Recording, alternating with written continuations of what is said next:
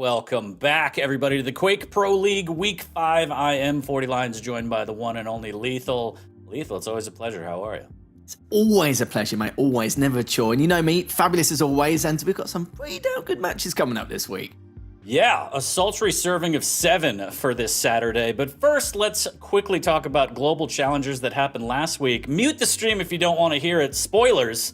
Give you 5 seconds. 5 seconds are up. CNZ took that one, so he punched his ticket back to the Quake World Finals. Couple months away, but now we have, I believe, Garpy and CNZ punching their way back. And now we can talk about Week 4 that happened 2 weeks ago and do a little bit of a recap, Lethal, as we always do. We always do indeed, and it's quite a display of skill we saw last week, didn't we? We saw Rafa continuing his rampage as we normally saw, and that was against Karon. And yeah, that was incredible stuff, like with the scorelines he's able to achieve. And the sad thing is for Karon, though, he does normally favour, the larger map pool, especially recently. But saying that, though, I think Blood Covenant was literally 12-0, so that's just throwing my idea out the window.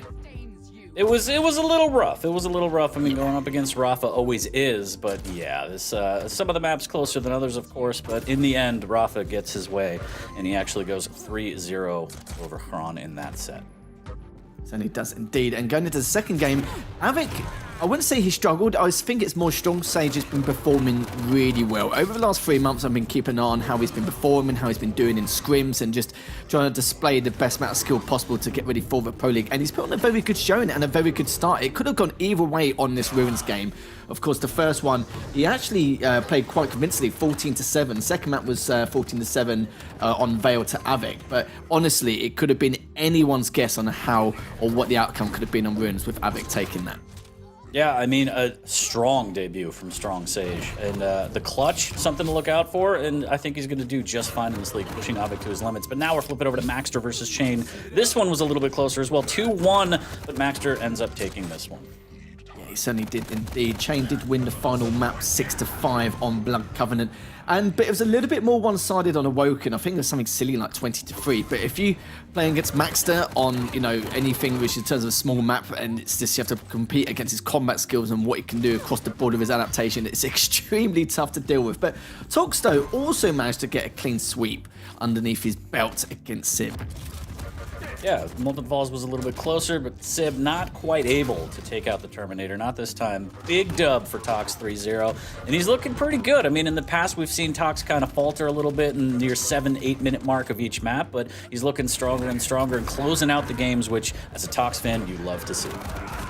Love to see, indeed. And going over to kilson now, this was also a clean sweep. It's just another day in the office for kilson. But I will say from Sidegame, though, this season he's been looking very good on Corrupted Keep. And not just against kilson, but other players as well in the Pro League in previous weeks. So, in terms of Corrupted Keep, this is a person you probably want to try and keep away from.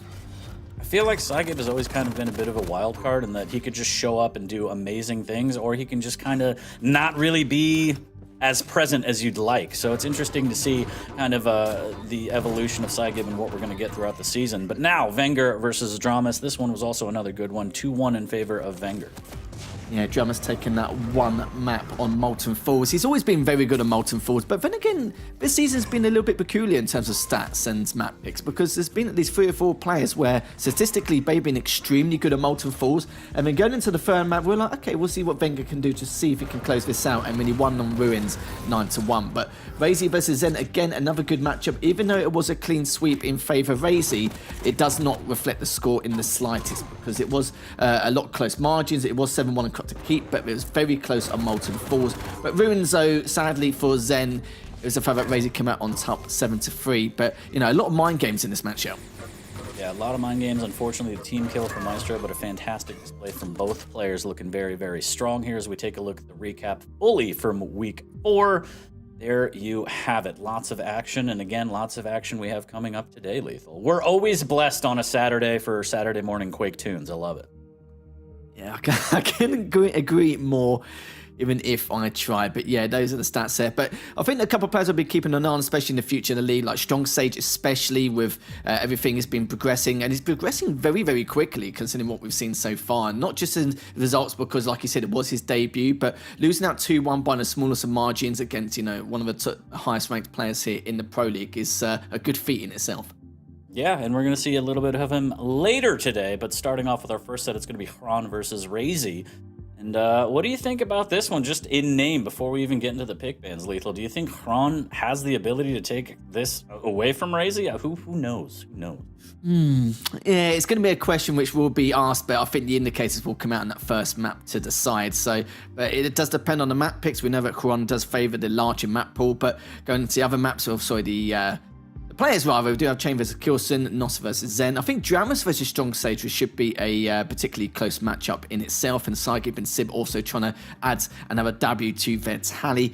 But those matchups later on, Rafa versus Avik, very old school, maxed in series. It's going to be like an aim god's heaven for anyone watching. Of course, adaptation will be in the process, probably a little bit favouring Max's side, but that last matchup in particular is going to be very spicy. Yeah, two very spicy featured matches, but I like the middle right there, the juicy middle, Dramus versus Strong Sage. I think it's going to be a super aggressive battle because we know how Dramus likes to play, and we saw how Strong Sage likes to play. It'll come down to the picks, but I think that one will be super aggressive. That's what I'm here for. I want to see 30 to 40 scoreline. But we'll see. Again, we gotta rein it in a little bit, Lethal. We're getting too excited. It's gonna be Hron and raisy to start us off, which should be, again, there's a lot of aggression there that raisy can just kind of at will deploy if he'd like. So I'm very interested to see kind of what the pick bans are and how these players are gonna approach this matchup. And we'll see, maybe even a gauntlet to start off the day since raisy's first up on the lineup. You never know, mate. You never know. It is his trademark now, isn't it? Hopefully he's gone to his lawyers to make sure that it's trademarked anyway. But looking at it so far, Blood Clavin and Deep Embrace have been banned outright. First map is going to be on Veil. Vale will be switching over to Molten Falls, and then the last map will be on Ruins. I do feel like for Hron, he's going to be quite happy with these map picks apart from Veil. As I said just a few minutes ago, he statistically has been playing a lot better in terms of the larger map pool. But what do you think of the champion picks coming into this? Clutch. Why? I just don't get it. I mean, it's always a pleasure to see. I just don't understand why it's allowed, but I dig the scale ban. Scale ban's cool. Athena ban is a little interesting to me, but yeah, my eyes immediately go to that clutch and say, let's just skip to map 3 because I want to see it. But Veil should be good. Strog versus Eisen, I kind of like that lineup, and then the classic Nyx versus Anarchy. And yeah, again, my vote is map number 3. Let's just skip right to it. But Lethal, if you were to break this down and have a little bit of a prediction, which I'm sure chat can have right now, wink, wink, nudge, nudge, who do you think is going to take this one? It should be raisy 3-0. But the thing is, though, Molten Falls, it's a little bit dicey, isn't it? Because it's quite hard to solidify some of the frags on Molten Falls anyway, but the fact that now raisy has to face up against the Nyx, all I can say is that Hron better hope rather, that he's got those Ghost Walks in his back pocket for those offensive purposes and that get out of jail free card, because it's not going to be easy. And you can see he's banned the Athena just to give himself a little bit of extra insurance, but of course razy's next best pick is going to be Anarchy, which is perfectly understandable. So I would say a 3-0, but the Molten Falls is a little bit of a question mark. Yeah, I'm just furious that there's not a Keel pick in here, but that's fine. I'll just die on that soapbox on that hill Never for the a rest Keel. of my life. It's fine, yeah. It's terrible. But looking at the predictions from chat, they are heavily in favor of raisy, at least for map number 1. 98% and counting. You're all just rude, really. It's just put some respect on Hron's name. How dare you? I'm not surprised. He's got Eisen, he's got Veil, and he's banned the scale. So it's got everything he needs, Willie. He's got all the goodies, but you don't really see Strog used that often on Veil, do you? So that's probably why it's probably come from like 95% more pushing to the 98, 99. But can you blame him at this point? He's raisy after all. Yeah, I mean, it's absolutely raisy. No disrespect to him. I just feel like Hron deserves a little bit more respect. But yeah, Strog on Veil. Yeah, there we go. There we go. We're climbing. We're manipulating markets. Yeah, Strog on Veil, a little bit tougher. It's a little bit interesting. You can't really get the momentum that you can on other maps, but you know, that sweet, sweet slurm that you can get or whatever. I don't know. Blood Vials is what I'm talking about, Lethal. So maybe that's kind of the play there. And you get the mobility, but it'll be interesting. I mean, at the end of the day, you're still going up against raisy. So God help you, Hron, but we'll see. We'll see. I just feel like it should be a little bit more even. That's all. That's all I'm saying, all right? Yeah. Nobody cares what I say, either. I mean, I don't. I don't think they care what either of us say. I think we've accepted that. It's perfectly fine. Let's try and sway the channel okay points. with that. I'm fine. I'm just fine. But I mean, it's important to note Hron is having a rough road. He's 0-4. It's a rough start. He's had some pretty hard games against great opponents, and raisy is going to be, you know, nothing easier. So it's just been a tough start for Hron. And, you know, you wonder when he's going to turn it around, if at all. And against raisy, tall order, Lethal. A little bit unfortunate. Yeah, it really is. And of course, yeah, like I said, Strog does have that mobility, but with the verticality of how the map works, I don't think Raisy's going to be too phased by it, of course. You know, you can just set up control. Once he's got a couple kill lead, then it's just basically his territory. It's his way to try and at least establish even more authority. Obviously, of course, with the Strog, it can be a little bit more difficult to hit depending on the circumstances, but he does have the Pika for added bonus damage, or of course, for that making those info plays anyway. But like I said, with the verticality of it, you don't really need to make too much of a read, nonetheless, with those audio cues. So it's going to be debatable, but I do feel like Raisy, in terms of the champion picks, is quite heavily favoured here. But I'm hoping, like I said, hopefully Gron can prove me completely wrong, because that's what I'd love to see. But with Raisy, though, tall order, big ask. I'm just eyeballing the predictions and they don't get any better. It's just stayed the same, isn't it? We've tried our best. It's brutal. At this point, you might as well just throw a little bit on Hran, just because you could win a proverbial mansion on Twitch through these predictions, because it's so one-sided. But yeah, I mean, it is Raisy. He is probably one of the most consistent players we've seen in terms of finals. Countless second places, which I know hurts. But to be able to get to that point, usually through lower bracket, you're usually gassed, and he still is able to get second over and over again. Maybe this year's going to be the year that he's able to raise the belt. But he's just consistency is key with Raisy, and I think that is synonymous with his name at this point. But Hran, I mean, you're 0-4, you got nothing to lose. This is kind of a no pressure situation, isn't necessarily the way to put it, but if the predictions are going this way anyway, and whatever, like, just play your best and see what happens. I mean, what are you gonna do, right? What's the worst that can happen if everyone already thinks that you may not win this? Yeah, because if you look at it from Hran's POV in terms of the table standings, he's already gone into week 5, and if he wants to solidify one of those top 8 spots to, avoid the groups and go straight into day 2, then the only thing he can do now is, against some of the top dogs, maybe just try and scrape a map just to edge it a little bit more further towards the higher up on the leaderboard, and then anyone on the lower end of the table, just to try and solidify those 3-0s, 2-1s, something like that. But he needs to start performing at the best of his capability now, or else you will see him day 1. But I don't mind that, because we'll see Kron every single day, so I don't mind either way.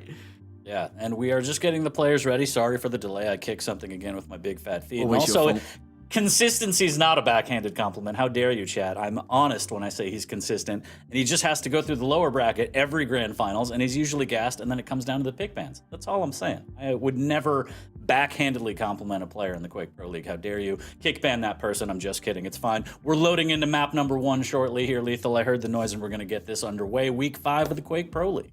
Lovely. It is crazy thinking about it now, and obviously everyone knows us watching the Quake Pro League, just how overdue Raisy is of a Quake Championship victory. Like, so overdue, it's not even funny at this point. And I'm hoping this time round he knows full well that he's had so many chances, he's been to so many grand finals. Losers bracket's basically been his best friend at every Quake World Championship, and this is a time for him to shine and try and at least make it happen this time round. It's like you said, he's got all the consistency in the world. He's got incredible offensive and defensive balance to make the correct plays all the time in the champion picks. But yeah, we'll have to see. We'll have to see as time goes down the line.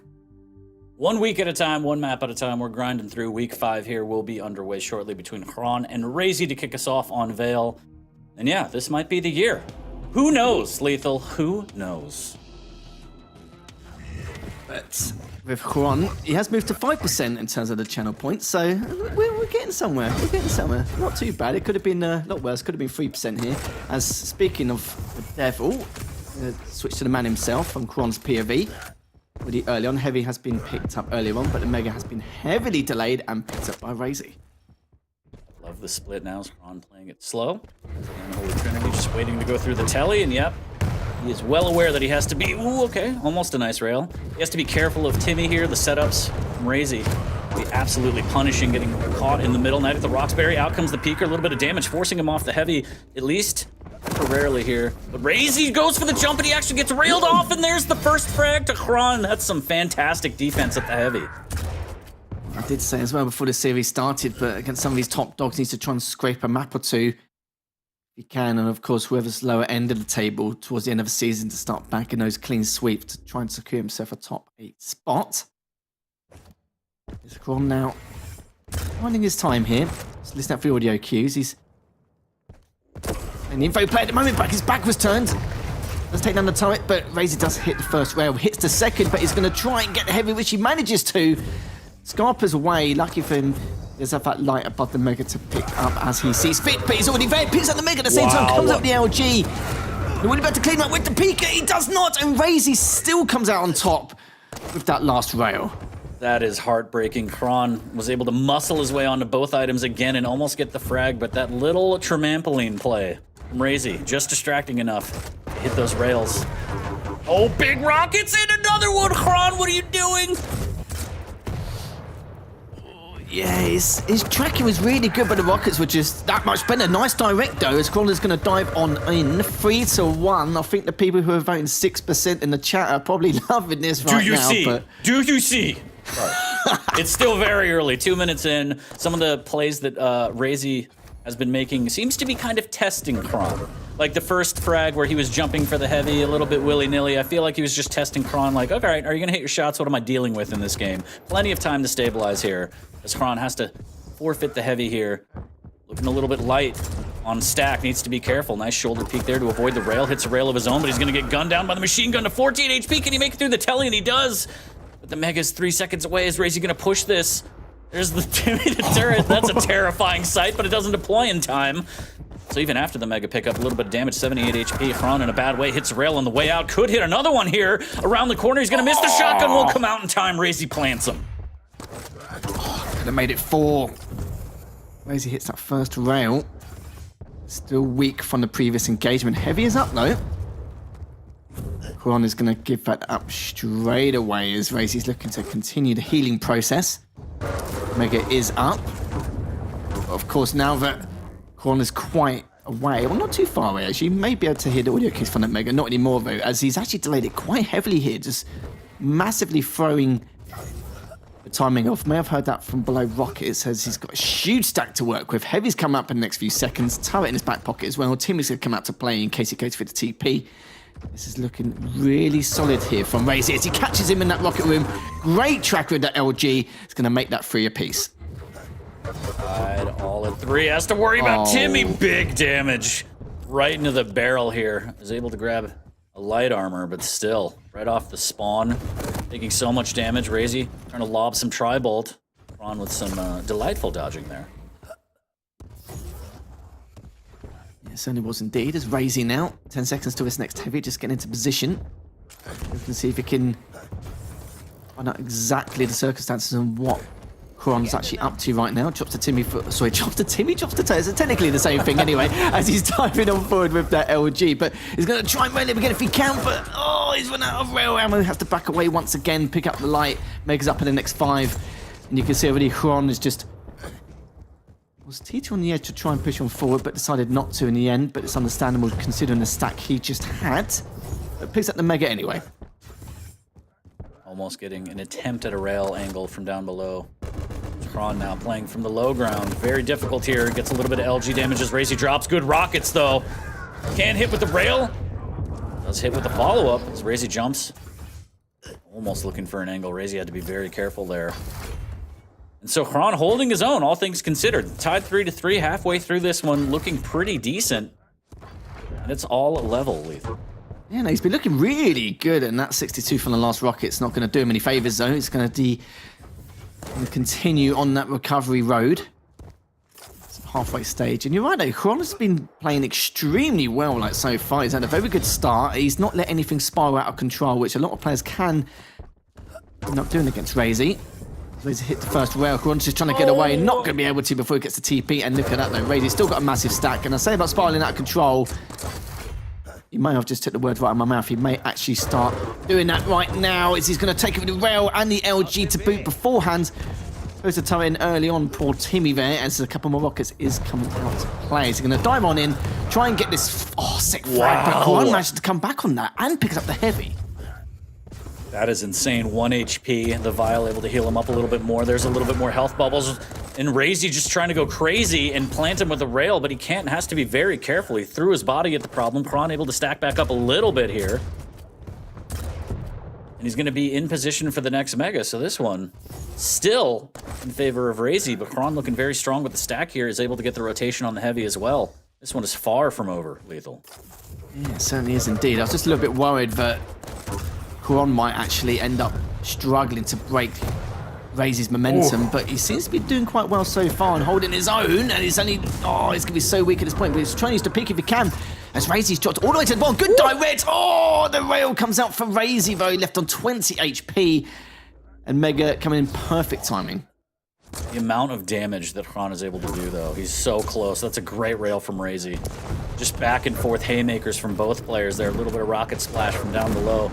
Raisy trying to position for this next heavy, and Kron Tri-bolt into rail. Fantastic combo, still trailing by 1, but again, he's able to battle back and keep this close. Yeah, it certainly is indeed. Ronald's going to be greeting him. Wow. Ram Rockets has to back away once again. Mega is up though, so absolutely no need to pursue as of yet. He's just ducking and diving at the moment, just trying to pin Raisy down, but it's got height advantage, got height control. In perfect prime position for this heavy, but didn't actually expect it there, but he's going to get LG'd at the same time whilst he's going to try and take him out if he can, but the trade! Heavy's still up, it's going to depend on the spawn, as Raisy actually spawned on LG, and looks like Kron actually managed to, able to sneak and get that heavy. He hasn't got the weapons in his arsenal, but does have the rockets, and he realises this. This is try and back away if he can. Decent rocket on the way out, but weapon choice, a little bit sus, and Raisy able to swap to the machine gun to get that, but again, decent damage done on the way out. And a great rail before Raisy can get through the telly. Ron keeping this close, Raisy just holding on by a thread. Decent rocket damage here as Kron flying through, sliding in Raisy's DMs. He's able to control the heavy yet again. Mega's going to be up next, and Raisy looks like he has to concede due to the stack. And Timmy has really been nothing more than a bullet sponge this whole game, the poor thing. He's like, Father, why? But still, 2 minutes left. Rail from Kron again! So clutch. What a way to start this week off, though. Still only 1 frag behind. Got a slight stack advantage as well. Things are going extremely well. With this heavy, we could see it all tied up and maybe go to sudden death, depending on the scenario which Kron is going to be able to place himself in. This is looking pretty damn good so far. 10 seconds until this next Mega. Tri-bolt comes out from Raisy, backing away once again. Will be greeted in the end as he dives in for that rail. What a rail! And he comes in again, come out with the peak. It's going to be chasing him. He needs to go through to try and stop him getting this Mega. He does stop him, so even if he doesn't take him out, he's kept him away from the item, which is hugely important here. And he will be there in time for the heavy also. What a way to start week 5, map number 1 between these two. The door opens, the rail just missing out. Raisy trying to defend the heavy, but he knows it's not worth it. Up by a frag, he's just gonna try and hold on to this lead. Less than a minute left, all the pressure on Kron. He has control of the map, he has the stack, he has the weaponry, just gotta find Raisy, and there it is, that defense right there. Timmy and Rockets chipping away at Kron's stack. Kron gonna be able to cycle at least 1 more Mega and heavy. Wait, there's the cutoff down in the Thunderdome. Raisy needs to be careful. 2 rails. And now the hunt is on. Lethal, he's going to leave the items up. I love this play, but good defensive rail from Raisy. Takes out the peeker as well, and Kron has to run now. He has to cycle the items. His stack looking way too light. But he does have the time to be able to grab both and go for 1 more attack to try and tie this. Oh, he was tempted, and he got it as well. He's got a little bit of damage done. A good rocket, last rocket there. They're both so equally weak. He's looking to try and drop him down and finish the job. Will he be able to? Yes, he does. 16 HP. The heavy's been up for such a long time as well. If he can try and recuperate, but the things are Raising comes straight back with the LG. And the heavy was up for so long, but of course, you can see that Kron wanted to prioritize the frag, and Raisy was just trying to get away for dear life, trying to back away once again. And Raisy's got the much bigger stack here for you. Oh man, my heart can't take it. I tell you what, brother. Rocket's taking out Timmy now as we are in sudden death officially. First map in the first set. So much LG damage. This is too much. Raisy going in for the kill right now. Wow.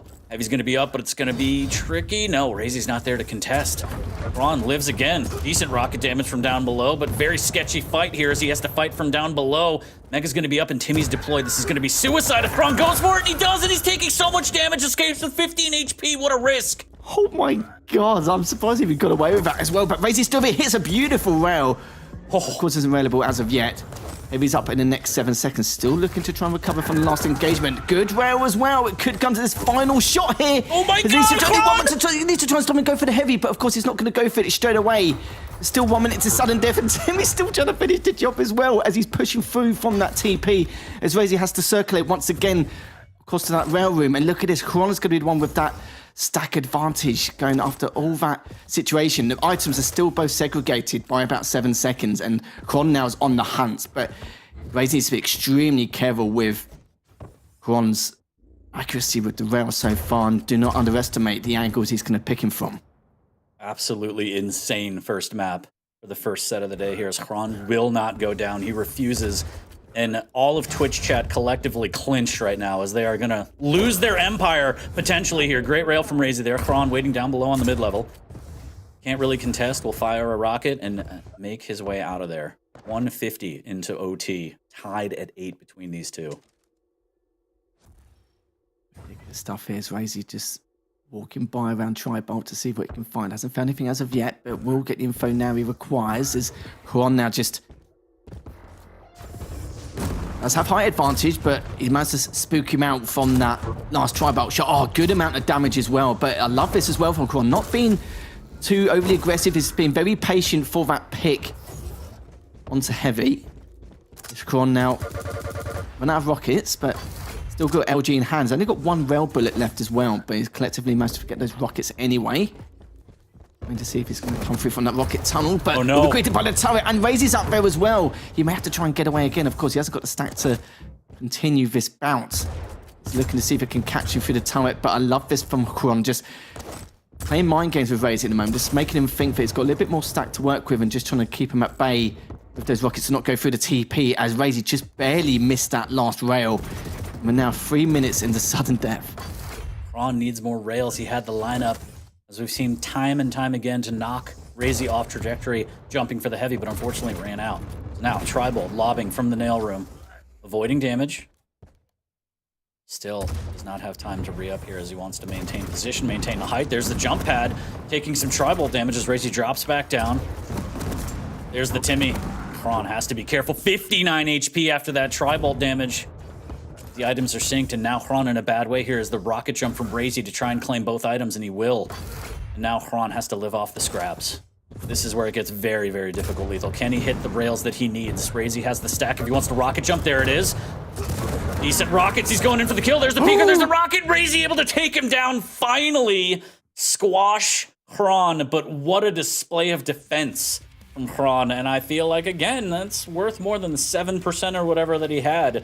What a first game to start us off for week 5. Wow. That was ridiculous. 57% for rail for Kron, and raisy 55%. Raisy picked up 21 items, and I just missed it. But I think Kron actually picked up 27 in the end. That's ridiculous stuff from both these players. And yeah, first map, first series of this week. It's not too shabby. What a way to start. It's all right. It's all right.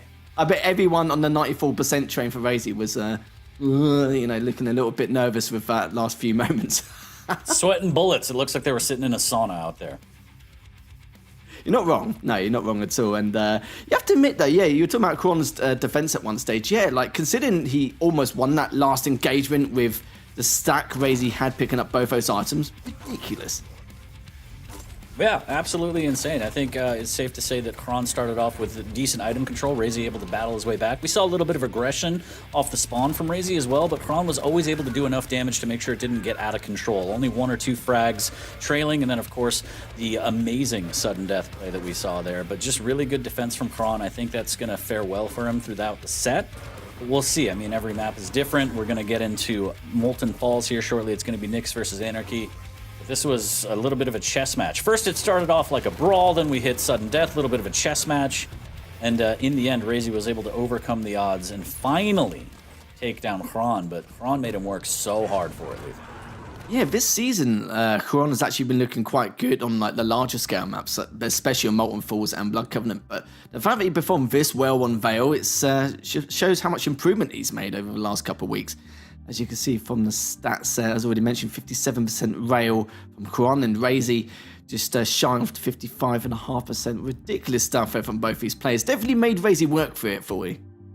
Yeah, absolutely insane first game for this set. Again, we're loading up shortly for Molten Falls, making sure the players are ready to go.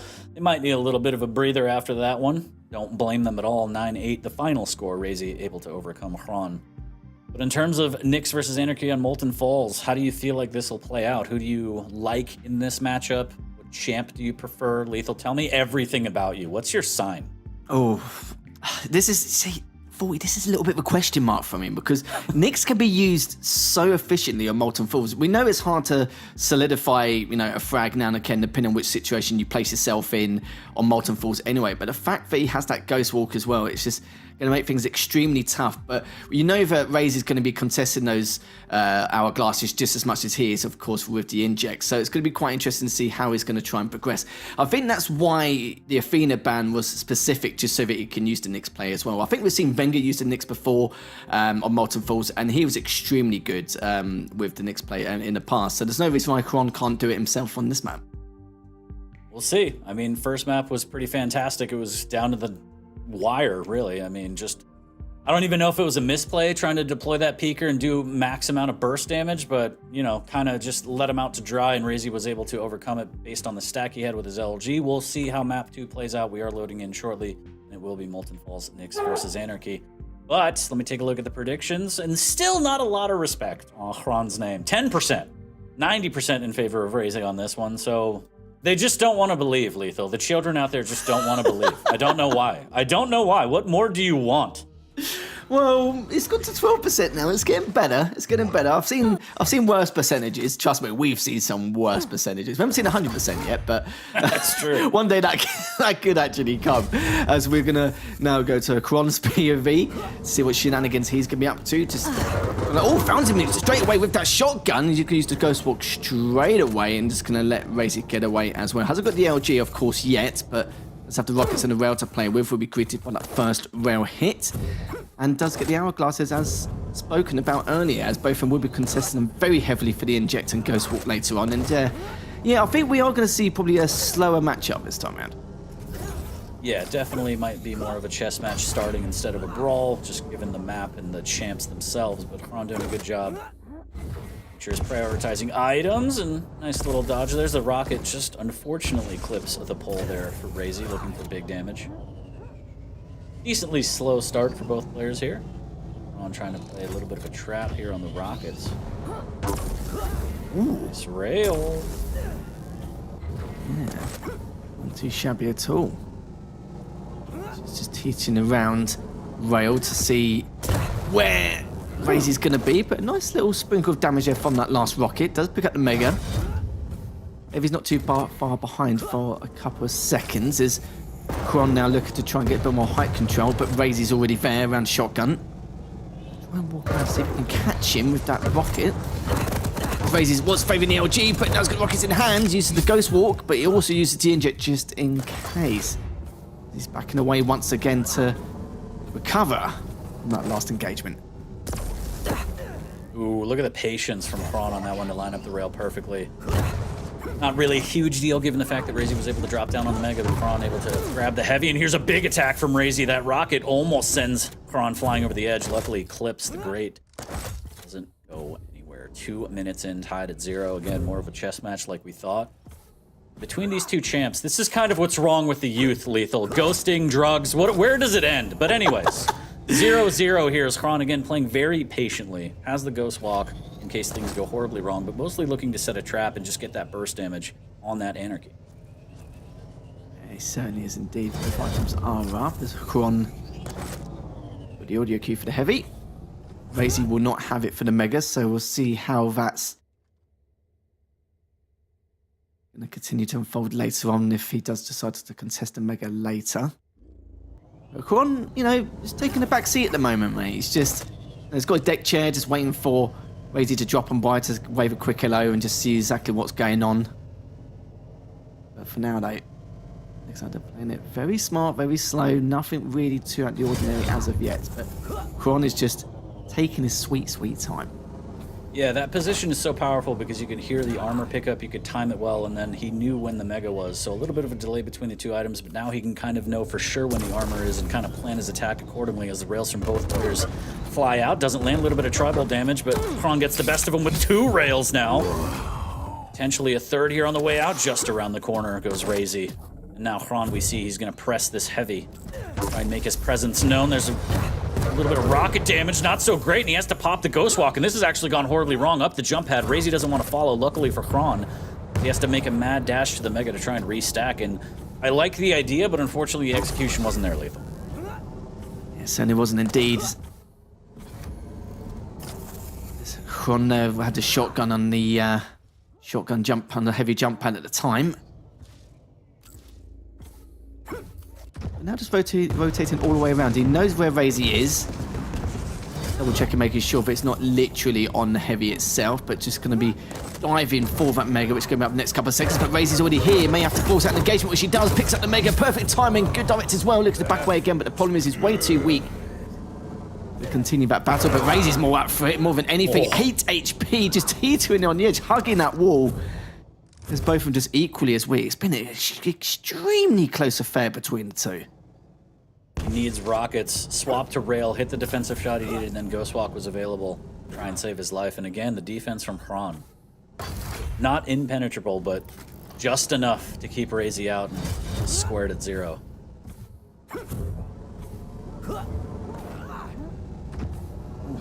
For the TP, picks up the shotty, but of course he's got one, just looking to try and rotate it around to LG to see if he can catch him. Hits the third shot, but so does raisy. Raisy's missed the second though. He's trying to keep him back with that tri-bolt, but he's got to be very... Oh, 18 HP, huge amount of tri-bolt damage. This Ghost Walk needs to pop now. He doesn't use it. You remember that raisy, of course, didn't even use the inject either. He still had that in his back pocket. As heavy is up, he's diving for that mega as raisy does get away for now. Heavy is still up, and it's going to be picking that up.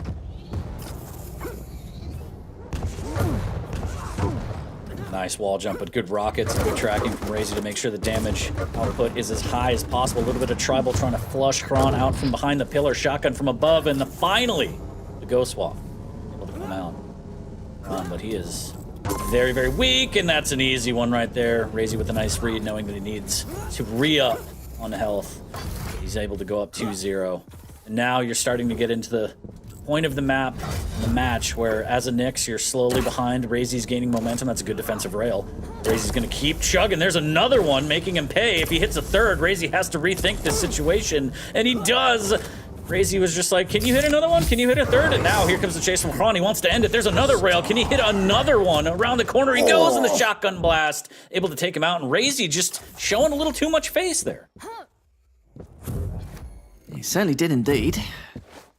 He needs to be careful though, because Raisy's coming straight in for that heavy just in the nick of time, but he's on the warpath here. Oh! And Raisy's going to clean up with the LG, making that 3-1 here for you. Merciful God killed him before he went to the pits of Rafa. It's LG on LG. The tracking a little bit off kilter for Kron as Raisy's able to plant him yet again 4-1. Good rail though. Mega's going to be up, and he's also going to have the inject, so should be fine. Injects just in case Miracle Rail comes out, and he claims the Mega. So Raisy looking pretty good, but another great defensive rail from Raisy. Trying to keep it close, but there's the LG, just absolutely electrifying from Raisy there, going up the jump pad. And with 3 minutes left, it looks to be slightly out of control. Oh my God, that dodge. Oh, must have dodged that one again. Was as good as last one, though, as he's on the hunts, and this is the problem for Nyx as well, of course. Now that Raisy has the lead and the mobility, of course, Kron does have that Ghost Walk, but if he guesses the right path, then Kron's obviously going to be in a spot of bother here for you, but he's already in a spot of bother already. He could make this a sick frag if he gets his last rocket in. Doesn't the inject if things go a little bit skew with, but it doesn't matter. 6-1 in favor of Raisy. Picks up the heavy as well, still has that inject. Looking like this could be a second map victory here, headed towards Raisy. Oh my God, the buckshot up close. Unfortunate there. Jump pad play, unfortunately for Kron, he just could not swat the fly that is Anarchy. And now 7-1, firmly in Raisy's favor. And I think I saw Sirius in the chat, and I think he was violently vomiting at some of that LG battle that he saw. He was I know like, what one he meant.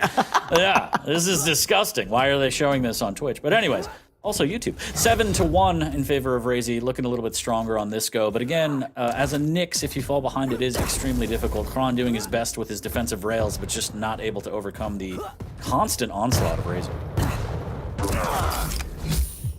Raisy now extremely confident, but it's only for Kron. He had didn't have a huge amount of opportunities, but he definitely kept it extremely tight-knit as we've got 90 seconds left remaining. Not really much Kron to do now at this point. Just have to try and look forward going into that third map, which will be on Ruins, as Raisy is just continuing to unleash absolute chaos and mayhem here as he's going to chase behind him. Manages to wall jump away from that, but that's just going to delay the inevitable. Sorry, the inevitable for now. Minutes left remaining here. 40. It's just last orders here. Yeah, unfortunate, but the defense crumbled.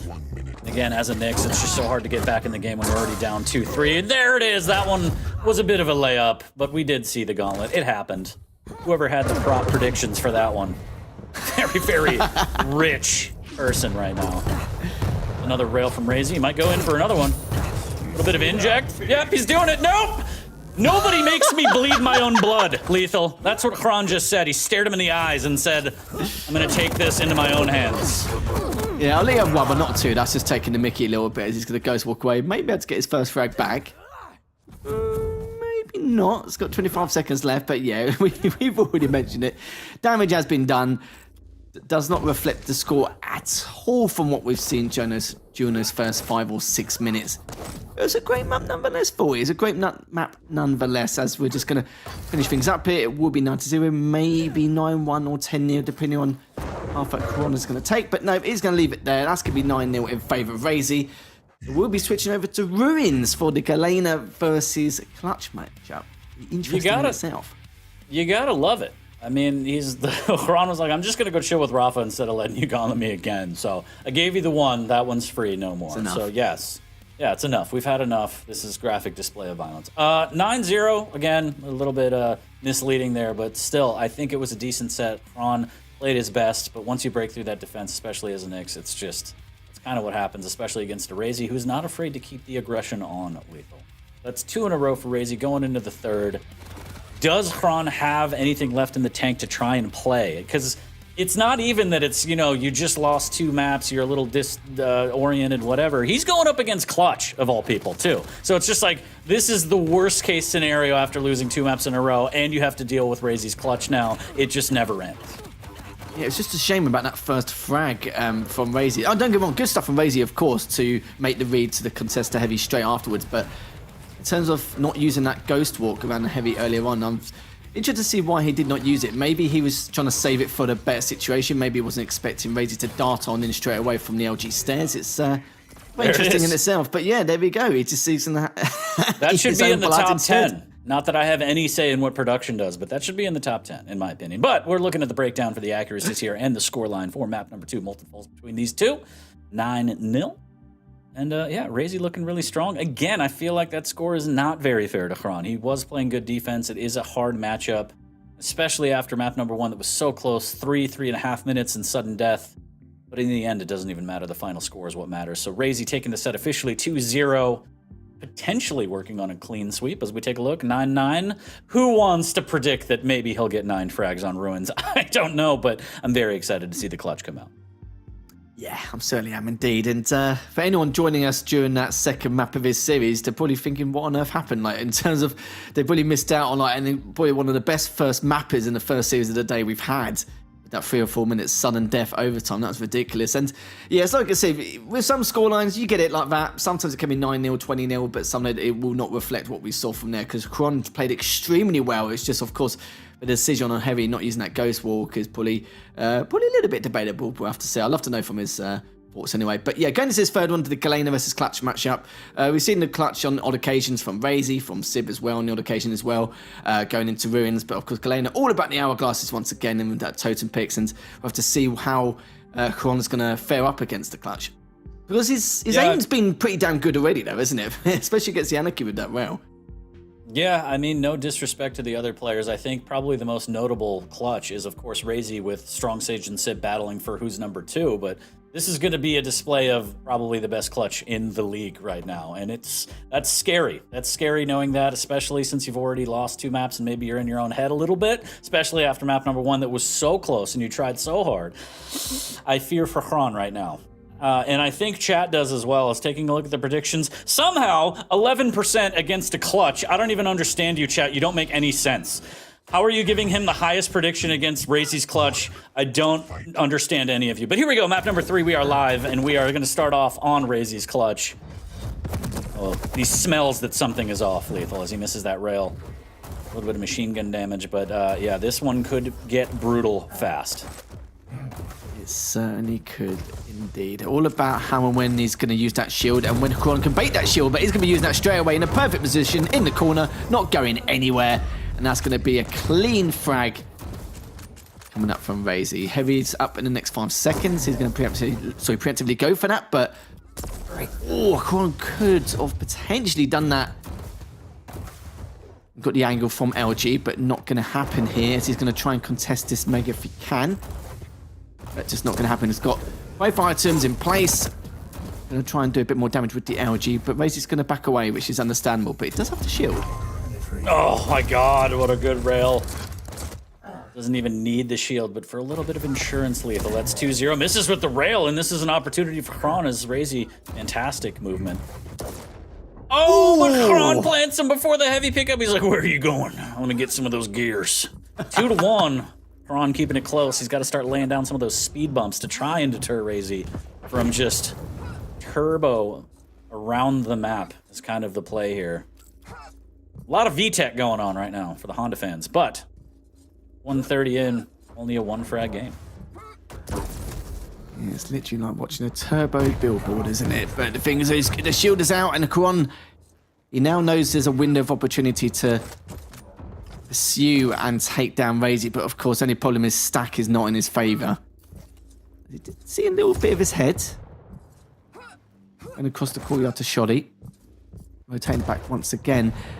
He will be greeted right in the corner, though. Some decent damage from that last rocket. Oh my god, the LG. Wow. Well over 200 damage from that last engagement. That was ridiculous in itself. But catch him again. There's a 54. Catch it. Oh, he's actually coming down. Remember, he's got the shield in place, so just needs to be a little bit patient here, but still hitting both of those rounds. 2 54s coming out. And it's interesting with how... the direct as well. He's going to try and kill him with the rail. That was beautiful stuff coming out from Quran. He's going to try and catch him on spawn. It's in the first time round, and this is just absolute chaos. Yeah, but you got to love it. Oh, yeah. Going up against the clutch, you need these kind of rails. Oh, we needed that one, too. Follows up with another one. Raisy has to be like, please stop hitting me, but you're the size of a barn, Raisy. What are you going to do? And now he should go down, and there it is, switching to the buckshot from downtown. 4-2 as Kron taking the lead here, trying to gain momentum. Raisy does have the clutch, and he does have rockets in positioning on the Mega, though. There's the rocket jump. Oh, no, this could be bad. Big first rocket from Raisy on the defense, and he's just waiting, has the shield, and there it is, just right into his arms. He certainly did. His shield has depleted. Raisy was railable mine, but of course he didn't have a rail in hand. He's got the next 5 seconds. Good rocket coming down from the jump pad as well. As Raisy needs to make a choice. Of course, Mega is coming up. Oh, he's stopped it from the rocket jump as well to deny Quran from both items. That was huge. That is when you need that old sound clip from the games that children haven't played where it's just like denied, because that was amazing and such a flick too from Raisy. Able to claim the Meggy. I'm going to call it Meggy now. The Mega. Yeah, she's my girlfriend. Anyways, 4-3. There's the shield, there's the play, and actually projecting him forward, and that's an easy one, and that's unfortunate. The rocket blast giving him a bit of a turbo. Able to tie it at 4. Now the cutoff with the LG. Kron has to go down again, but decent damage. But look, there's a Mega. Or the Meggy, I don't know. I haven't decided. We'll call it Meggy for now. He's picked up the Meggy anyway. 15 seconds until the heavy. Good, because it just rhymes beautifully as well, doesn't it? As Quran now's just coming up from the LG jump pad, backing away. Hits him for 2 rounds. This could be curtain call for Raisy, as Quran could tie this up, but looks like he does manage to, well, briefly get away. But remember, he does have shield in hand now. And I like how Quran's playing the Galena is now. Not really going for the overstack. He's just always having that totem in the back pocket, which been mixed opinions with. What a rail. Oh, that mixed opinions with. Oh, people like to use the totems here. But yeah, looking good so far from Quran. Just keeping Raisy on his tones, but still Raisy with that 1-frag lead. Chad, I absolutely love you here. As Raisy has the 1-frag lead as we're getting closer to the midway point of this one. He's claimed the, we'll call it Heva, I think I saw in chat. Heva and Meggy now at play. What a great rail from the half wall. Oh, but he gives up a free one again, and Raisy has the stack to kind of take these battles, but he's giving away free damage, and he does need to be careful because it's only a 1-frag game. Able to get the Mega, and this should be an easy frag. Down goes the totem. Raisy making it look easy with that shield. Does take a little bit of damage, but he's going to be able to drop onto the heavy rather quickly. still cautious, listening, waiting. Doesn't want to take any extra damage before picking up that heavy, but looking solid right now for raisy. Yeah, it certainly is. 10 frags between them, and we're only just at the halfway stage here on Ruins. So Meggy is up. raisy now just looking to circulate around. Will be greeted by Coroni. The problem is he is trapped in courtyard, but he's managed to get away. Comes in with the shield. Oh, the LG, the gauntlet as well. My Get the puke bucket, Lethal. Evil. Yeah. Oh, that was disgusting. It's too early Evil for this. Man. Oh, just absolutely. I mean, we saw it. We saw it. He had the bloodlust in his eyes, and he's able to pop the shield and get what he wanted. And there's the rail, but he can't get away. And a little bit extra LG just to make sure he's crispy. Yeah. Burnt's going to be an understatement from that LG, but 7 seconds now till this heavy will appear before our very eyes. He does have shield though. Mega's up in the next 15 seconds, so we're going to have to see exactly what Raze's game plan is going to be. Of course, he's got all the mobility and well to get away from Quran if he wants to switch to passive posture, but of course no need as of yet. Still got 3.5 minutes left in play. Just need to choose the right time to get that chip. And of course pursue those items though, so things have to slow down a little bit. Raze now looking just to try and continue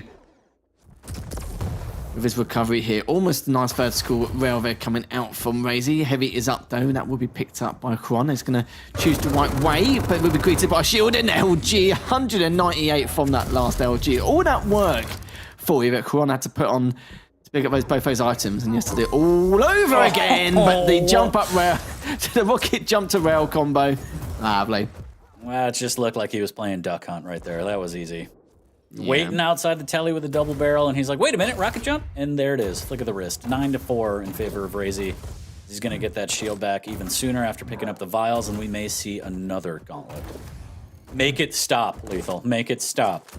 I'm trying, mate, but it's just beyond the joke now, isn't it? Heavy still up and has been up for a decent amount of time. As Meggy's going to be up any second now. He's going to be floating on by, but Razy, of course, now has the audio Curie knees, but it comes out with a shield instead to prioritise that kill. And looking to see if Kron's going to jump on down and have a little meet and greet session, but that's not going to occur as Razy has picked up the heavy. But at this point, yeah, 5 kill deficit, 2 minutes left. Razy's got a huge stack. Shield's going to be up in 25 seconds, obviously a lot less afterwards, but the good rails coming out from Razy. He's just taking the mickey a little bit now at this point, and it's just a matter of time before Razy potentially gets his 3-0 sweep.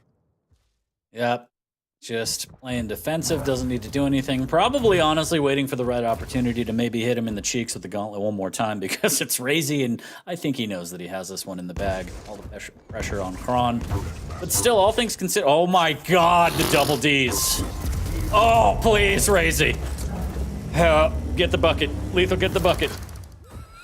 Oh.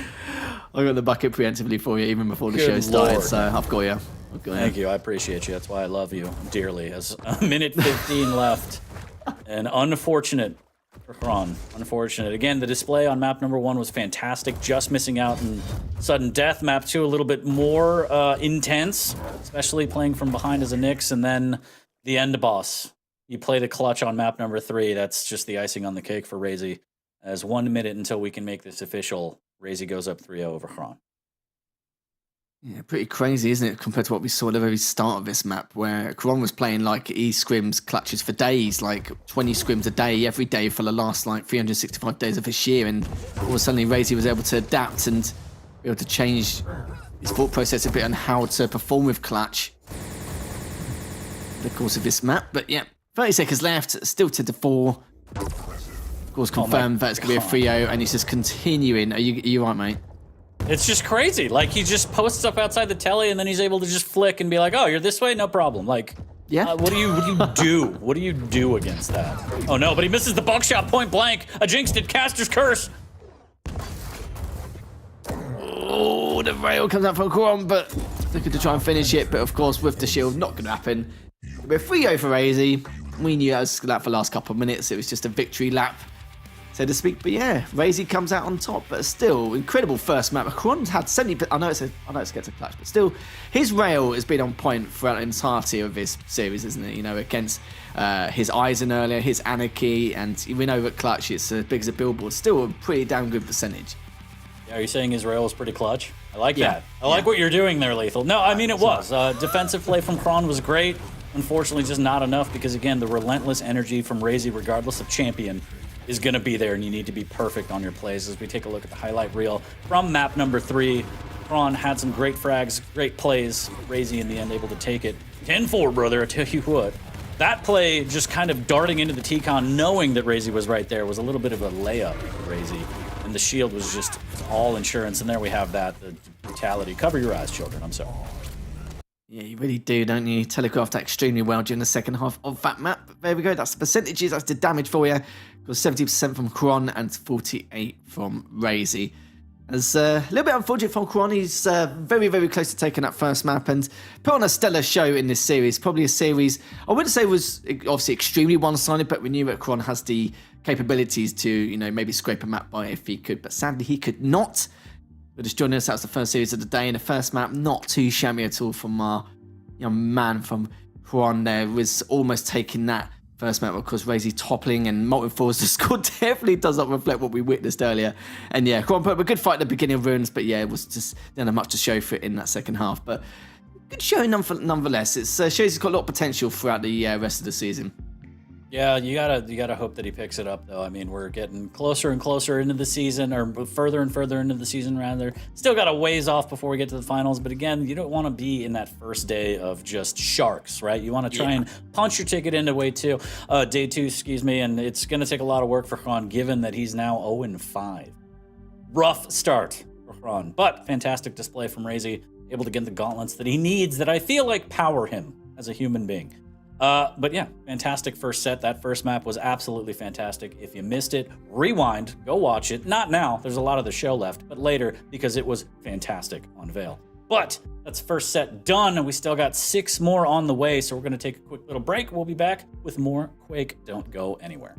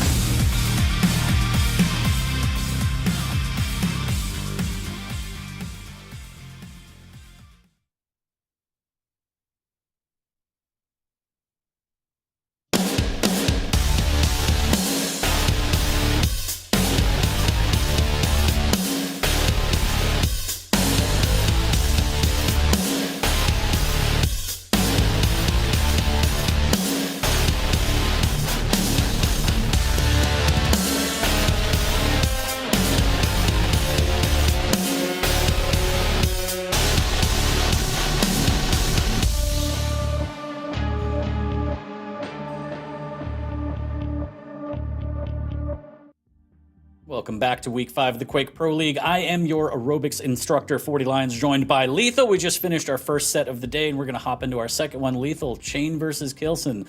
Talk to me.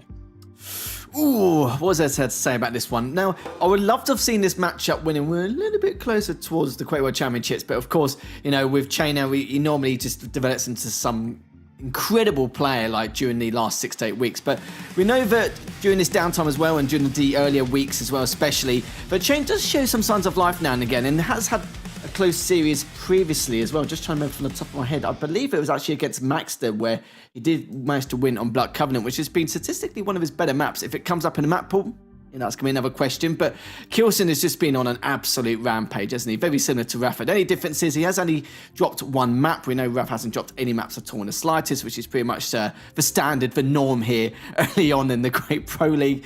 But yeah, Kilson's been looking, you know, phenomenal so far. Yeah, championship form, the reigning champion for Quake Pro League, looking to tack on his fourth potentially and tie Rafa for the highest winning champion of the Quake Pro League indeed. It should be a good one. Chain, again, off to a rough start, like you said, 0-4, squeaking by some maps. I think 2 in total here and there against various opponents, but he's got to pick it up. Week 5, we're starting to get into the midway point and get closer. You got to battle your way up to the top so you don't get left with the Sharks in day 1, and you get that day 2 start in the Quake World Finals, which, again, weeks away, but still, every week counts. Let's take a look at the pick bands if we have them ready and see exactly what we have in store between these two players. Looks like Deep Embrace, Runes of Sarnath, and Blood Covenant. Lethal, please run me through the champs, if you will. Oh, of course we will, of course we will. Veil ban straight away. That's gonna be Kilson's ban again. I can't think of Jane actually banning that one at all. You know, I feel like he doesn't like that map. It's weird. It's his favourite. Did you not know that? Yeah. Oh. He doesn't email me back. Oh, awful. But it's a sign of a Deep Embrace Ruins. But Blood Covenant is in there, so Chain does have the opportunity to try and squeeze out at least a map against Kilson. The problem is, you know, using that Doom on Blood Covenant as well, the mobility back and forth from Rockets to the Mega, it's going to be a little bit of a tough ride for Chain. Just got to be extra aware of his surroundings, as we do have, we even have the Slash versus Nyx matchup. We know it could be quite, you know, in terms of frag count, it'll be quite low, but I'm sure there'll be a huge amount of engagements and back and forth, I'm sure. But the first one, Deep Embrace, Anarchy versus Destruct. This is going to be a fun affair in itself for you. Yeah, I like the matchup. I mean, seeing Kilson on Nyx is always a treat. I feel like there's no better duo on the Nyx than Kilson. Similar to when Rafa plays like a Visor or Athena, it's just kind of a poetry or talks on a Slash. Looking at Blood Covenant, Galena versus Doom, that should be good too, but I am very interested in map number 1, Anarchy versus Strogg, the stack advantage for Kilson. We will see how it all starts, but in terms of predictions, without looking at chat, no peeking, what do you think, Lee? I think it's going to be a Kilson 3-0, but if Chain did take a map, it would probably be on Blood Covenant out of all the 3 maps I can make the assumption on, so to speak. But yeah, it's interesting how Deep Embrace has changed in terms of the meta of champion picks. Like, you know, like a year ago, we would see, you know, standing like a kill pick for how incredible he is, you know, contesting that heavy, of course, with the pineapples to boot, and then you have like something else like a Doom, for example. But now, like, it's getting switched up more and more, and a lot of these players here, especially in the Quake Pro League, are just trying to be as formidable as possible by using these fast or high mobility champions now, like with Anarchy and the Strogg straight away, and the Athena being banned on Deep Embrace every single time. And of course, we've seen a lot of Slash in Deep Embrace as well, but Chain has most probably decided to go with the Slash on Ruins, so it's more advantageous in comparison. But yeah, it is interesting how Deep Embrace has changed in terms of champion picks over the last 12 months. Yeah, and I'm still furious that neither of these players pick Keel, but that's fine. That's my own gripe. I need to go see my therapist about that. But yeah, overall, should be a fantastic set between these two. We're just waiting on the players to ready up before we officially hop into map number 1, which will be Deep Embrace. But yeah, Kilson, I mean, he's looking really strong. As you said, dropped a map. Not a huge deal because he's still undefeated 3-0 in sets. And again, he's eyeing that championship. The reigning champion of Quake Pro League, looking to add another one and tie Rafa for most wins, 4 overall. And it all starts map by map, week by week. And we say, you know, we've seen Kilson in the interviews all the time, just full focus, just trying to play his game and do his best. And when he is on, it is terrifying. That evolution into straight up Railson, where he doesn't seem to miss, controls the middle of the map perfectly, and is able to read his opponents, and just the onslaught of Rails could be terrifying. Chain, of course, I mean, again, fantastic player. He's only put up 2 maps, but he's had rough matchups. Could this be one of the ones where he steals a map away from Kilson? Maybe. I don't know. Chain, just the consistency is lacking on a part of Chain, in my opinion. As he said, he's very strong on Blood Covenant. We will see that coming in as map number 3. Will it be the decider? I don't know. But, you know, any map is good to get your confidence going, especially as we get deeper and deeper into the league. Yeah, I kind of feel like with Chain, like during the early summer, like normally like June time, like it's like his peak season, so to speak, is when he blossoms, you could say, taking off his weighted clothing going into towards the Quake World Championships. But yeah, this is like an early form. This is like first stage of Chain before we progress further as in the later weeks. But for kilson, though, I think it's great to see how he's been performing as well, continue with that consistency, as you already mentioned. There's one thing telling yourself that you're the best at this game, and then it's actually going and doing it as well. And it's mentality is such a huge thing, especially with Quake overall. If for a split second you hesitate or you think, oh, I can't do this, then it just goes flying out the window, especially with how high tier caliber skill in this league. But of course, having that belt as well is going to add extra influence, knowing that kilson thinks he's the best and knows he's the best. Of course, winning the previous Quake World Championships, it's going to add a little bit more to his ammunition and his mental fortitude. But going to this matchup, it should be 3-0. I feel like if Chain does scrape, then it will probably be that last map. It's not like he's facing an Athena or a Slash or anything like that. He's facing, of course, against a Doom, which has decent mobility, don't get me wrong, but it won't be as troublesome if he's weak on any occasion. Yeah, I mean, taking a quick peek at the predictions, 94% in favor of kilson for at least map number 1, and I feel like throughout the set it might be a little bit similar. I'd like to see a little more respect put on Chain's now. I mean, everybody. I love a good underdog story. I mean, this one is a tall order, of course, but we'll see. I mean, reigning champion who's on fire right now. Yeah, it's going to be a tough matchup, but you never know. That's the beauty of Quake. Every Saturday you got to tune in because you never know what's going to happen. Who's going to get gauntleted? Who's going to make up words for major items? Who knows, Lethal? It's always a surprise. It's always just a good show. So, I heard the noise. We're going to load into map number 1 here shortly, and it should be fantastic. Deep Embrace, fast-paced map, fast-paced champions of Anarchy versus Strog. Hopefully we get maybe 45 frags. We'll see. I don't know. I love high-scoring bouts. What can I say? We all love it. I think it's a guilty pleasure of ours, isn't it? Oh, it's not guilty. I don't feel bad about it at all. It's great. Oh, it is possible. Would like to see Keel more, though. I will go on a rampage of telling people to pick Keel, and they'll be like, just shut up. You don't know what you're talking about. And be like, that's valid, but I still feel like you should hear me out. Do you feel like they're doing it on purpose to you? I'm starting to think there's a bit of a pattern trending here. Do you know what I mean? Yeah, it's okay. It's not all about me. It's fine. I'll make it about me, though, until we get into the map, because just buying time. Here we go. Map number 1, Deep Embrace. Lovely. We are going to be live here on Chain versus kilson, set 2 of the day for Week 5, Quake Pro League. Fight. Let's go, Lethal. Yeah, let's go. Starting off with Chain's perspective here, picking up the LG, going straight for that Mega. And we're going to see what he can do here. Going to this first map of the second series of the day. Just biding his time for now. That's about injector, of course. Ooh. Let's get tagged from that last rail, but the question is, where is he going to go? He hasn't got any armor to his name either. This is looking pretty bleak already earlier on, but he's going to use the inject preemptively just in case. Oh, he's going to catch him now. Oh, the light just comes just at the wrong time. A decent LG, though. He's going to come out the Pika. Still somehow comes out unscathed, but I say unscathed, I mean adding to that death toll, which could have been the first one of this map, but oh, he's going to back away once again. There's getting a little bit dicey very early on here, but Chain being very aware of what's lurking. Able to survive, grab the Mega. Not only that, but hear when the timing on the heavy is. So if he could stay alive and avoid rails, which he can't, 14 HP, he might have had a shot to try and battle his way back. Now it's going to be infinitely harder. Going up the jump pad, kilson just a matter of time, and there it is. Reads it perfectly. Again, cool, calm, collected with the rails right off the spawn. No signs of stopping. Kilson starting this one off early, already up 2-0, and Chain doesn't go straight for the Mega.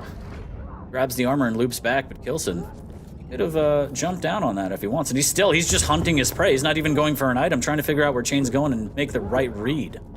Yeah, he's just not bothered at all in the slightest, but he's making the right move here. Just Chain's got all the items in the world to select from, but just gets away with that Mega. So good patience coming up from Chain, and kilson needs to try and get to that heavy before Chain does, which he does successfully do. As the heavy is delayed by 7 seconds. kilson just rotating back around. And this is good from kilson, even though he's only got 2 frags to his name. He's keeping good map presence. Good control overall. And doesn't need to overexert himself as of yet until he has the info he requires to try and get away. That's a lot of LG damage for you as he took on there, but got him through to murder hole. Just taking that last rail, looking to try and get another one if he can, but does get away with that Mega as well. Super nice dodging there from Chain, able to get a lot of LG a little bit more, but again, the rails from Kilson almost gets another one. Just so strong, able to equalize almost immediately, especially against the light champ. The rail from Chain will miss, down to 69 HP. Nice. After the health pickup, still gets a buckshotted to the chest. Kilson goes up 3-0. Kilson, a nice juicy 4 damage from that last shotgun as he's backing away again with that tri-bolt. Mega is up, Heavy is be doing the same in due course. Just going to add to that stat, picking up that light, but lost the read, but we'll hear it from that jump pad. Misses the first rail, but doesn't matter. He does have this Heavy. Good stuff from Kilson, just trying to get as much value out of his stack as possible. Switching over once again, looking to back away, but problem is stacking a rock in a hard place. But the problem is Chain has got really a huge stack to put extra pressure onto Kilson, as he's just eating up all these lights as well, just making matters worse for Chain. Yeah, just really suffocating him right off the map here. Or attempting to, slowly strengthening the grip around as Mega does go to Chain. Just needs a little bit more damage here. Good machine gun damage as Kilson misses a rail, a rare occurrence here. Chain trying to muscle his way onto a rail of his own. A little bit of a tickle from the LG there, now stuck down below. Might be able to back up on a rail, but he's looking for damage, making sure that Kilson doesn't have any shenanigans. Rockets flying through, but not doing any damage. A little bit, finally, after wasting so many rockets trying to get some damage. Re-up, and now the LG from above. Kilson trying to punish. And after all of that, Chain actually gets away. Not too bad. Another Mega, but still needs a rail. Yeah, you could say things are stabilized, but I kind of noticed with Chain's movement, well, not really his movement, more his positioning. He's making the kills or the damage from Kilson extremely awkward. He's just trying to make Kilson as uncomfortable as possible, and basically saying to Kilson, if you want to do any damage to me or want to do anything to me, just try and solidify the next kill, then you're going to have to try and take these really awkward angles. And that's why you notice that Chain has just been very unorthodox with how he wants to go about with these audio cues. It's just abusing that mobility coming out from the Anarchy. Kilson just biding his time though. It's like I said, if you have to deal with that kind of circumstance, Kilson just needs to stand his ground and just keep that advantage. But the stacks are almost equal. He's just directly underneath him, just backing away towards the Heavy once more. Just missing out on the rail opportunity, opting for rockets, and by then Kilson was gone, avoiding the splash damage, as now this next battle is going to be over the Heavy going through the telly. That's going to give Kilson all the information he needs, trying to jump. Nice little positioning there on the pole. Big rocket from Chain. He's able to swipe the Heavy, but he goes down in the end. Big shotgun blast, but the spawn for Chain will be fantastic. That's 2 items for him, and has the inject in the pocket. Another rail, absolutely relentless from Kilson. Oh no, make it stop. And he swaps to machine gun. Doesn't go for the showboating, if you will. He just wants the frag, and championship mentality right there. I don't have to hit every rail. I just have to hit a bunch of them. And then when you're softened, I will use the machine gun. 5-0. And it just looks like another day at the office for Kilson. Nothing too overly flashy or aggressive, but just enough to get it done. Yeah, you're right. No flare or style points. Just, ooh, good amount of damage from that last tri-bolt. Gonna try and finish him with that last rail. But it's, yeah, Chain's just making these rail shots extremely difficult for Kilson as well, just in general. Ooh, I love that movement from Chain, but still, Kilson just finds the rail regardless, and there's the boomstick from around the corner again. Man. Oh. Inject just to tank the peeker to the face. Chain making his way over to the Mega now.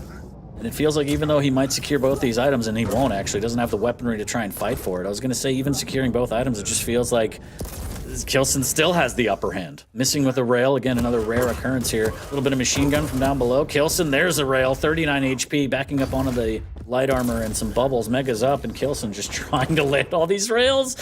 Oh, it's crazy to watch. 50% rail against an Anarchy. Yeah, I'm sure he's going to add a few more. As he does pick up the Heavy, but wow. Yeah, that's not going to make a change. He burned it in the end. 7-0, a frag a minute, technically. Trying to back away. His Chain still looking for his first, but kilson just leaving no room for error. Just playing this very smart. Not being overzealous with certain frags or trying to abuse his overstack in any way, shape, or form. Just playing this smooth as butter, but Chain, as I said, that does take kilson down, but still extremely weak from that last engagement. Yeah, kilson able to spawn and get the heavy. Good job by Chain to defend those bubbles and make sure he gets the frag. But on his way out, kilson with the shotgun blast, taking Chain down to 5 HP. So would have been very, very close here. Still down 6. Limited time. Chain has to be flawless here. The first rocket was, but then he couldn't connect with another one. Kilson takes him down. Rotate all the background, catches him off guard with that LG. Kilson, as well as pick up that light, will be looking towards that Mega, but of course wants to get the health bubbles just in case Chain gets there a little bit sooner than he expects. Let's see if that rocket was going to hit then at one stage, because considering the directional speed he was going towards. The timings of the items, not really too much difference at the moment, just a second and a bit here. Kilson just again taking charge of top mid. Good LG damage, finishes him up with a rocket. Lovely stuff. Yeah, again, pretty textbook from kilson. Nothing too crazy or flashy. He's just controlling the high ground. He's able to open up his game with rails like that. Fadeaway rail after the heavy pickup, and Chain on the hunt, trying to LG him down. Kilson swaps to rockets. Really, really close here between both players. 61 HP. Kilson has a little bit of armor at least. There's the inject, trying to maintain position on this Mega. Chain grabs an LG. Is that going to cost him the item? A little bit of a tickle, and he's just going to try and go for damage as he has to. Kilson's almost dead. He's down by 8 frags with a minute left. There's really no point. Wow, the rocket. He's making such good reads at the moment. He's flying high top mid, but Chain still somehow comes up on top in that little scuffle. He is going to be picking up the Mega, but it's pretty much a done deal at this stage. Kilson will be taking his first map in the second series of the day, and in very good fashion considering what we saw so far. And Chain just didn't really have an in really in terms of trying to do any chip damage, as well as trying to grab some frags to his tally. Juice it up, baby. Chain looking to rotate again. 20 seconds left here, 40.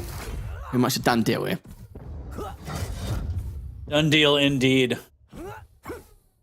15 seconds, 7 frags. It was just a textbook. Again, like, there's not much to say about that. It was the standard kilson play where we didn't really see Railson necessarily, but the rails that he hit just opened up the game, gave him the ability to close out with a shotgun follow-up and or rockets. And he didn't really press items when he didn't feel comfortable. He wanted to maintain his stack. He didn't take any unnecessary damage. And it's, you know, it may not be the flashiest of plays, but it's championship material. Is kilson able to take map number 1 off Chain? Yeah, I think the key words you said there, unnecessary damage. He just didn't want to, when he had his huge stack advantage on, you know, numerous occasions, especially during that first half of Deep Embrace, he just didn't feel a need to just continue on forward. Like, he doesn't need to be over aggressive in a lot of circumstances to give up, like, you know, 50, 100 damage before the engagement even begins, which Chain a lot of times was hoping for. And you can see, but Chain, you know, in due respect to him, was making it very difficult for some of the angles and the plays that it's trying to force kilson to make, but kilson was just having absolutely none of it. He knew he had all the advantageous positions he required.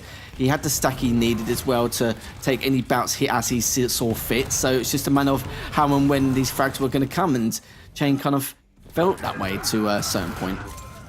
Yeah, and if anybody wants to blame anything, if you're playing the home version and keeping track, that technically was an EU server, so justify whatever you want, chat. 9-4 is map number 1 as we take a look at the breakdown for weapon statistics, and we are slowly loading up map number 2. Again, it will be Ruins this time around. Chain's going to have the Slash, kilson's going to have the Nyx, and I don't know. I feel like it might be a little bit more of the same. I feel like Chain might fare a little bit better with the Slash. Taking a quick peek at the predictions as well, it seems like Chad is firmly of the mind that kilson's going to take this one without issue. 96% in favor of the reigning Quake Pro League champion. Yeah, the fact that kilson extremely good with Nyx as well, and Ruins, it's just going to make matters worse. Chain has the mobility and the speed once again, but it's going to be a tough road indeed. I do feel like it should be a low fragging game, but this is kilson. We've seen some ridiculous fragging matches coming out from kilson the past and ruins, but with his Nyx play, you know, it's going to be nothing short of spectacular once again. I'm sure he's probably a really good performance, but it depends what Chain can do against the Nyx as well. Of course, the Hourglass are going to be a key factor in the case of kilson in terms of getting those Ghost Walks away and trying to get away if he does get into a bad spot. But Slash in the bad spot, yeah, he could maybe get away out of one or two different scenarios, but at some point, it's going to come towards him at some stage. So, going to be keeping an eye on the Hourglass, of course, around Courtyard and Heavy Jump Pad to see where kilson's mainly can be positioned. Of course, the items, better prep will probably suffice, but at the same time, kilson's been prepping for these items quite early on a lot of occasions, but that might be due to the fact that with kilson being top mid for the majority of the time, he had the audio cues and the reads for these item control. Anyway, he was top mid, I kind of felt like for half that game. It was just ridiculous, but it's like I said, nothing flashy, no flair, no style points, just did everything in order to get the job done. Yeah, it didn't have to go over the top or anything. It was pretty standard textbook play. Again, another day at the office, at least on map number 1, and I feel like kilson on Nyx is a pretty brutal combination, so might be more of the same. Since you said it was a low-scoring game, Caster's Curse is probably going to be 65 to 64. Yep. We'll see. But, you know, waiting patiently to load up map number 2. When the players are ready, we will get there, chat. Thanks for hanging in there. Hope everyone's having a wonderful day. And again, predictions are pretty one-sided. Just saying, 1.3 million channel points on the reigning champion. That is absolutely absurd. Yeah, I can't believe you put 1.4 million of yours into the key. You can't talk about we can't talk about that. Leave it. Calm down. I'm trying to build an empire here, and you're ruining it. No, yeah, I mean, I don't know. Just predict the under, right? Just saying. What do you have to lose, really, chat? But anyways, I heard the noise. We're getting into map number 2 shortly. Thanks for your patience. Not that you had a choice anyway, but yeah, should be a good game. kilson on Nyx is always a treat. And again, Chain kind of battling out from back against the wall situation where he's already down 0-4 for the league, already down a map. You got nothing to lose. Throw the haymakers, right? Why not? Yeah, you might as well at this stage, you know. He's using the slash. It's not something it's out of the realms of possibility at all in the slightest. There's absolutely no reason why. It just depends how kilson is going to use the Nyx to authoritize map control overall. And of course, for those items throughout the course of this map here. It's going to be, speaking of the man, we're going to start with kilson here. It's going to be a bit of a scuffle with terms of machine gun damage, but Chain's going to come out on top. Remember, it still has that Ghost Walk. He didn't want to really use it so early on. Shadows hide me. As he's going to use it anyway, bunch of just damage. in case. And picks up the heavy to boot. Yeah, that was an insane amount of machine gun damage right off the bat, making kilson blow the Ghost Walk early here, as now he's just kind of waiting, lining up some rails. And again, that might be more of the same, where the rail might not be super flashy, but it'll definitely open up the game stacks in terms of champions. A little more even this time, because it's light versus light. And there he is, the Ghost Walk indeed. Missing with the one rail, Chain able to land his. Chain, you know, not a slouch of the rail as well. And again, if you're playing the home version, this is an NA server, so that happens to sway your thoughts on it. 1 minute in, still tied 0-0. Yeah, you swayed my thoughts already as he drops down. Will be greeted by that last rail. Oh, that second one would have extremely beneficial for kilson to drop on down and maybe solidify that first frag, but just at the 1.5 mark, Heavy's been picked up. Mega is going to be up any second as kilson just trying to feed himself some info before either engaging for this Mega if it gets contested or not, which it has not, but he has to read though. This is a good chance for Chain is going to be there, but just biding his time a moment for you, just biding his time. No rush. Build up the suspense. That's what we like here. Is now the fight breaks out. Great rail from kilson, good rockets from Chain. Chain left reeling after that. 10 seconds till Omega. He's able to grab a light, but kilson firmly in control of this situation. Has the Ghost Walk as well and has the position on the Mega. Chain just trying to stay alive. A little bit of a rail flare just in case kilson was going to jump down. A nice fake jump pad play, but kilson just has the reads. Big rocket jump. Doesn't buy it. Oh my god, what a rail! Both players, to be fair, but that was an insane angle. Certainly was. As the Ghost Walk comes out for aggressive purposes, though, here 40 is going to be rushing on in, but the trail's going to do quite a lot as well. In the meantime, backing away. Kilson now looking to Head towards the heavy, but is being greeted by that rail. It's changed. Oh, that was so close towards that heavy jump pan. I felt like he may have been into his heel, but Chain just looking to try and get this first frag, and it's gonna be a trade, and kilson gets the rail spawn heading instantly towards that heavy. After all that, still tied 0-0. Gotta love it. Ghostwalk will be back momentarily for kilson. There it is, just in case things go horribly wrong. Snail trail on the way for Chain. He wants that rail real bad. There's the LG. Chain trying to make his way onto anything. Going through the telly instead. kilson doing a good job of controlling the weaponry, at least for the time being. There's a good rail snail trail. Flipping the bird on the way. The Ghostwalk is going to be dangerous. There's a lot of damage. Great rail from kilson. Both players extremely weak here. It's Chain. No, he flubs the rocket jump. It's going to take a little more time to get the mega, but luckily for him, safely able to grab it, but that could have been catastrophic lethal. Yeah, you're not wrong. Certainly could have been. As he's checking to see if Chain is going to be on that heavy jump pad, of course. One of the most common positions to try and contest a heavy from if you're on the back foot, but Chain is going to be on the back stairs instead. But he has a feeling, has a read here, but now he's already got the full SP anyway. And head towards that mega as well, but taking just a tick off damage, but sometimes that's all it takes here, as he's already quite low on stack previously, but of course he hasn't got any rocket ammo. Looking to try and grab something if he can. He's barely been around that rocket area anyway, or towards the mega.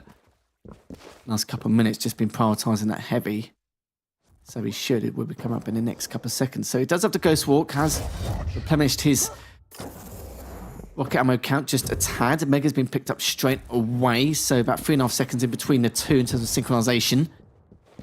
kilson just biding his time here still, as both of them still haven't got a frag to their name yet, as we're headed towards the halfway point here, Foy. You gotta love it. You were spot on. It's a chess match. It's gonna be a low-scoring game.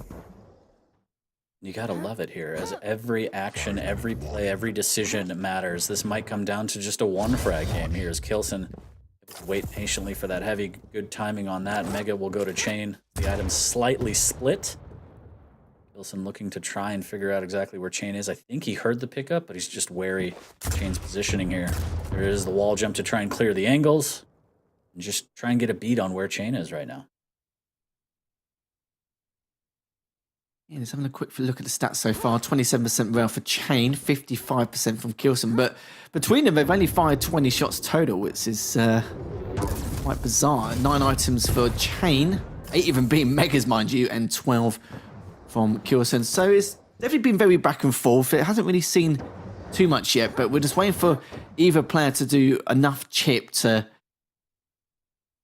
be able to proceed and try and get that first frag. But so far, we haven't really seen any indicators as of yet. Yeah, but saying that though, the rockets come out, and as I mentioned it, Caster's Curse, first frag goes in favour of kilson. Took a bit of time for you, but we got there. We got there. Just the patience. kilson able to stand almost perfectly stillson. And gets the first frag. Nice play. There's the rocket jump up. Super aggressive. The rail will land from Chain and force out the Ghost Walk. 3 HP. Can Chain finish this off? And he does. Nice play from Chain to even that back up almost immediately. That kilson's going straight for the rail, and a small opening to get some damage done, but of course he's just trying to add all the weapons into his collection once again. He's going to be up. Mega will also be up in the next few seconds, as Chain is just going to quick look to see if anyone's going to be engaged, but of course with kilson picking up that heavy, he won't have to worry about the whereabouts of kilson, but he will worry now if he hits this next rail. If he does, he's going to head straight towards him, but not going to happen as he doesn't hit that second rail. So it does have a trail as he sees fit, if he gets caught from behind. But it's a good thing with the slash as well. Of course, if kilson is using the Ghost Walk aggressively, he has that trail to use. He's trying to play cat and mouse.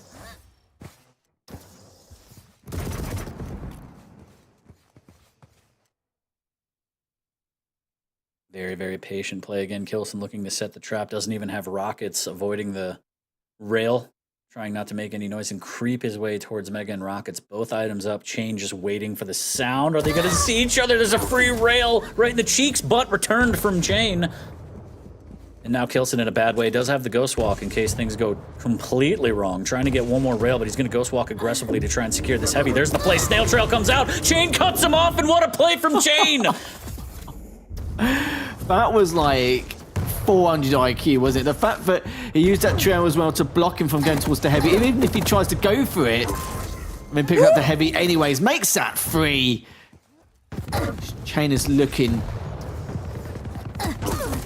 extremely good over those last few minutes, making that 4. How things have turned the tide so quickly over the last 30 seconds. Ridiculous, as he still needs to recover, mind you. But from the perspective of Kilson, not having that mobility, it's going to be tough. It really is. Those Ghost Walks will be coming out more aggressively over the next 90 seconds. Hey, playing from behind as a Nyx applies even to the best of the best, and that's Kilson. So right now, minute and a half down 3. This is going to be an enormous task for Kilson. His Chain laying down the pain. Up 3, and he has the mobility. So he can just play the defensive game. It's all about Kilson trying to catch him out, opening up the game with these rails. Time is ticking. There's the rocket jump just to cover ground. Trying to get a little cheeky here, but Chain is nowhere to be found, and this might be the map that Chain has taken. And as you said, he's even better on Blood Covenant Lethal. Oh my god. Chain might be able to take this set. Twitch in shambles right now. Twitch chat just clinging onto their channel points, screaming, please don't take him away. I'm sorry. Just give me another week. Oh, it's possible though. This is a done deal pretty much though. Chain is just can keep his distance all he likes, but even if Kilson gets a frag now, it's going to be very highly unlikely. But yeah, Kilson's realised he's already said GG at this point. He knows there's absolutely nothing he can do, and this is the benefit of the slash really. When you've got that lead and make progress, especially towards the later stages of this map, this is what happens really. And just looking at the items so far, the item control was very even. 18 for Kilson and 16 for Chain. It was very, very back and forth. Went from a chess match to complete mayhem and destruction during those last 2.5 minutes. Nice. Chain giving us a show there. Cover your eyes, children. But yeah, that's a fantastic display from Chain. And again, this isn't insane. We've seen Chain have a display like this before against the greatest players of the league. So it's not a surprise. It's just what Chain are you going to get given the week. And right now, Chain came to play. It's tied 1-1. What are you going to do? What are you going to do? This is the decider on, you favor him on this map. You say it's his strongest map. Kilson's also very good at Blood Covenant, don't get me wrong, but we live in a world where Chain could take a set off Kilson, the reigning champ. Not a lot of people would have predicted that. I'm sorry about your empires being ruined, chat, but I'm also not, because that's what Quake's all about. Oh, how are they going to highlight their text now? I don't know. I don't know what they're going to do now. Yeah, where's your copy pastas now? I don't know what was more crazier, the last 2 minutes where Chain just went on a wear and tear and just absolutely just pummeled Kilson those last few frags, or the last 10 seconds of the map itself. Just had to cover my eyes for that for that time frame. But yeah, no, great stuff from Chain. It was I wasn't really expecting it. I was kind of like expecting something else, like entirely maybe Kilson should try and get a 2-0 lead and then just try and seal the deal. But the fact that Chain did that incredible play going towards heavy, knowing that even if Kilson does time it right, it doesn't matter. The trail's going to be in his way. He got damaged quite hard by that trail quite a few times. I think it was on 3 different occasions, especially the one going for that heavy earlier on. So yeah, Chain was just some incredible reads overall. Yeah, absolutely. Using that trail to perfection. It was such a good read, especially to deny the heavy and steal it away, but also outside of the T-con to make the read, cut off Kilson, and be able to finish that frag and not let him live and restack. Really, really well-played map from Chain. Going into the third one, that's got to give him an insane amount of confidence as we take a look at the breakdown from the first 2 maps here. And yeah, Blood Covenant, as you said, one of Chain's stronger maps, Galena versus Doom. Obviously, in terms of mobility, you give it to Kilson and the Doom Slayer being able to double jump everywhere. And also, can't say it enough, the cancellation of the Berserk, the ability to cancel Berserk is huge now. You could use it for a quick speed boost to get out of a bad situation, to get a jump on an item, but then also be able to cancel and fight with weapons instead of just being stuck with both fists out. I think that gives a big advantage to Kilson, but we'll see how Chain can play it. He's already surprised us once. He's already ruined chat's life once. He could do it again. He could. Do you know what he could? I like a bit of fisticuffs. on the Doomslayer. But yeah, you are That's you right. too. You got to pay good money for those, right? But yeah, who doesn't love a good bout of a brawl, right? A little bit, 9 rounds, 18 rounds, whatever the hell they do. I don't watch boxing. It hurts my soul to watch. But map number 3 will be loaded shortly. I bruise like a peach, Lethal. I don't know what to tell you. Me but too. Taking a look at the predictions, are they going to put more respect on their name? 12%? That's all they're going to get? A little bit. All they're going to get? Just a tad. Excuse me, real quick. We got a guest on the show. I apologize. Even Nyx is interested. She was like, wait a minute, that wasn't me on Bruins. I play better than that. It's fine. Don't be rude. So yeah, 87% in favor of Kilson. 12%, 13% fluctuating in favor of Chain. But after that display, I feel like it should be 30-something. Yeah, People just don't respect the underdog, Lethal. I don't know what it is. I don't think we did either. I did say it was going to take a map, but for the life of me, I didn't expect it to be Ruins. The fact that, Kilson loves a good Nyx, I didn't expect him to... well, it is the best he could have done with it. It's hard against the Slash, innit? It really, really is. It's extremely tough road for the entirety of that matchup. But we're going to go into Blood Covenant now. Of course, we're going to Galena versus the Doom. As we're going to go for a reset. Yes, we are. So we're just teasing you, chat. It's all right. We're just building the tension for you. GG's indeed, as I think Nyx, when she jumped down off the table, she accidentally cut out one of the wires. My bad. Unbelievable. That's a bad cat father. We are going to reload and get map number 3. We just want to build the suspense and also give you another chance to rethink your life choices given map number 2 and the outcome. So that's a favor we offer to everybody. Actually, no, they're locked, it looks like. Sorry, you're absolutely piped. 14%, the final answer for Chain on map number 3 in terms of predictions. 86% for Kilson. But it should be a good map. Again, the Galena... I don't know. Getting the totem economy going is going to be huge, but also the rail play. We are going to go back to an EU server.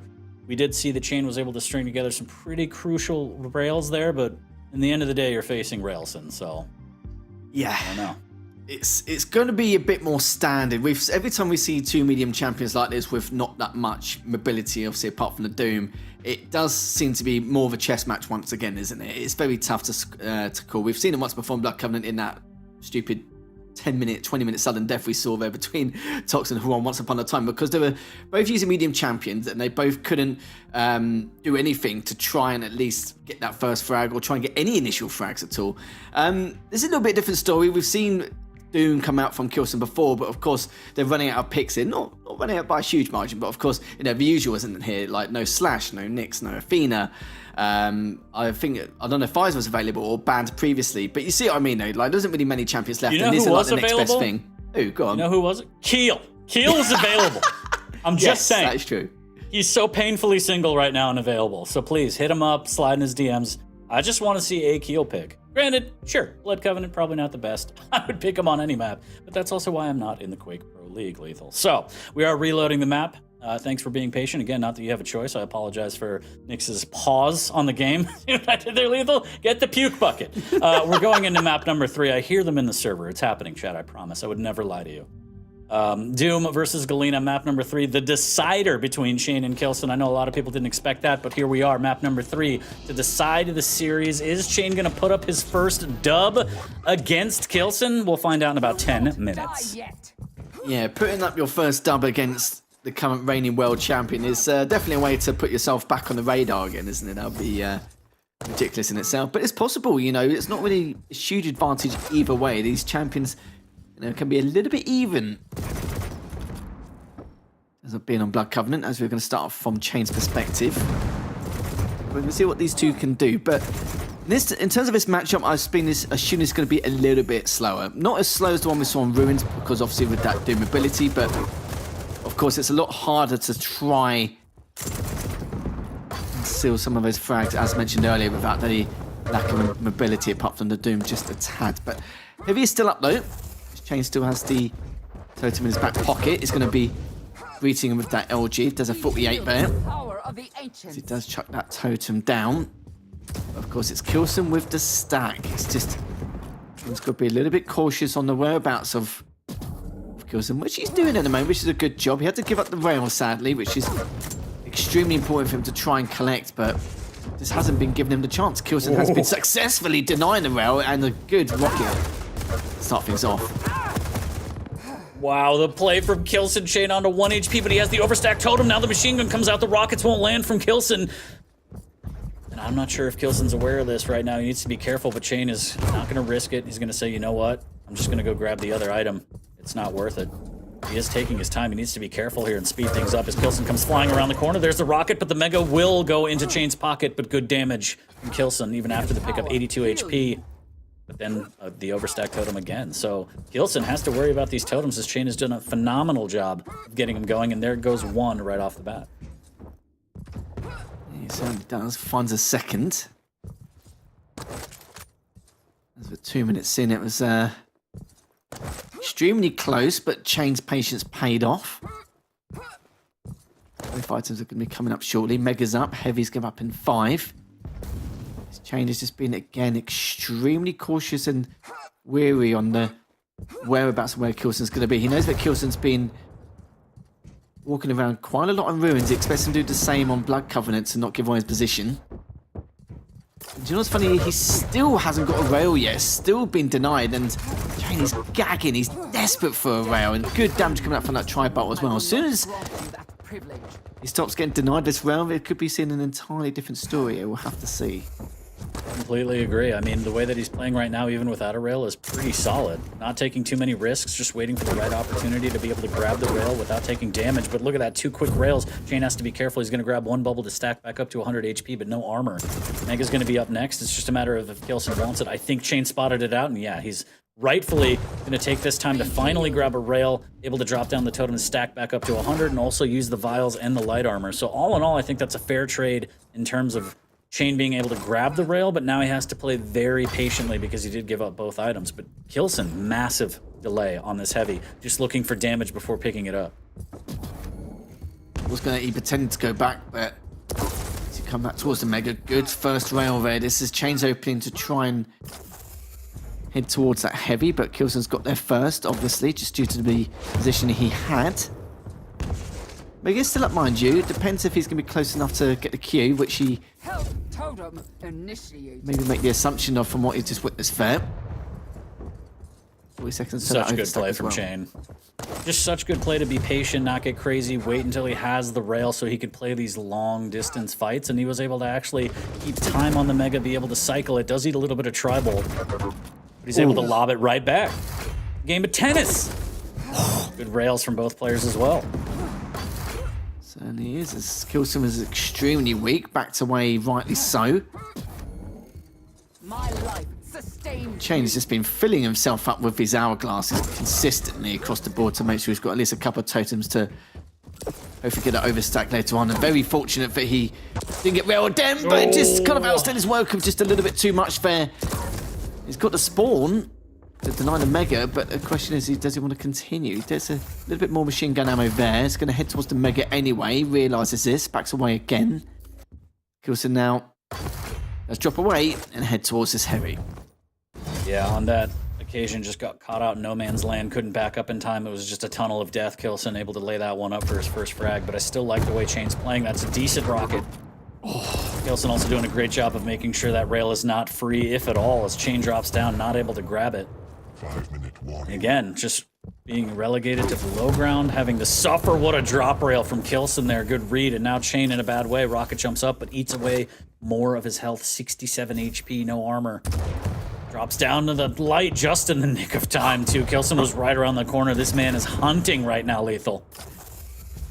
He really is, and he's trying to mess up the footsteps so much for Chain, like in every possible way, but Chain is just making himself, he's in a position where he can just drop, he can just get away, he can use those rockets for his defensive purposes. He's doing everything he can just to keep himself alive and to refrain Kilson from getting the second frag, and he has done beautifully. The problem is he's just taking quite a bunch of damage there. Kilson going to eat up these lights as well to not give Chain any breathing room to get back to that default stack, and the 60 from that last tri-bolt shot. This is not looking good here as Kilson's hungry for that second frag.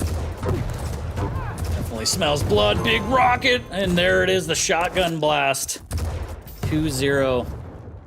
I guess the only silver lining, Chain able to spawn on the rail. So he gets that for free. He's able to play this distance game now. Drops down, almost gets another one. Trying to get the totem economy going again as it is just gone. The Empire is broken as Kilson's up 2-0. Looking to add more to the body count.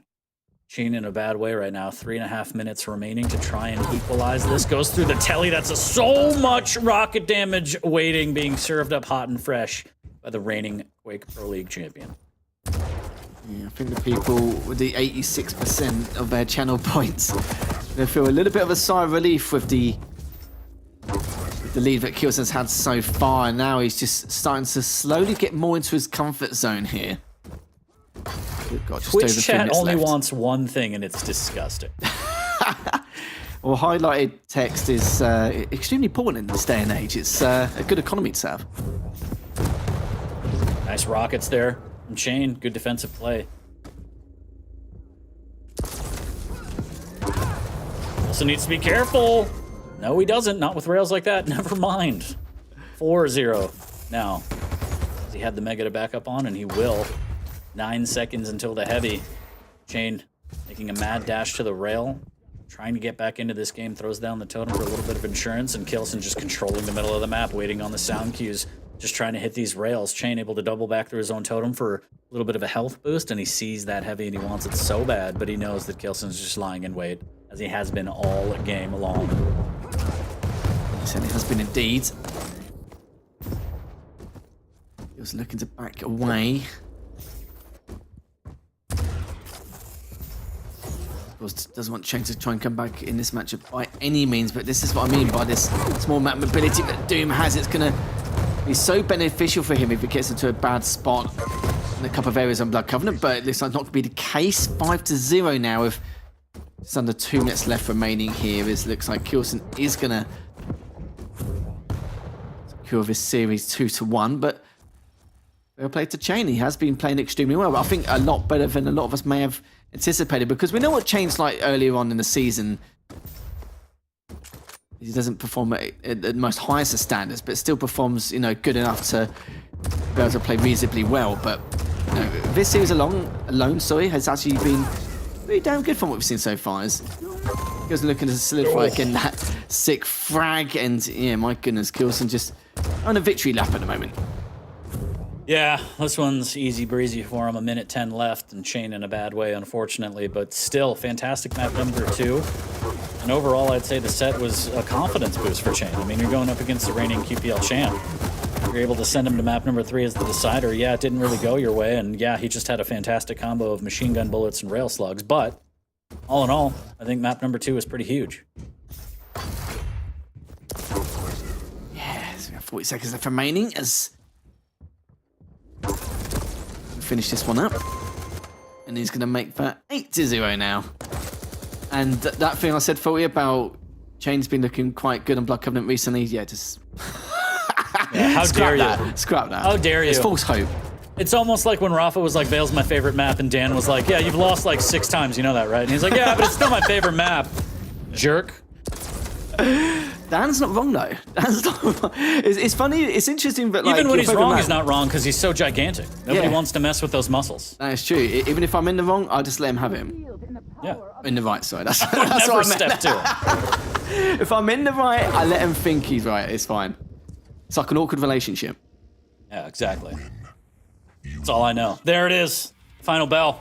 kilson able to take this set 2-1 over Chain, but a fantastic display on map number 2 from Chain. Kind of flexing, being able to take out kilson's Nyx. Map number 3, Pain Train. Low bet. A little bit of a Pain Train, but going up against the Doom as a Galena on Blood Covenant, and also just having the rail denied for most of the game. What are you going to do? What can you do? That's just championship play from kilson. Yeah, the fact that he was denied the rail for 3 minutes is absurd, isn't it? It really is indeed. He managed to get it in the end, but of course, imagine what he could have done. His story could have changed entirely if he's had to bag it a little bit earlier. But because kilson put so much pressure on, there was nothing much he really could have done. He could have maybe scarred from Mega to Light and then try and pursue. But the problem is kilson was always in that proximity, and just no matter what would happen, he was either too weak and he couldn't pursue it, or it was the fact that kilson was already at that angle holding it, and there was nothing he could have done. But Chain did a good job just surviving for those 3 minutes without the rail and just having to suffice with the heavy machine gun, which he also did a fair amount of damage with. But in the end, kilson, a very good matchup for him. 8-0. As you can see with the just under shy of 60% with that rail accuracy. 2100 damage. Pretty ridiculous. But also kind of what we've come to know and love about Kilson is wasn't fully railson. It wasn't that 75% rail that we're used to seeing, but the rail is a crucial and clutch part of Kilson's game. Able to position himself well, middle of the map, high ground, and also just open up the game with the rail and being able to finish with machine gun, rockets, shotgun, anything. And able to deny it, more importantly, from Chain, and that was huge in this one. 8-0 is the final as we take a look at the overall map scores across the board. Well done to Chain taking map number 2. I think he surprised a lot of people on that one. But in the end, the champion comes through, 2-1, and he will keep on keeping on here as he's looking good to try and punch his ticket into day number 2 and avoid the Sharks in day number 1 whenever we get to the Quake World Finals this week. Yeah, the fact that Chain took a map is going to be huge for him. If he's in a position he's in now, it's like I mentioned before with the previous series for Corona, just, take a map or two of some of the top 4, top 5 gunners, and then with the others, just do your best and try and get those 2-1 or 3-0 sweeps there on forward. It's the best way, your best outcome you can have and ask for, get into the top 8, and then you can just go on from there. But, he's another one I want to see in the day 1. Totally agree. But we have a lot more Quake on the way. We're going to take a quick break. That's 2 down. We got 5 more left, chat. Pace yourself, all right? Don't overdo it. We're going to take a quick break. We'll be right back with more Quake Pro League action after this. Don't go anywhere.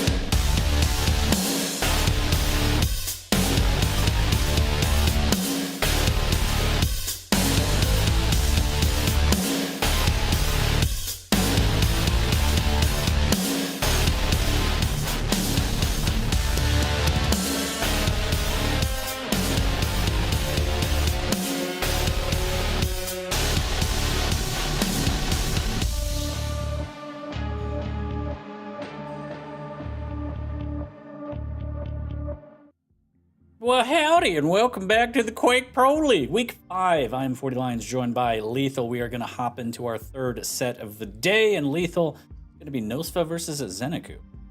Yes, it's going to be indeed. As for Nosfa so far, they've been quite tight-knit in terms of how they've been performing. Zen going 3-1, Nosfa going 2-1 as well. Both have been dropping quite a few maps. I think currently Zen's going 6 for 6, and Nosfa's been going 6 for 3, so a little bit different, but of course he's still got another match to play, a match in hand in comparison. We'll have to see exactly how well he's going to perform here against a very strong zeniku at the moment. Yeah, I mean, tall order, Zen looking very, very strong, but Nosfa has also been an absolute beast in the past. Again, it's kind of similar to Chain, where you're just wondering what kind of Nosfa is going to show up. We will find out shortly, but Zen looking stronger and stronger. We've seen him here in the booth for an interview during one of the featured matchups as he's won, so he's looking to really be coming into his own here. He's developing his own style. He's studying his game a lot. He's mentioned on stream that it's kind of less practice and more quality practice, so not so much as quantity as it is quality, and it's been working for him, so we'll see if it works today. Let's take a look at the pick bands if they're available and see exactly what we have in store between these two absolute handsome gentlemen. It is going to be... Oh, no, you can go ahead. I heard you breathe. Go ahead. I heard you breathe, and immediately I was like, he wants to talk. Pardon my beak. It's all good. It's all good. I was going to mention that, I mentioned a few of the players in the Quake Pro League recently over the last 5 weeks have been doing quite well with Molten Falls, these two in particular, so I'm not surprised that Molten is going to be the second map. Statistically, they've both been doing quite well, and also on Zeniku's side, he's also been doing quite well on Blood Covenant in recent stats. I'm not too sure who's banned Blood Covenant there, but wouldn't be surprised if it was Nosfa, but could be... talking out my backside here, but look at the first one though on Corrupted Keep. Strog not really too much of a surprise in the slightest against the Ranger scale being banned. We do have an Anarchy versus a Sorlag, because back in the day, Zen used to love or favour the heavy champions, so have to see how he does with the Sorlag. And then at the bottom it will be the Doom versus the Visor. Very interesting matchup with the Athena being banned out. Yeah, I mean, I know that there's a lot of great players in the league, but for me, the standout on Awoken has always been Nosfa on Awoken, because it's just, I've seen so many games, B streams, A streams, World Finals, weeklies, whatever, where it's just gone into sudden death, and he's able to always clutch it out on Awoken. I don't know what it is about this guy on that map, but it's just always such a treat to watch Nosfa play. Of course, we're going to have to get to the first 2 maps, Corrupted Keep and Molten Falls, which also look spicy, but I'm definitely eyeballing that third map, Lethal, for me personally. In terms of pushing you up against the wall and asking for a prediction as I whisper it into your ear without looking at the chat predictions, what do you think between these two? Who do you think is going to take this?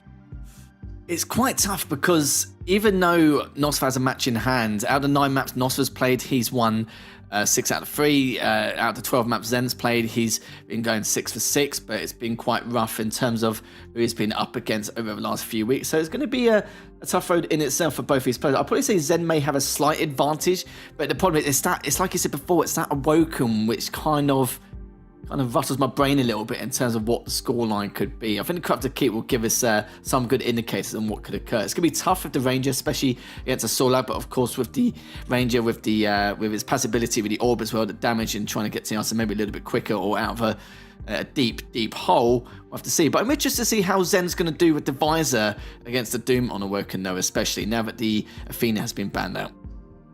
Well, looking at the chat predictions, 77% in favor of a zeniku here, at least on map number 1. I also tend to agree with them simply because I love a Ranger, the versatility he has with the Dire Orb and the passive of being able to rocket jump and take less damage. I mean, you do good machine gun damage on Corrupted Keep, which you're supposed to do, because again, for the newer viewers, there's no rail on this map. You get the chip damage, and then the Orb is an easy layup frag to end it, and to tack on another one to the body count. So we'll see. I tend to lean towards Zen in terms of map 1 simply because of the champion pick, but it doesn't matter what I think. That's why we play every map and we play every game, because you never know what's in store. We just saw Chain take out kilson on map number 2. Nobody expected that. Twitch chat in shambles. You love to see it, just because of the surprise, not because you want to see people in shambles, but you never know. This could be another surprise right now. Yeah, it really could be indeed. I'm just a little bit about the Strog to because it's a case that Nosfa does get the lead. But like I said, the Rangers are very, very good pick. We normally see a lot of BJs popping out, coming out on Corrupted Keep, but not this time around at all. It seems to be It used to be obviously one of the most favourable picks. I remember we always used to see the BJ versus Galena every single time, or majority of the time, kind of cut to keep. And now we're switching over, like especially for last year with the Strog more often than not, of course, for numerous different reasons. Of course, for the peak and mobility there, it's just been not really too much of a surprise at all in the slightest. So I'd like to see how Zen's going to do with this range and just see how he's going to do overall in this series. I think a lot of people may just suggest that it could be like a 2-1, but if Nosfa takes his first map, it could be the opposite end of the spectrum in terms of score count, we'll have to say.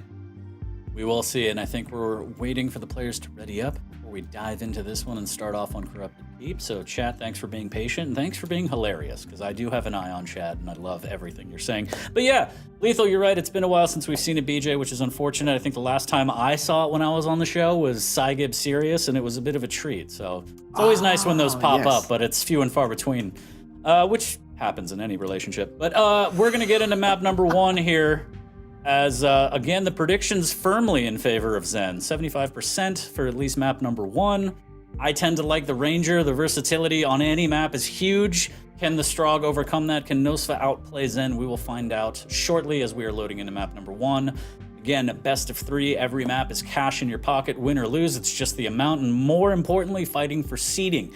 As we get closer and closer to the Quake World Finals, day 1 is going to be kind of the bottom of the brackets here, where you're fighting for your life. And then if you get, I think, what was it, Lethal? Top 8? Yes.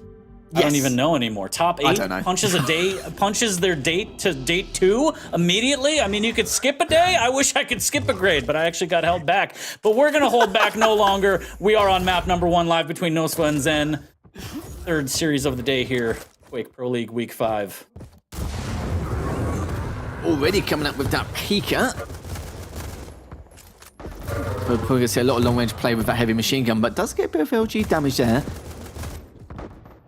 Just let him know that he's still lurking around that area. He's going to be diving straight on in with the shot. He could clean him up here, but the LG's so too good. But the rockets come out from Zen in the end. Heavy is up there, ready to be picked up, looking to continue the warpath here, actually, with this distraction. Oh, good time with the Mega. I think it's a 40, but you know what? It could have been a lot worse, that 40.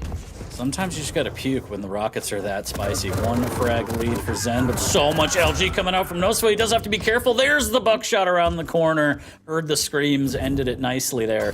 2-0 for Zen, but Nosfa on the hunt, has the rockets. Unfortunate flood there. A little bit of a mistake, and now he has to be careful. Tries to rely on the peeker, but Zen able to swap to machine gun, avoiding the peeker completely. And Nosfa down 3 early, 1 minute in. 3 very quick frags there, using that orb just for extra insurance to bag that Mega as he's just trying to get away. And Nosfa just diving on in there to see if he can get some, well, hopeful for that non-return damage, but he's going to pin him down into Red Room straight away. This looks like it's going to be another frag out of a tally here for Zen, 5-0, and he's got a heavy machine gun, still being quite aggressive with his map position there, but still looking very good for Zen at the moment. Picks up the heavy once more. And back to square one to his default stack, but Nosfa's in a bit of trouble, but does get the Mega in the end. I'm trying to channel my inner Dan here, my inner ZSX, as my beak is my only bicep. But if you're going to be down 5, you want to be down early. Still a lot of time for Nosfa to try and put a stop to this and get back into this one. It's not really dire, but the way he was throwing his body earlier at the situation was a problem. Slowed down now, playing a little more conservative, slowing things down, able to grab items. LG after the pickup. Nice little tickle here, just needs to keep the damage high and fight for this Mega. The rocket's decent, all things considered, but there's the Dire Orb that we talked about. Able to just plop right on that Mega and steal it away, leaving Nosfa weak. Nosfa's, even after the damage from the tri-bot at 52, is just not going to do him any more favors here, as Zen's just trying to cut off the rotation, as luckily for Nosfa, went into Red Room a little bit slower than anticipated, but has picked up the heavy, and Nosfa has recovered a bit, but needs to be a little bit careful considering the stack differences, but he's going to try and make that. His 6 frags decided for dear life. Hide and seek is going to be a suicide coming out from Nosfa, but he was in a rock and a hard place anyway. He's going to try and catch him off guard, going towards the rockets again. Good damage as well. The direct as well. This is not looking too good. It's just making matters worse. Heading towards that heavy. And Nosfa knows that the chance of him picking up the heavy is quite high, but may just actually end up burning that in the process, but does pick it up and get away. But the problem is he took a big of a brunt damage from that last tri-bar as he was going for that heavy. Nice machine gun work there from Nosfa. He needs to make a mad dash to the LG and then straight to the heavy. He's going to be late as Zen already has positioning on it. So there goes yet another heavy away from Nosfa, as he's only been able to pick up one this entire game, but that's some great LG work to kind of put him on the board, at least back to nil for time being. Still trailing by 5, but now he has a big advantage here. That's a huge rocket to start things off, sending Zen flying through the telly. Now more mobility, feeling a little smoother around the map. You can see Nosfa feeling more comfortable. Zen just has to rely on the nail. Oh my god, the dire orb! That was expected, wasn't it, considering the position he was in. Nosfa's still got a very large stack. And Nosfa's going to do that with barely any return damage, so he's going to be pretty pleased about that one. And barely any return damage is going to be absolutely perfect here for Nosfa. Just pretend to rocket jump, and Zen did fall for it for a small amount of time, but enough time to keep him at a standstill and to try and catch him. I like this from Nosfa as well, as he's doing a great job just keeping this up so far, trying to get a bit of damage with that last orb, but it is going to be a trade. Insane. But Nosfa heating up, you could tell. I mean, the trade's obviously in favor of Zen, but Nosfa looking better and better here. We got peekers and balls flying to the face. A lot of action here as we're getting to the midway point of this map, and here's the cutoff. Nice peeker play. Not a lot of damage from Nosfa, but at least keeping Zen there, zoning him out. Decent tracking here for Nosfa. He just has to be careful of where he gets caught out. Zen did have the height advantage. He makes a break for the heavy, and Nosfa, unfortunately, looks like giving away another heavy here, but he could do a lot of damage on this exit. Oh, the LG coming from bottom mid is Nosfa rightly so backed away. Has picked up the Mega. Could come out on top of this, but oh, considering him going up that jump pad, I thought Nosfa was gonna not do as much return damage there, but good rocket though. He hasn't got a heavy machine gun, but that will equally do the job considering his stack. Good job from Zen once again. Now up 8-3 and catches him with the LG. Coming for heavy machine gun and the orb to boot straight afterwards. 4 minutes left. Picks up the Mega, and look at the stack Zen has with all the weapons in his arsenal, of course. There's just so much you can do with the orb. We've already seen a Mega Steal. We've seen countless frags with the orb. It's just so much to overcome, and you have to play around. But Nosfa still in there. Less than 4 minutes, 6 frags on a map like Corrupted Keep. It's going to just take a lot. Good rockets like that, but he misses with the second. The machine gun comes out. Is it going to be enough? Just hanging on by a thread here. The shotgun will not prevail for Zen. Nosfa hanging on by a thread, able to get his 4th frag, but he needs to be very, very careful. Technically his 5th for the ones playing the home version because of the suicide earlier. That's a great peeker from across the map. Able to drop down onto the lower armor shard as well. But again, it's a matter of trying to get to the heavy in time. Zen always just has better positioning for it. There's the LG, huge rocket, and again, the dire orb comes through for Zen. 2 Mega Steals with the orb, and 2, maybe 3 times, but he's killed him with the orb now to help him out in terms of his destruction. Just ridiculous. But he has 3 minutes left, and we've seen it done before on Corrupted Keep, but Nosfa needs to be extremely cautious onto how he's going to take some of these fights and try and time it with the items as well, using that peeker to see what he can find. Will be greeted by Nosfa directly above that heavy, so not the best of positions for him, sadly. He comes in with the orb as well, does a bit of damage and finishes him off with the rocket. He's going to make that 11-5 40. Just brutal. Just brutal. I mean, the dire orb is just playing such a huge role for Zen in this one. Nosfa not really able to overcome it. Great defensive rocket into another and make it 2 hundos, and he's able to even it out, but he can't finish it again. Goes for the air rocket, but Zen diving down with the LG, breaking Nosfa's back on map number 1 as we're getting closer to only 2 minutes left. And it was a valiant effort. I mean, I feel like in the very beginning, down 5-0 early was just Nosfa trying to make something happen, forcing the issue. And now you're facing this deficit, which maybe Maybe there's a chance, but I doubt it the way Zen's playing. Look at this LG work. The Dire Orb finally missing and clipping the floor, luckily for Nosfa, because that would have been another frag, but he's just put in a position where it's impossible to overcome at this point. Certainly is, a minute 40 left, but Zen's playing. I can't see Nosfa trying to tie this up, especially now that it's a 7 frag deficit that Nosfa has to come back from. Nosfa is directly above, but of course he's in a position now where he has to... Good peak of damage nonetheless, but yeah, Nosfa is in a position now where he has to be super over-aggressive, wants to take fights he doesn't want to take, and yeah, it's just going to lead to potentially a high lead count now for Zen, which seems to be the case here. He's diving on in with that nail gun. Orb's coming out as well. Pretending he's going to go up it, which of course he's not. Picks up the heavy once again, and just looking at the stats so far, 24 items for Zen and 12 for Nosfa, and it really does feel that way as well. LG damage over 2,000. Yeah, I mean, only 4 heavies. It's just so rough. We've seen it time and time again where Nosfa prioritized LG or got stuck behind the statue a little bit, and Zen was just always in the right place to defend and grab the heavy. And again, I can't help but feel like in the first minute or two when Nosfa was just throwing his body at the problem, trying to get that refrag, it just cost too much. The exchange rate just wasn't there, Lethal, is what I'm trying to say. You're not wrong at all. 20 seconds left now as Nosfa just trying to keep the score a little bit respectable if we can. Making 8 frag, but on in with the LG. Good stuff from Nosfa, but the damage has already been done here. 14-8. Zen, yeah, you're right. And the very beginning of this matchup looking extremely strong, and it was just back and forth from there onwards. So good stuff from Zen to take that first map to boost his confidence as he continues into this series. And yeah, can't complain. 24 items on Clock to Key, that's madness. Yeah, really good control, but also that Dire Orb, man. That got him some of those items. It got him some of the control, but it also got him some frags, got him out of sticky situations. I mean, you can't underplay the Dire Orb and having to play around it and having it in your head, whether your opponent has it up or down and available. And I just feel like Nosfa just kind of kept running into a brick wall.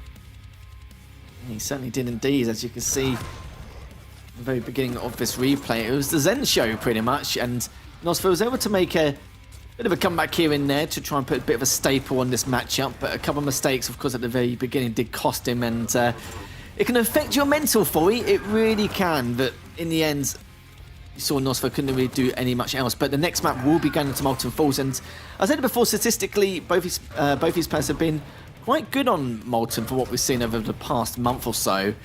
And it'd be nice to see exactly who's going to come out on top on this one, as you can see there. And if you're just joining us in this third series of the day, 14-8 in favour of Zen there, 24 items to the 12 of Nosfa. And yeah, Zen's looking in prime position to continue with that destruction going forward. Yeah, and again, it's going to be Anarchy for Nosfa, Sorlag for Zen. Should be a good one. We will see exactly how it'll play out. I mean, anything can happen, but the display from Nosfa wasn't terrible. It was just a little disconcerting how much he threw his body at the problem, kind of underestimating the stack that zeniku had, and then that panic button of having the Dire Orb to finish a frag or get out of there. And he went down like 6-0, 5-0 early, we saw, and that's hard in any map to overcome that deficit. So hopefully it's a little more measured here. Again, the stack disadvantage is gigantic right off the bat. He does have the inject to work with the Anarchy. Needs to try and prioritize the heavy and also the rail play. I really, really want to see Nosfa try and utilize that rail to open up the game. I think it's going to have to be standard, really, for this kind of a matchup. But Zen, on the other hand, he loves using the rail and opening up opportunities with it as well. So we might see a toe-to-toe battle with rails. So exciting, Lethal. Exciting. Oh, yes, absolutely. And it is, you're right, though. Like, on Clock to Keep, it's rough when you're 5-6-0 down, but it's, again, not out of the realms of possibility. If it was like Molten Falls and Ruins and you're 5-6-0, you're just like, right, what's the next map? Where are we going to next? You're already thinking about the next matchup. But yeah, that time around is a little bit different. You saw Nosfa trying to scarper away, trying to add the weapons in his arsenal, trying to contest some of these items. But Zen was always in a better position to try and contest that heavy, especially. And we saw that time and time again. The 2 orbs he secured for the Mega, the 3 orbs, maybe even 4. I've even lost count at a point to secure some of those frags as well. It just all added up. And that's why Ranger can be such a good pick Bill gets a stroke to some degree, but and it's only a different story now this time round. We've seen the Anarchy versus the Sorlag, of course, with that Sorlag with the Spirit, we're using that defensive purposes to try and pick up some of the items. All damage, depending on how you see things. The only problem is for Nosfa is the fact that, yeah, sure, it's all gravy having the inject, but of course, with him being a light champion, it's going to be very hard for him to stop trades coming up from Zen. If he does take him down, we'll have to see. But it's a very large map, so should be able to avoid that as much as possible. Equal mobility there. We'll be starting off from Zen's perspective here, Foy. Live on map number 2, indeed. Slow start, and we will see exactly how this unfolds. Zen looking to try and grab some more weaponry, only really having a rocket, tri-bolt, and some buckshot to work with.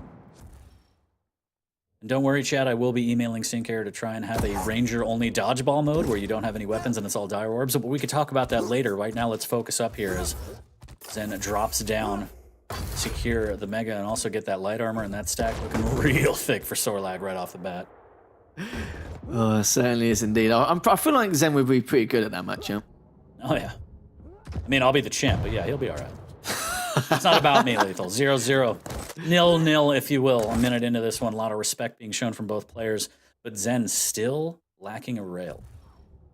What that'll be, we'll see shortly here as he gets the bead on his opponent with the tri-bolt. Knows exactly where it is, and that's a free rail pickup. And now he can attack the heavy just missing those. That one. A lot of LG on the drop down. Nosfa needs to be careful. Certainly does. 72 from that previous LG hit. He's up the next 15 seconds, and Zen's nice and early. He's the sort of person who'll be nice and early to work, nice and early to go for the heavy as well. Hits the first rail and just gonna... Nosfa's having absolutely none of that. He's not even gonna continue the engagement.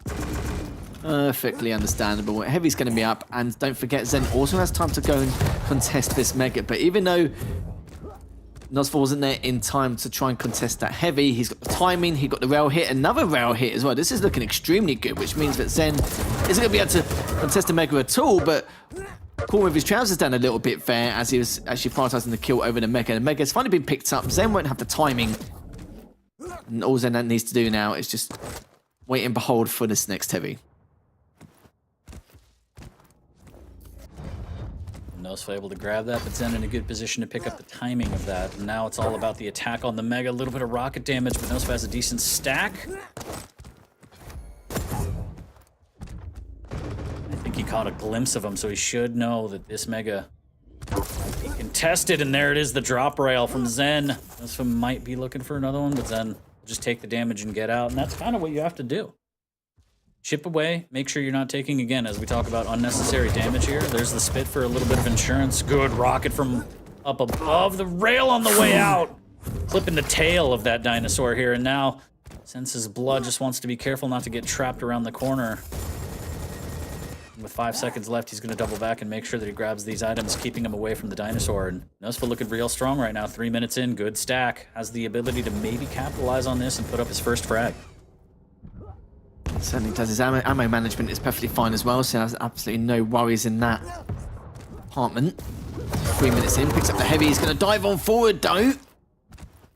Nosfa is available, but has to be careful anyway. He's just used that inject and picked up the light in the rail room.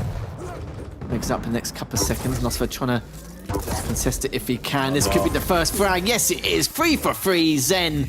Nice little stylish first frag. Not bad at all. Hitting that anarchy with the rail is tough. Zen able to do it. Nosfa, the reply of his own, but the heavy will go to Zen. Decent stack here. He can fight this off if he wants. He's actually going to go through and give Nosfa another chance as Zen wants another rail. There's the rocket. 72 into a rail. Nice combo. Throwing him off balance there, and that's unfortunate. Nosfa is going to get caught out of the Mega a little bit early. Is he going to make it? He does steal it away. And does immense amounts of damage to Zeniku, so potential for a refrag here, but again, I don't want to see Nosfa get caught in the same situation of just throwing his body at the problem. What a defensive reaction rail from Zen. Yeah, it really was indeed. Zen's still relevant. Needs to be a little bit careful here, testing that heavy, but he's just there just to show his face for it. Show his face and just get eyes on exactly what was going on briefly before he backs away. Speaking of backing away, actually no, instead he's actually heading straight towards him, picks up the light. Nosfa's the one in charge, not in terms of scoreline, but in terms of little bit of map control. Oh, the LG, and straight away Nosfa. Took him a while for you, but managed to get that first frag. On the board for sure. Better late than never, as we are at the midway point, just trailing by 2 frags here, and Zen taking that strong position again to be able to hear the heavy armor pickup. Playing off the sound cues, but running right into Nosfa. There's the spade. Can the rocket land too? Zen needs to be careful. Big defensive rocket, but Nosfa able to power on through. 30 HP remaining after that frag, and he's only trailing by 1 now, so heating up is Nosfa right now. And he prioritized the heavy. It looks like he's going to attempt to. Great rail to start. Zen trying to fend him off with the nail gun. He's going to drop down a little bit early. Has a rocket too. Going to take a ton of damage. Nosfa with the appropriate punish there. Looking really good. There's another rail, but he's going to drop onto the... Oh my god, he hits it with 10 HP! He dropped onto the lightning, and he still hit the clutch rail. Nosfa absolutely crazy, and this is too crazy. Surely he can. He's trying to wait for the inject, but not in time. Gets melted down with the LG.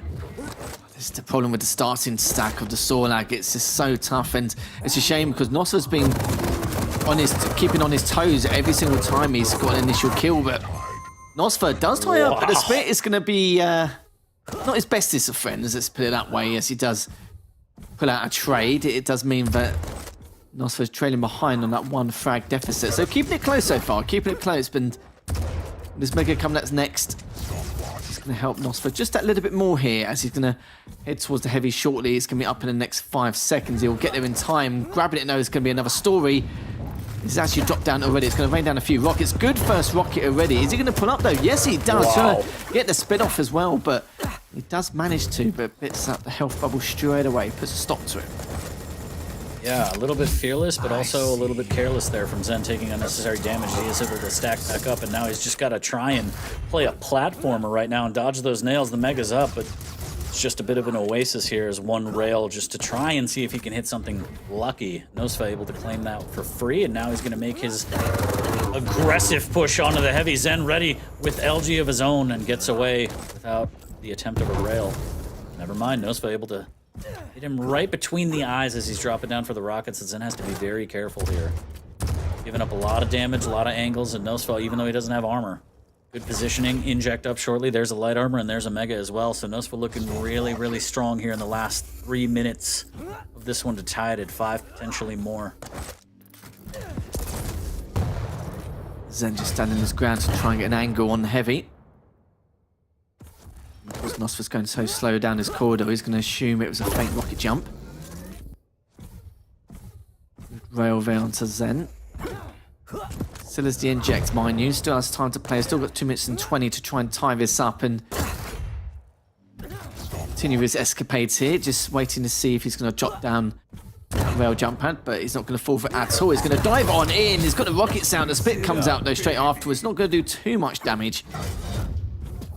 Nosfa successfully picks up the heavy, which is going to be huge considering the die moments here. Yeah, Nosfa having the luxury of being able to just negate the spit immediately with the inject. I like that counterplay, but it's not going to be up for another 20 minutes. Good rockets pushing him through, and he doesn't even push him through. He hits the doorway because Sorlag, she's a big girl. So that's 5 to 5, and he's able to get back to the Mega in time as well. Lethal, this is looking really, really good for Nosfa right now. It really is, and there's absolutely no stopping him at the moment. He's going to try and at least do some damage onto Zen whilst he's picking up this heavy, but the problem is he needs to say goodbye for now and come back to fight another day. As Zen's on the warpath, he hears him, he knows that he can't really get out of the situation he's in currently. The Meg's up and not for another 10 seconds, so he needs to decide exactly how he wants to go about it. Continue contesting the heavy, try and get that sick frag, or just completely leave it. And it seems like he's not going to try and drop down and be on knife's edge, but he's going to try and pick up the light anyway. He's not really too far off from another inject, so could have been in a much worse scenario. I'm glad that Nosfa decided not to try and get away and go up the LG stairs and stand his ground, because he stood his ground and used that inject. He was able to have enough stacking to be able to stay alive long enough in order to get away, so it was a very hard decision to make that. Big rocket. Spit for a little bit of insurance, negated well by the inject of Anarchy. Great rail as well. Also hitting the shots he needs to. Can he make it to the heavy in time? No, but he will grab a light armor. He will hear the timing of it. But it looks like Lethal. If I were to venture a guess, we're going to go into another OT. Great rail there from Nosfa.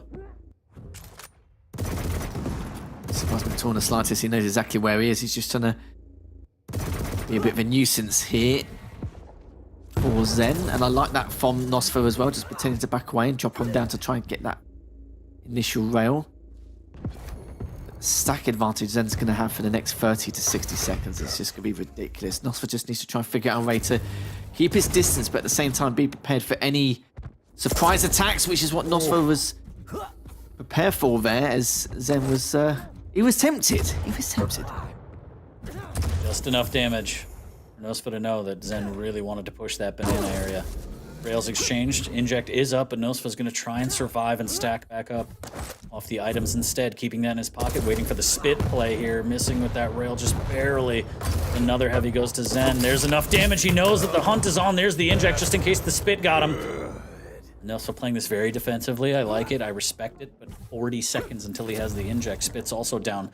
But with the vials, 15 seconds until that's back. So now Nosfa has to try and fight for these vials, or at least stay the hell away from Zen, knowing that the spit's up. Is able to back up onto the Mega. 5 seconds until the heavy. Nosfa's going to be nowhere near. Might be able to hear the pickup, but probably not the best position to defend from here as he takes a little bit of damage. Ooh, gets a nice rail up the jump pad. That's good damage right there after the pickup for Nosfa. Oh, just misses out. It could have been an initial rail to continue that route for that sick frag. But Nosfa been doing so well, even 30 seconds ago, just aimlessly wasting LG ammo on the LG stairs to let him know his presence, that he is contesting the Mega, to then fake out and rotate towards the rail areas. Zen's been extra cautious about the shenanigans that Nosfa's revealing at the moment. Good first rail. Is going to try and look for the second if he can. He hits it, and you've got to remember he's got the inject, but he hits the third as well straight afterwards. What a way to seal that second map, and we're all tied up here for you. And just a quick little add-on as well. 58% hit rail accuracy for Nosfa, 48 for Zen, and Zen had 24 items. So v 21 actually, so to speak, to Nosfa, so quite close indeed. Look, that reminded me of, I don't know if a lot of people know this, but Kogu was a 1.6 opera. That's the way Nosfa played that. Fallen for the children that play the new version. He just posted up. He knew that Zen had to go that way. Perfect shot with the railgun to plant him, and Nosfa takes the map. That was very well played. And again, I cannot talk enough about how calm Nosfa seems in OTs. Like, he seems even more calm than the regulation 10 minutes. It's so crazy to watch him play. Just very well done. Great utilization of the rail. Able to steal this one away from Zen, and fantastic job by Nosfa on this. Yeah, Nosfa was waiting for a good couple of minutes for Window to try and do a fair amount of damage, and he was able to, of course, on that rail area on the final minutes, to get some rocket damage done, get a little bit LG damage done as well as that rail, and then having to back away, having the capability to contest the items with the equal stack, and then was able to pursue then on forwards. But yeah, there was a lot of clutch frags coming out from Nosfa this game, I'm not gonna lie. Yeah, that second one he missed, unfortunate, but look at this. Just he knows where he's gonna go. Easy for Nosfa. 6-5 as we take a look at the weapon breakdown. Really well done, but a very close set. I mean, shouts to Zen too. That was a very, very close map for map number 2. We're gonna go to the third as the decider, which we love to see here in the booth, and that one's going to be Awoken, as we already talked about. I feel like one of Nosfa's stronger maps. Zen also very good on the map, but I just feel like that display in OT, Nosfa knows that he could just stay calm and he could play his game. I like the way that we kind of saw the adaptation as well. Early on in the game, Nosfa was kind of utilizing the inject to stay alive in fights. After he stabilized a little more, he was using it immediately to negate the acid spit and kind of have an even fight and not worry about the tick damage. You love to see it, that mid-game adaptation. And Awoken is going to be the final map between these two as the decider for the series. Doomslayer versus Visor. Lethal, you just got to love Quake. I love Saturdays. I love that. Well, to be fair, I wouldn't be doing anything else on a Saturday, mate. It's either casting it or watching it. Well, you and I don't have lives, yeah, but that's fine. I mean, that's just stuff. What else am I going to do on a Saturday? Jesus. Go outside? Outside in this economy? Are you crazy? No, touch grass. Not really. Not really my cup of tea, in all fairness. Sun's bad for you. Yeah, exactly. I don't want vitamin D. Who wants that at all? But yeah, Disgusting. going into that Molten Falls map though, like that was kind of how a lot of people probably pictured it, because I said it before, where statistically on Molten Falls, both these players have been doing pretty damn well over the last 5 weeks on Molten Falls, and the fact that it was up in the map pool and up in terms of the picks and bans, not surprised at all in the slightest. Scoreline, again, not surprised. The fact that Nosfa made that comeback, ridiculous indeed. But going into Woken, you did actually mention that Nosfa could be a little bit of a superstar on this map. Yeah, it's just, I have so many maps where on Awoken matches where he's just comfortable going into OT and then clutching it 3, 4, 5 minutes into OT, and he just won't die. He plays so well defensively when he wants to, and I know that he's more than capable of playing aggressive. We'll see exactly what Nosfa we get on this map, as again, this is the decider between these two, Nosfa versus Zeniku.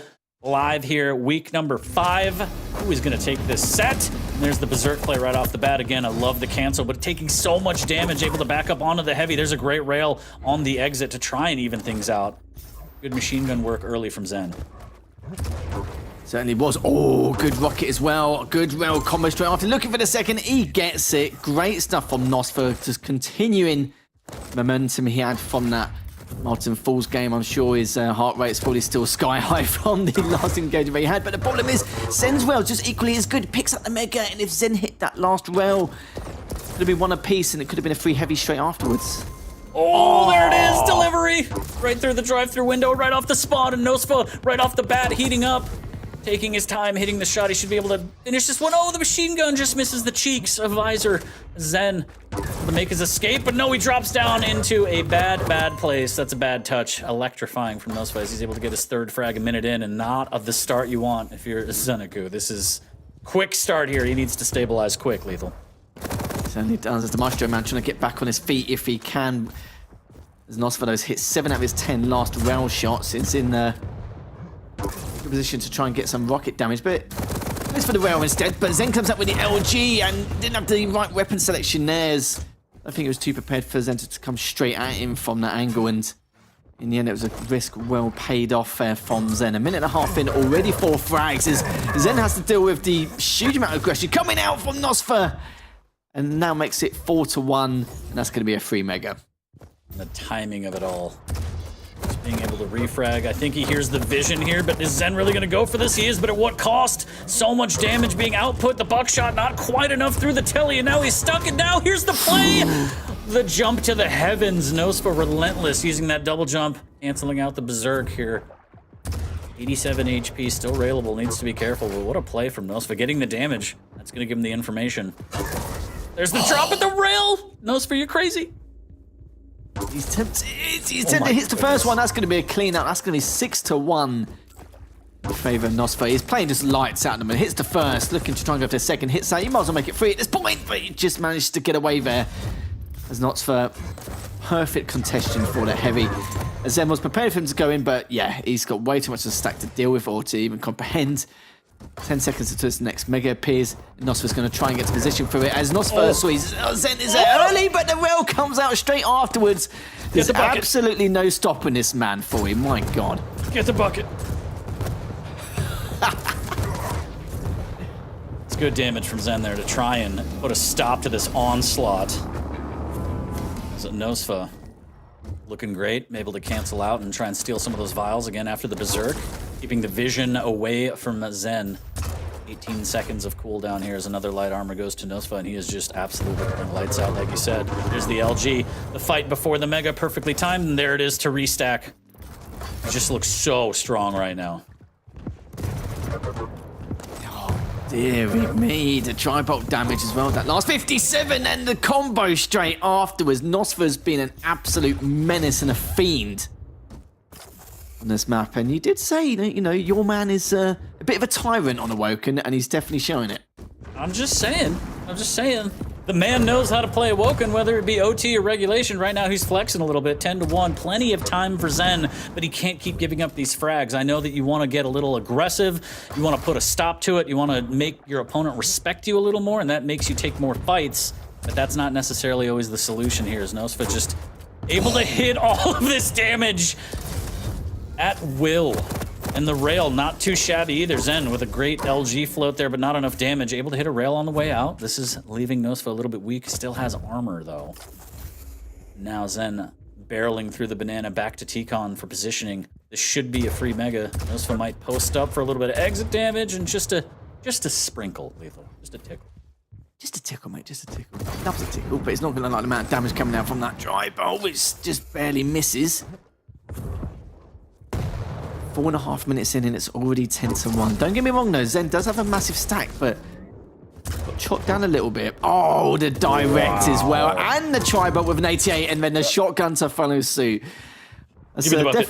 Yeah, go on, here's the bucket. Oh god, he's just hitting so many speed bumps. Just direct rocket into the tri-bolt, the speed strips, and we can't melt him down the rails. So clutch from Nosfa. 12-1. Lord. Just no stopping the man. He's just continuous aggression. Zen's trying to do everything he can, but he's looking too damn good at the moment. 23 from the last rocket, not available as of yet. Oh, the rocket straight after him, and the rail to boot, looking for the last one to try and stop him from picking up that mega. Won't be able to stop him, but he can continue this engagement if he wants to, but needs to be extra cautious there. LG comes out. Great stuff there from Nosfa. 13-1. Brutal. No! Okay! Oh, you hate to see it. It does. It happens to the best of us. Is that going to be the turn? That would be catastrophic. With an 11 frag lead, I think Nosfa was able to stabilize. Especially with rockets like that! God. Oh my god! Nosfa, please. He has a family. Everything's just going his way, isn't it? Perfectly. Good reads, good intuition. Great combat skills to boot, and he's shown that for the entirety of this map. I'm not surprised Zen feels a little bit out of place at the moment. Doesn't matter how methodical you want to try and place yourself here. Look, Zen's you know it's bad when out. your opponent gifts you a frag and is still up by 12. Yeah. All right, I know Nosfa's the Brazilian, but right now Zen's the one getting waxed. This is ridiculous. 12 frags, 3.5 minutes. What a rail.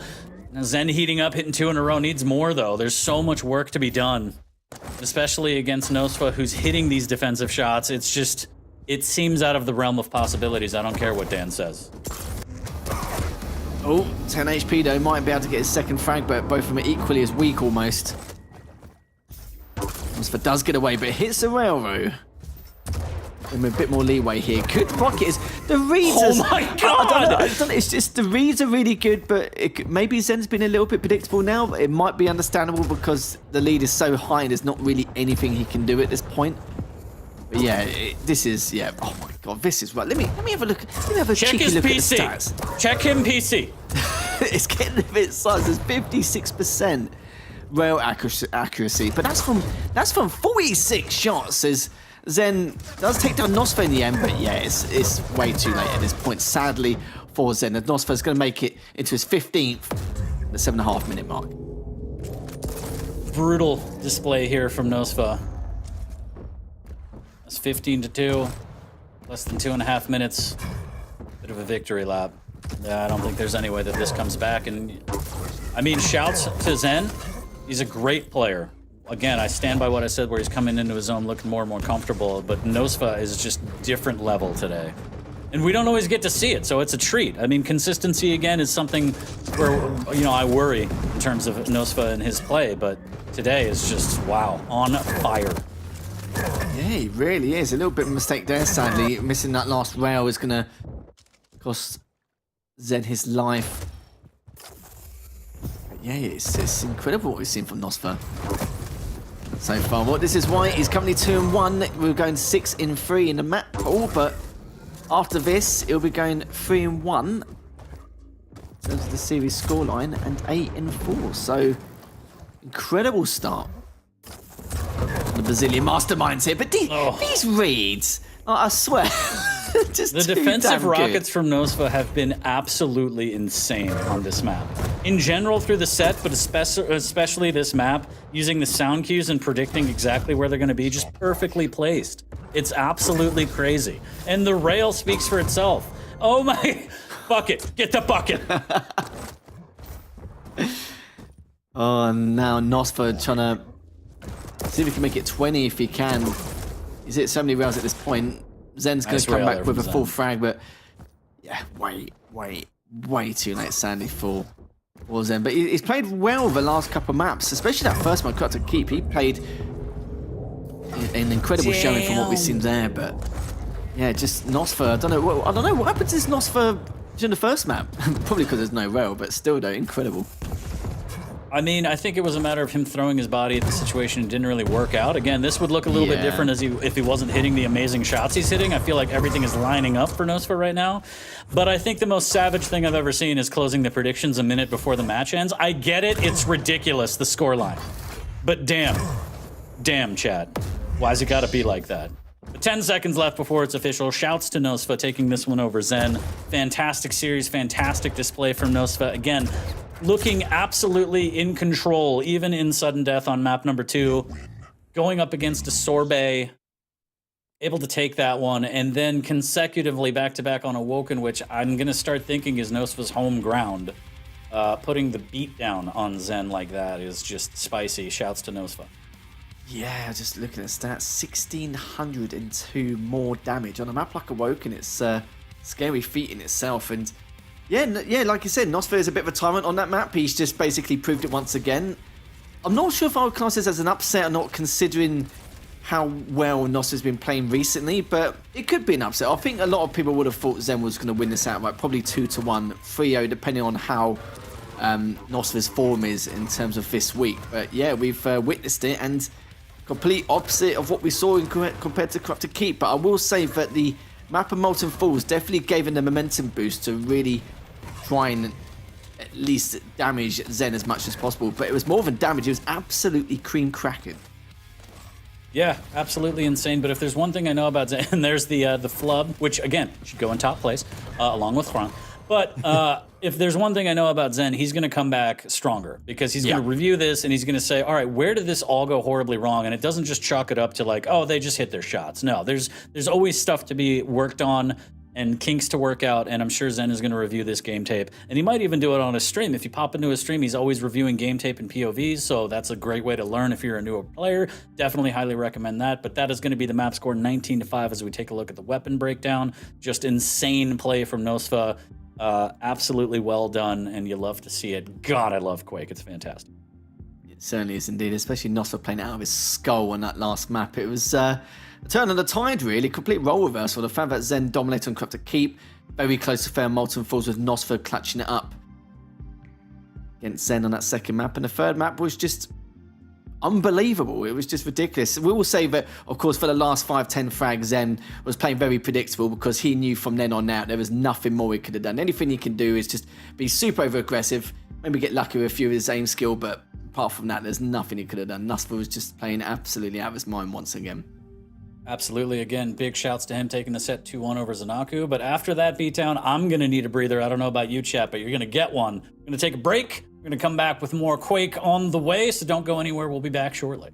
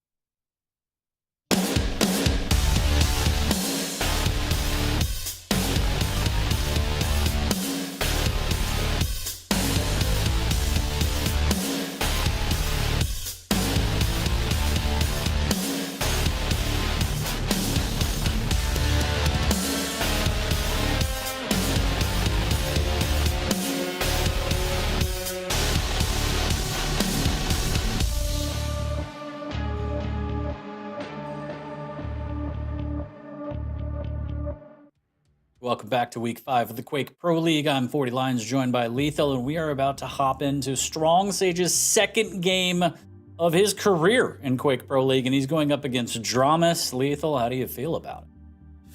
Oh, it's going to be a little NA bloodbath, isn't it? But I really don't know, because his debut against Avik was extremely close. It could have gone either way between them two on Runes on that final map. I'll never forget it. And the way Strong Sage has performed the last 12 to last 3 or 4 months, screaming consistently against some of the best players here I've got in the circuit leading into the Quake Pro League.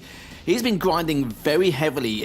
Not only has he been screaming very hard, but he's been competing in a lot of community events leading up to this moment as well. And he's putting a huge amount of effort and put a huge amount of time invested into this game in order to try and make sure he puts in a stamp of authority, I think it's best to say, for in this Pro League. And he already has done, even though he hasn't got the dub as of yet. But again, it's another difficult process here against Dramas. Yeah, absolutely. I mean, Dramas, he's kind of super on fire or super not. And I think it's the play style where he relies heavily on the rail, regardless of how far away the opponent is. And that's what I love about him. It's a little bit flashy, but he commits to the bit. He's not afraid to play hyper aggressive. And on the flip side of that, I feel like Strong Sage is also another aggressive player. So this might just be two people running at each other relentlessly, putting on their aggression, just trying to dominate their opponent. And I'm here for it, Lethal. If it comes down to that, if we have more chess matches, great. Quake is just fantastic either way, but I got a feeling deep down in my beak that I feel like this one might be a little bit more aggressive. But why don't we take a look at the picks and bans and see if the map's champs lead to a little more aggression. And right off the bat, you love to see it. Respect ban clutches out of there, Lethal. Yeah, not really too much of a surprise here, because Strong Sage, we were talking about it earlier, that Raisy probably has the best clutch, and then second best going to Sib or Strong Sage. But Strong Sage's got a very good clutch, and Dramas is like, no, not having any of that. So absolutely not. No, nothing, please. And so going into Molten Force, it's going to be the Anarchy versus a Slash, an incredible matchup to start things off. And just talking about the map picks alone without the champions, statistically, Strong Sage has been performing very well in Awoken, so obviously it seems to be quite keen on that map in particular, so he managed to get that. And Dramas has also been very good on Molten and Ruins, and sometimes Veil as well. So the fact that Dramas has got 2 of those maps, he's going to be quite comfortable in terms of that setting. But champion picks, so just having a look, we're going to see a scale on Awoken, which is going to be interesting in itself. And Veil, pretty standard with the Galena versus Aizen matchup. I think this first map is going to be incredible, though. 2 very fast champions, a high amount of mobility. It's going to be very back and forth. It's going to be crazy. It's going to be carnage, chaos, mayhem. Any word you think of, it's going to be a fantastic start to this series. And one of the series I'm actually very much looking forward to see how Strong Sage can continue to perform in his debut of QPR. Yeah, I mean, I love the scale pick. I know that DJ Wheat puked in his own bucket somewhere, but I love to see that. Going to map number 3, it's going to be a battle of the T's, Totems versus Timmy, and it's going to be a lot of real estate and what real estate they can afford and defend. I mean, that always is the case with Quake, but especially when you're playing Galena Aizen. And starting off with the Speedies on Molten Falls, you got to love it. I mean, this should be a fantastic set, and again, I feel like it's going to be a little aggressive. Maybe not map number 1 so much, but I feel like eventually Dramas is just going to say, you know what, I'm going to hit my rails and I'm going to hit them from anywhere. Taking a quick look at the predictions. I mean, I thought this was broken for a second. It's 50-50, Lethal. What timeline are we in right now? Where are we? It's like I said, I couldn't really guess it myself in terms of who's going to come out on top. And I think you said as well, with Dramas, who could look incredible, and then there's other times it's like, what happened? I broke it. Dramas just pulled ahead 55, but that's fine. Oh, how I can't believe it. It's still good. That's fine. That's fine. We'll accept that. That's all good. As for Dramas, because there's days where he'll beat like Wenger or Raisy or someone or Rafa, etc. And then there's times where it's this complete opposite end of the spectrum. It is quite bizarre, but this is why we love Dramas. He's a diamond in the rough, isn't he? Sometimes he'll be in your good books, sometimes he's not in someone else's good books. It can be really strange. But for Strong Sage, though, he is looking for that dub, isn't he? Obviously, he's only played 1 match so far. This is his second match in the Quake Pro League. And I'd love for him to get this series win just to help boost his confidence a little bit further. He seems to be a very comfortable and confident player anyway, just working on his balance, not in terms of champion picks, but his own personal balance with his offensive defense and when he should push, when he should go for items, etc. And that's a problem he probably had like a year ago, especially in challenges, but now he's worked on it so well and so efficiently that now he's become a bit of a beast now on the server. Yeah, and Strong Sage is also one of those players that's not afraid to play every champ. I mean, he's got a very deep champ pool. Obviously, that'll affect more when we get into double bracket or dual elimination, stuff like that. But it's still fantastic to see a newer player to the game just embrace everything and saying, I want to utilize everything in the toolbox. I'm not just going to focus on some of the better meta champs or whatever, but there's still no Keo pick. I hate it. But we're going to get into map number 1 here shortly. It's going to be fine. I feel fine, Lethal. Yeah, you sure? No. Just hold me while I cry. I will, don't you worry about that as we go into the 4th series. First map between these two juggernauts, and to see exactly what's going to unfold here. We're going to kick off from John's perspective. Already going flying on in. A fair amount of nail damage coming out there from Strong Sage. That was very spicy. Spicy indeed. I was doing a good job of ending him off for the time being. Snail Trail come out, pop early. What a rail there, Dramas. In a bad way, and there's the LG up close. Big first frag there for Strong Sage. So in the years, as Strong Sage give a nice lead here from the MCS man. Looking to try and get a little bit more, as he could have solidified that. Oh, a little bit, but Strong Sage does gonna have a sticky situation. Picking up the Mega for light. All back to square one, apart from Strong Sage having that first frag advantage. Just biding his time, does have to trail. Just gonna sit in this corner to see where he's gonna go. But if he catches him here, that should be the second frag, considering the stack difference between the two, which is barely visible here. Ooh, Jamas made the right move there, taking that rotation, but he's gone back anyway. 4-bit heavy. Now Strong Sage is going to dart towards that Mega, but first he's going to create that trail to get him out of damage and gets the Mega. Great creativity there coming out from Strong Sage. Love it, but so much damage coming out from Dramas and able to get that exit rail, and now he's coming flying in the buckshot. Why switch to rail? Switches to shotgun again, but Dramas, whew, scared me a little bit. I thought he was going to maybe botch that opportunity, thinking that Strong Sage was going to skate away, but instead Strong Sage goes back up for more. The appropriate swap to the buckshot. Pick him out of the sky and tie it at 1. Certainly did. Oh, he didn't actually expect him there in that corner, but with that last round shot goes sky high. He's going to try and finish off with the rocket. Strong Sage does, takes the lead 2-1, 2 minutes in. My goodness, that was dicey, but Big Drummers now needs to be careful with what Strong Sage shenanigans he's going to be up to. Still comes out on top in that last engagement. But yeah, it seems like with Strong Sage now, after playing those unorthodox angles to try and catch him in that first shot, we saw him at the rail hourglasses, hiding in the corner and hide on the right side on that Mega. But of course, it is situational depending on where your opponent is going to, what path your opponent's going to take. But Jamus does get away for now. He's heading towards the rail, and Strong Sage is so going to go after him here for you. Yeah, more aggression. Pour more aggression on it. That's what I want to see, is Dramas with a good defensive rail there. Able to win himself the heavy cleanly. Trailing by 2, doesn't have inject for another 20 seconds, but the vials and the banana will help with that, but the rail won't help with the stack, and in he comes. LG on LG. Strong Sage trying to stand his ground and pops him out of the club. Stopwatch. Oh, blimey. This is like literally like a nightclub brawl between the two in his first 3 minutes of Molten Force. But this is what we expected. Anarchy Slash, what did you expect? A chess match? It depends on the players, but LG comes out. If it's Strong Sage comes out of the rail, that was just disgusting. Love it. Love it. More aggression. Just more. 5-1 now. Dramas looking to try and get back into this one. Speeding above, dropping on LG and ill-advised. So much LG coming out from Strong Sage, 6-1, and he's gonna catch him out again. And inject comes out, and the rail up close, and that's the Dramas. He hit him with the Dramas. It happened. We saw it. Certainly did indeed. Dramas, not the best of angles for this heavy, but if he can stay alive for it, this would be fantastic. Oh my and God. he does, and didn't even actually take any damage. If he took that last rail shot, and even though he got the heavy straight afterwards, of course, he'll be in a spot of bother, but they both catch each other with the LG.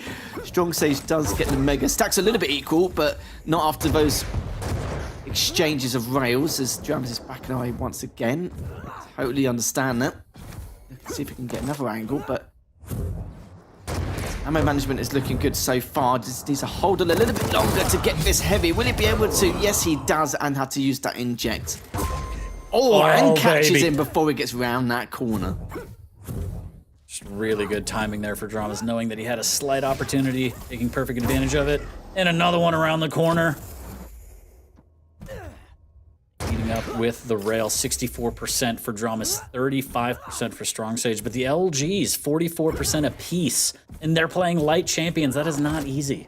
Unless you're serious. Shouts to serious out there. But still, 6-3, almost halfway through this one.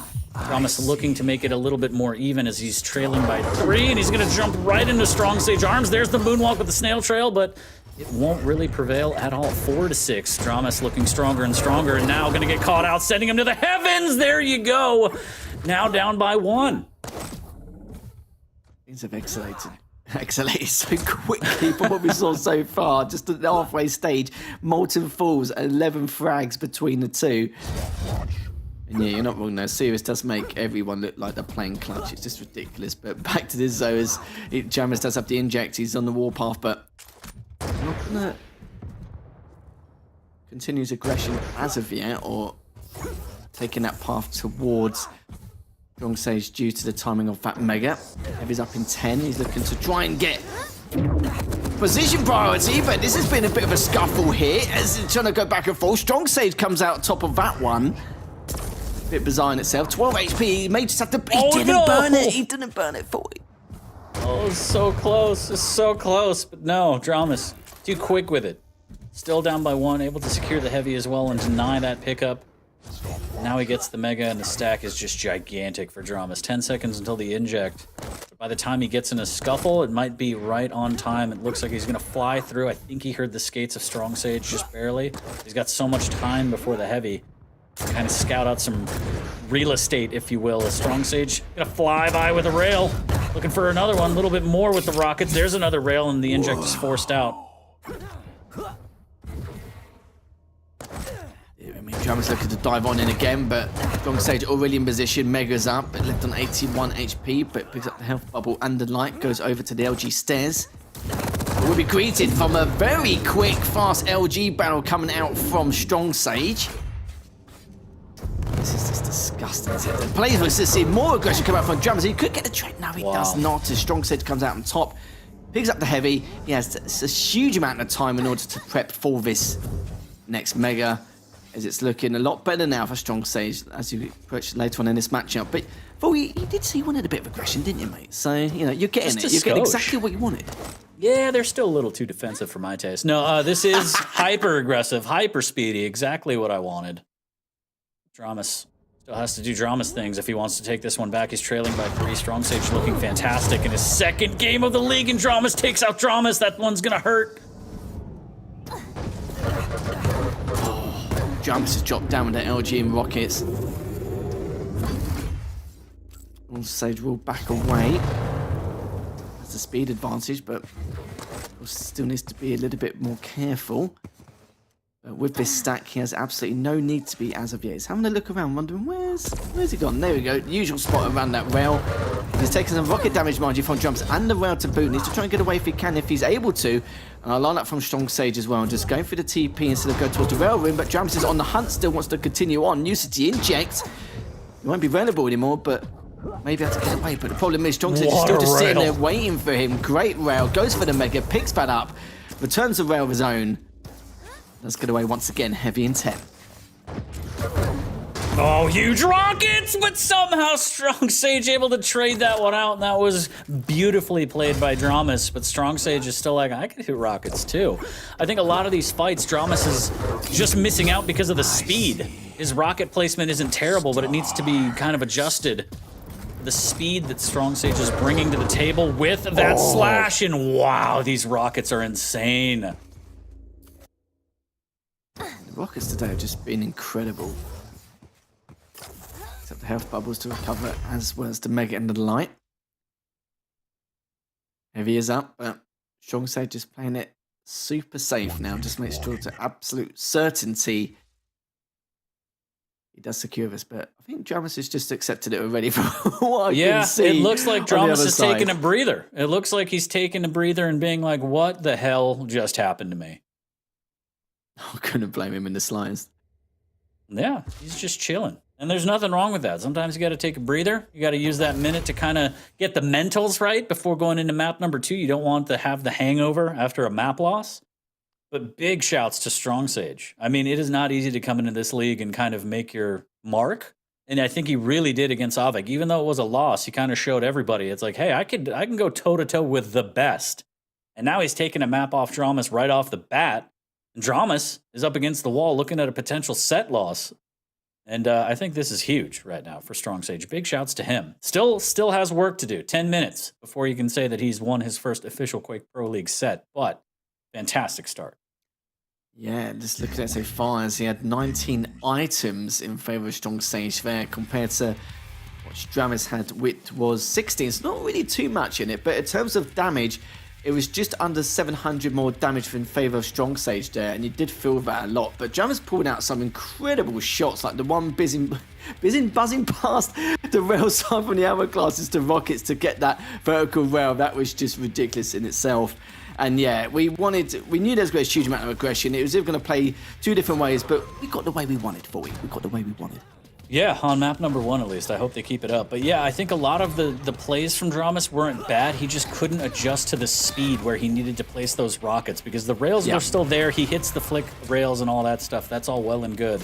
But a lot of the rocket prediction just wasn't there because he couldn't kind of detect the speed in which Strong Sage was flying in. And it's difficult. It's not easy, don't get me wrong. But I think a lot of that is why Strong Sage has come out on top because he was just barreling down Dramas's face and able to just take that one. And this one sending him to the heavens. Really nice tracking on that one. Fantastic play. But this is huge for Strong Sage right now. On the cusp of taking his first set victory as we take a look at the breakdown from map number 1, Molten Falls. Really good plays. You gotta love it when the newbies can come in here and kind of say, hey, I belong here for a reason. Everybody shut up and put some respect on my name. Not that he said that. I'm saying that. So just saying for those in chat. You might be thinking it though. He probably should. Talk that talk. If you take this set, if you come into this league and you're able to put a set up, then talk that talk. Let him talk. You deserve it. It's nothing come cheap in this league, Lethal. I'm just saying. No, you're not wrong at all. And look at that accuracy of the rocket, 70% as well. 1,800 damage. And you felt that. He felt every bit of that 1,800 damage there. Some of the defensive rockets and the directs he hit was just incredible stuff there from Strong Sage. And I kind of feel like, you know, for a lot of players coming into the Quake Pro League for the first time, it's a lot of pressure, you know, it's to prove yourself. Some people may say, yeah, sure, fair enough. Like, you know, he shouldn't have any pressure because he's against the best of the best. True.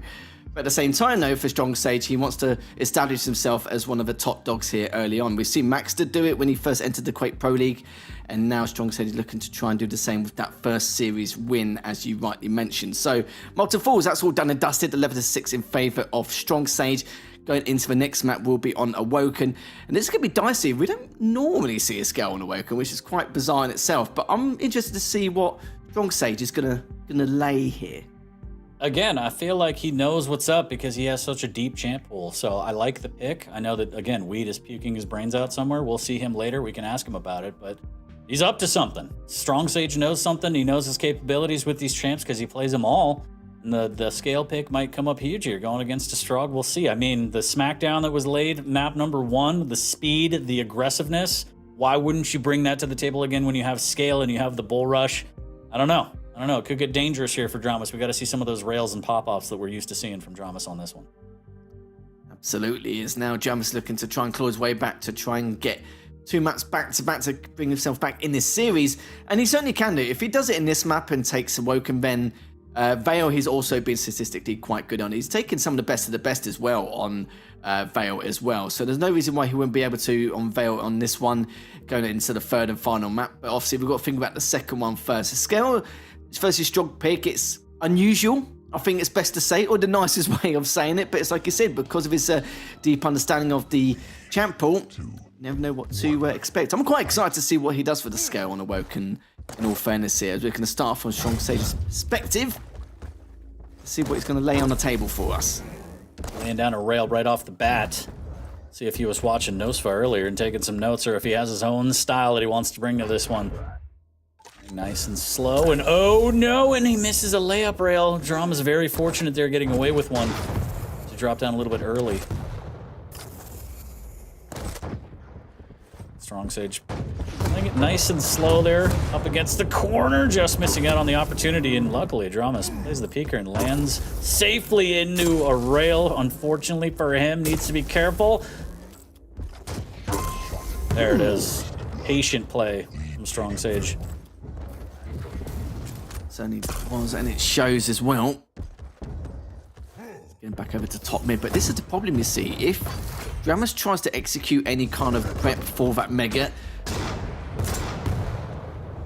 close quarters, it's gonna be rough, isn't it? Especially for that ball rush. It really is gonna be rough indeed. So we'll have to see how he's gonna prepare himself for it. Of course, top mid's perfectly fine, but if you're coming from LG or corner in the choke point, it's gonna be tough. It really is. There's a Strong Sage looking to try and contest that now as we speak. Let's have top mid control. Goes for the ball rush, as I mentioned, flying sky high. Wow. Whips out the LG. Mega as well has the light. Heavy's up in 10. 0 up early here. What else does he got for us? A lot of LG coming out from Dramas. Nice little peeker play there. But good rocket in LG again, and 5 HP, and Dramas finally able to take him down, melting through that giant stack. 9 HP remaining after that giant fight. Ooh. And there it is, Strong Sage. And you can see it. It's just exhausting. Dramas with the head shake. Just cannot breathe after a fight. He needs to stack back up. Huge LG float right now, and again, Strong Sage with the fadeaway. He's coming in again with the ball rush as well, but does get away. Heavy is up. I think he may just end up leaving it here. Perfectly understandable, but needs to be careful from the rail shots coming up from Dramas. But Dramas, that's back to away, just getting another different advantageous position. Mega's up in 5. The problem is Strong Sage is nowhere near the stack to fight this off. And as Pika does any damage, which only does a tickle, he definitely can't and is available. But we'll pick up the bubble in the light anyway to put a stop to that. 5 seconds. If this heavy appears, as Dramas is actually directly in front of that TP, so good thing he was able to get out unscathed. Heavy has been picked up, and the items are very, very heavily segregated here, 15 seconds apart from each other.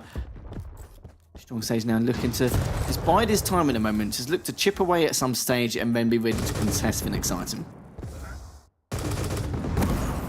I like the patient play here. He doesn't really have the advantage. A lot of LG coming out from Dramas. He's going to want to chase this one down, but needs to be careful. Does call off the hunt temporarily. Still trailing by 3. A Strong Sage again playing nice and slow in the T-Con, using sound cues, making sure that he has the jump on his opponent. Like this from Strong Sage as well as his aggression being very good. His defense is also extremely good as well. Just always position himself to be prepared for anything, everything and anything. The direct that comes out, whips out the LG. He's really about to clean this out. He's going to use the ball rush to try and get out of. Oh, Dramas dropped down and actually took him down whilst in that ball rush state with a great rail. Where to go? Oh no, Strong Sage somehow hits a rail on the way out, but Dramas will take advantage of that weapon choice. 3 to 4, looking stronger and stronger here is Dramas, trying to battle his way back. 4 minutes in. Strong Sage misses his jump. He's going to eat some rails now, and the peeker to finish him off. The Intergalactic Warlord just got slapped in the face, lethal. Didn't see it. Good stuff from Dramas here. Picks up the Mega, looking to try further damage with the rockets. LG looking good, but the rail is looking 10 times better from Dramas. He's managed to take the lead now, 5 to 4.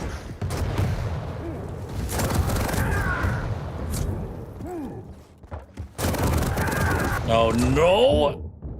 That one's gonna hurt. Tied at 5. We might have a little brawl there. Nice little move from Strong Sage to get back to the Mega in time. A little bit early, though, as Drama's going to go up the jump pad. He might use the peeker, and indeed he does. 24 HP up the jump pad. What a play from Dramas. Yeah, I can understand why Strong Sage didn't want to use that ball rush either. It would have been a bit of a waste, considering there was a good chance he was going to die outright anyway and caught in the LG room. And Strong Sage Talk about that Mega steal. No, he swooped in and just, yeah, swiped that Meggy right away from him. Smooth criminal, and Drama sliding in with another rocket kill, up 3 now. And the momentum swings between these two. Fantastic. Love the aggression. There's a rail. Strong Sage trying to lay down some tribal. There's another rail. Somehow 10 HP Strong Sage still alive, trying to get what he can to fight another day. I don't think these two are afraid of laying on the aggression lethal. I'm getting this feeling between the two of them. No, Oh my some God. good rockets coming out. The bull rush as well. He's going, see you later. Strong Sage is going to make that a 6th frag to his name. And yeah, this is just ridiculous. The fact we've had 14 frags and we're only just over the halfway point in this matchup. And Drum is looking to do further damage with the machine gun, but he's put a halt to that. He's like, yes, it's going to be too deep now. We'll leave that for the time being. The Strong Sage now hits the first round with that Mega. Hits the second as well. Good stuff there coming out. Not going to even attempt to go for the third in case he gets cleaned up himself. As he drops down, good stuff with the LG, but will he get rid of the rail? No, he does not. It wasn't available anyway. I'm looking to see if Jammers is going to peek, but he is not. He's actually gone towards the Mega side instead. Ooh, nice little try ball there from Dramas. The exit of the telly. There's a cutoff from Strong Sage. Does have the bull rush. Might not even need it as Dramas eats so much rocket damage around the corner. Does have the bubbles in the banana to work with. Retreating back to the LG room. Strong Sage. Oh, catching him out in the sewers. 2 big rockets, and we're tied at 8 lethal. I love how when Strong Sage knows when his opponent's weak, he preemptively goes for those unorthodox positional or angles straight away without a second thought, but he gets cleaned out the map. His Jammers, what a way for him to worm his way back into this matchup now. He's still got 3 minutes left. I feel like we've already done 30 minutes with the phrase, and the bull rush comes out from Strong Sage and the Mega. Forget the heavy is up in the next 10 seconds in as well. Got all the weapons in his arsenal, looking to pursue that straight away. His Jammers is standing there in position, but the problem is he does have rockets, but would he better come out on top? Oh, and the trade comes. No one's going to get the heavy yet, but it looks like Strong Sage may be in position, but looks like he will be. Get the bucket. Get the bucket. Tied at 10, less than 3 minutes. Rocket goes sailing by Strong Sage's face. Warning shot here. Let's be very careful dropping down. Fancy footwork from the scale. Nice work from Dramas there, using the jump pad just for an angle, but doesn't actually take it. Does get hit through the telly, needs to be careful. Good return rocket, opening himself up to potential rail damage. Peeker dealt with nicely here. Good LG, but again, another rail from Strong Sage. Is he going to pursue this one? Drama's hanging by a thread, and he goes for it all. The heavy was a lie. 11 to 10, Strong Sage takes the lead. 2 minutes remaining, lethal. This is getting too much, and we've still got 3 more series after this, but he goes flying high again. Oh, what a combo coming up. Literally, you could make a top 10 just from this map. I'm not even kidding, as he's trying to get away again, and has picked up the light. But they haven't given each other a breather, have they? It's just been constant aggression. Again, coming out. Whatever weapon they have, they just go at each other with it. Treating it like it's a DM or something. Yeah, you gotta love it. This is TDM 1v1 is all this is right now. Up the jump pad you go. The Peeker comes out. Great rail. Strong Sage reeling 20 HP. His Drama's going to try and push this. He's afraid of the rail, as he should be. Oh my god, that rocket was so close. Strong Sage posting up. And that's a freebie right there. Drama's hanging by a thread after that at 25 to try and help him out, but he's still bleeding internally. The bull rush coming back up for Strong Sage shortly as well, and a heavy. So, he's going to be lucky. Jumps didn't attempt to contest it. I'm saying now looking to try and push top mid, gets the ball rush out. Oh, misses the initial rail. But he's just going to steal the Mega from him. Looking for the rail, misses it. Jammers is not going to miss his though. This is just trailing by a 1 kill deficit. 45 seconds left, hits the first rail, goes in with the Peeker. It's going to chase it through the TP. He's going to chase this outright, of course. And the problem is he's going to go for the heavy. Misses. Oh, he misses in the very important rail once again, but needs to be cautious with these rockets. Some good damage with these rockets as well. Strong Sage looking to try and clean up. Left on 22 HP, all tied up here. And a crazy map on Awoken. About to get crazier right now. The rail. Both players landing there. Drama's able to pick up the Mega. Strong Sage coming around the corner. There's the bull rush. Nice dodging up to the heavens, and he somehow picks him out of the sky with a flick. He's up by 1 with 10 seconds left. Dramas has to push with whatever he can to try and get this refrag. Yeah, he has to go now. 5 seconds left remaining, but that damage may just do it here, considering he doesn't have the weapons in his arsenal at all. And Strong Sage gets his first series win here in the Quake Pro League. Of course, we'll be going into the third map, which will be on Vale. But what a map. That was definitely one of my even though it wasn't the most strategical to a certain point, but the aggression and more just using your initiative rather than tactical advantage was just absolutely out of this world. The amount of times the bull rush sent Drama straight to the heavens is like, are this dude's shoulders made of like rubber balls? Like, I don't understand. But that was an insane shot. The flick of the wrist to hit the rail out of the sky too and put him up. That's impressive. Shouts to Strong Sage taking his first victory in the Quake Pro League against Dramas.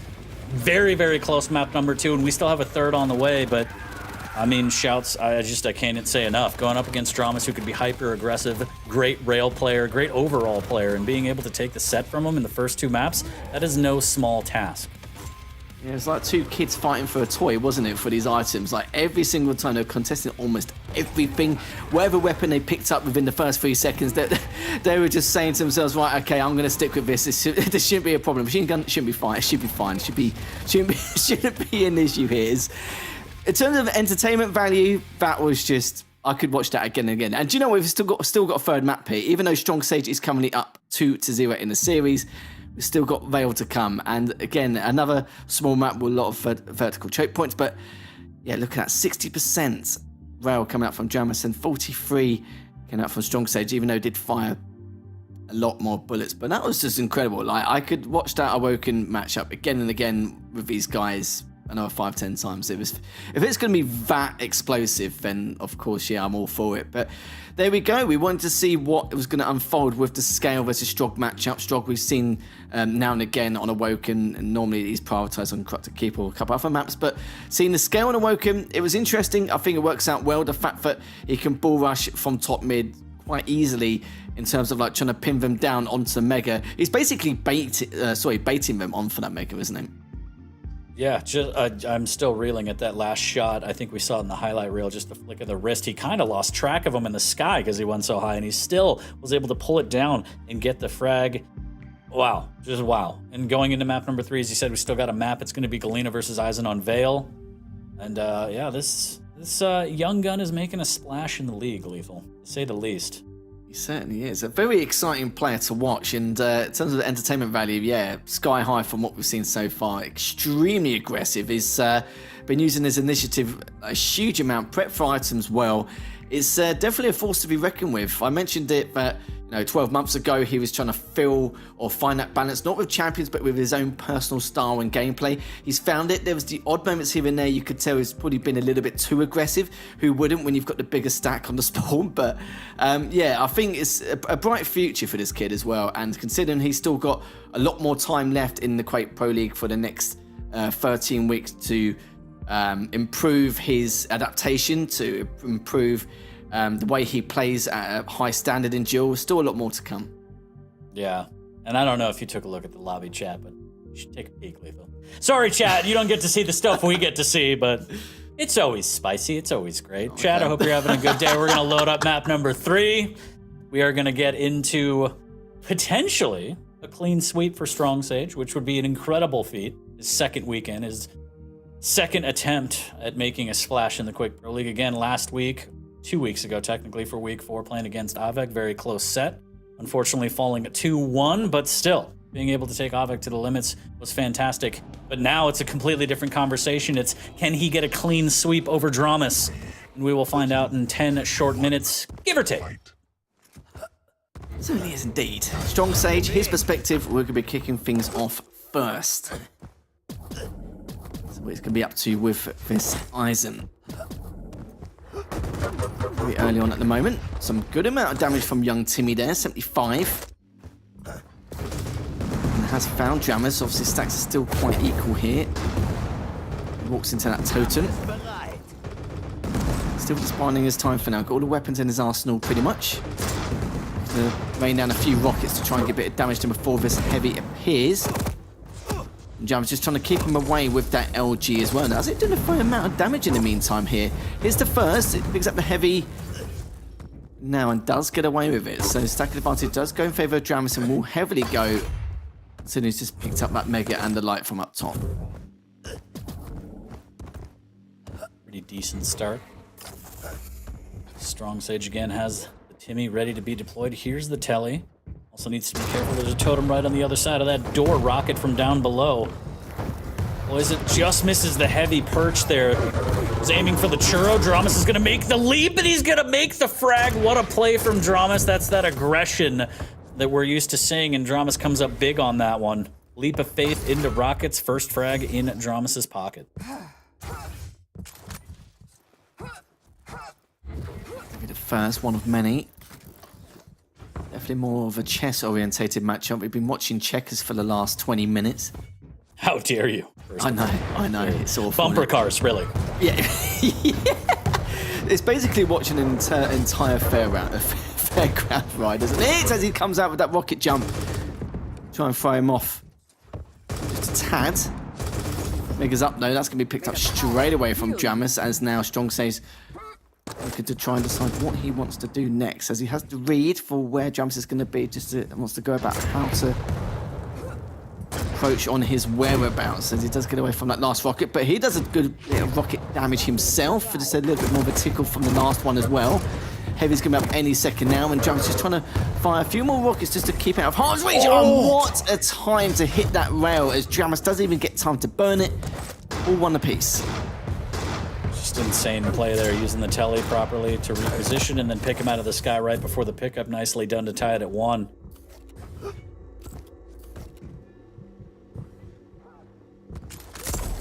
Oh, almost getting that exit rail.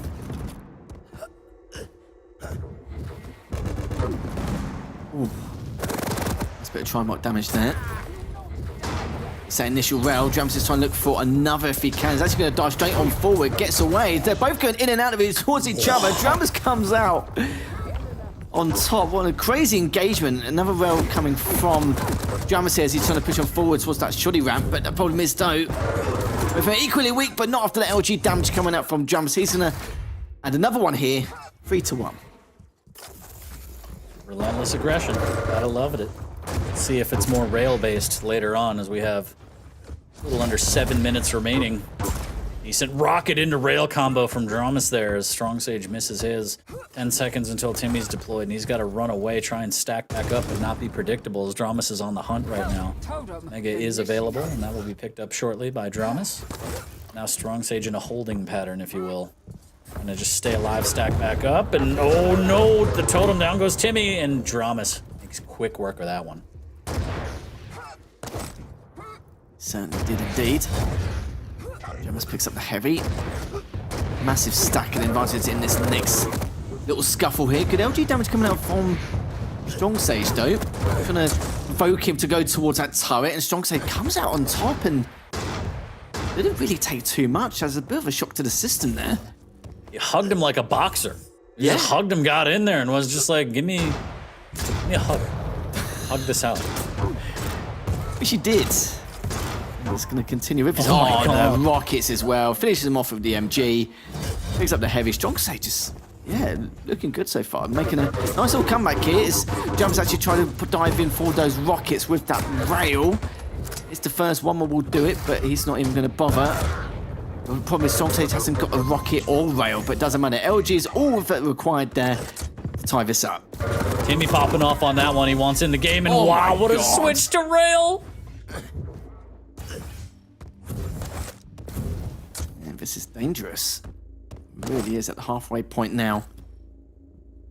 Strong Sage 5-minute needs to warning. take a role reversal here just to play with that defensive posture and just try and lead the way with some chip damage. A 95 from that last rocket is certainly going to do it, which is going to give him a bit of breathing room when he goes to contest this next item, which I assume is going to be the heavy, because Dramas is heading towards that way for the Mega already. He has the turret. That's the weapons he needs. Good rocket there. Only a 34, but it will do enough to kind of be a bit of a pain here as he just tries to rocket away. Good rail to stop him from securing that 5th frag to tie things up. Takes out the totem as well, but it may... A little bit flustered here, but the LG comes out for Wow. Dramas once again. Good rail from Strong. Oh, I missed the initial one, and Dramas comes out on top to tie this up. And he goes for everything with that rail. Going through the telly, rail out, just absolute aggression. This is Dramas versus Dramas and the flying air rocket from the heavens. Wow, Dramas takes the lead by 1, 4 minutes remaining. Looking to try and extend this lead and try and get a map on the board. Doesn't want to get the clean sweep treatment. He does not want that. 2 big rail, 7 HP, needs to be careful. Strong Sage dropping down in the tickle. We'll add another one for Dramas. Certainly will, as Dramus now Sustains you. ready and waiting for this next mega. Heavy will follow suit in the next 5 seconds. Dramus now not too worried about the contention of that next heavy. He knows that Strong Sage isn't in the position to go for it as of yet. 3 minutes and 15 left in plays. This is catching Strong Sage with his trousers down a little bit there. Throws down the turret, but Strong Sage's actually done a fair amount of damage considering the stack Dramus had. Whoa. And that could have been a way in for Strong Sage to bring this back, but it will not, as Dramus now will increase the lead. Diving straight in with these rockets. Will he be successful though? That's going to be another story. He misses a couple of rails. Away once more. Good first rocket though with that 65. It's going to put a little bit more pressure on the Strong Sage, but it needs to try and get it done. It's going to be a trade. Even though Dramus had a slight advantage with that stack, he'll take that trade all day. All day. Yeah, and taking a look at the accuracies, I mean, I don't want to say this is the sole reason, but 34% rail for Strong Sage. We saw him hitting a lot higher percentage on the map previously.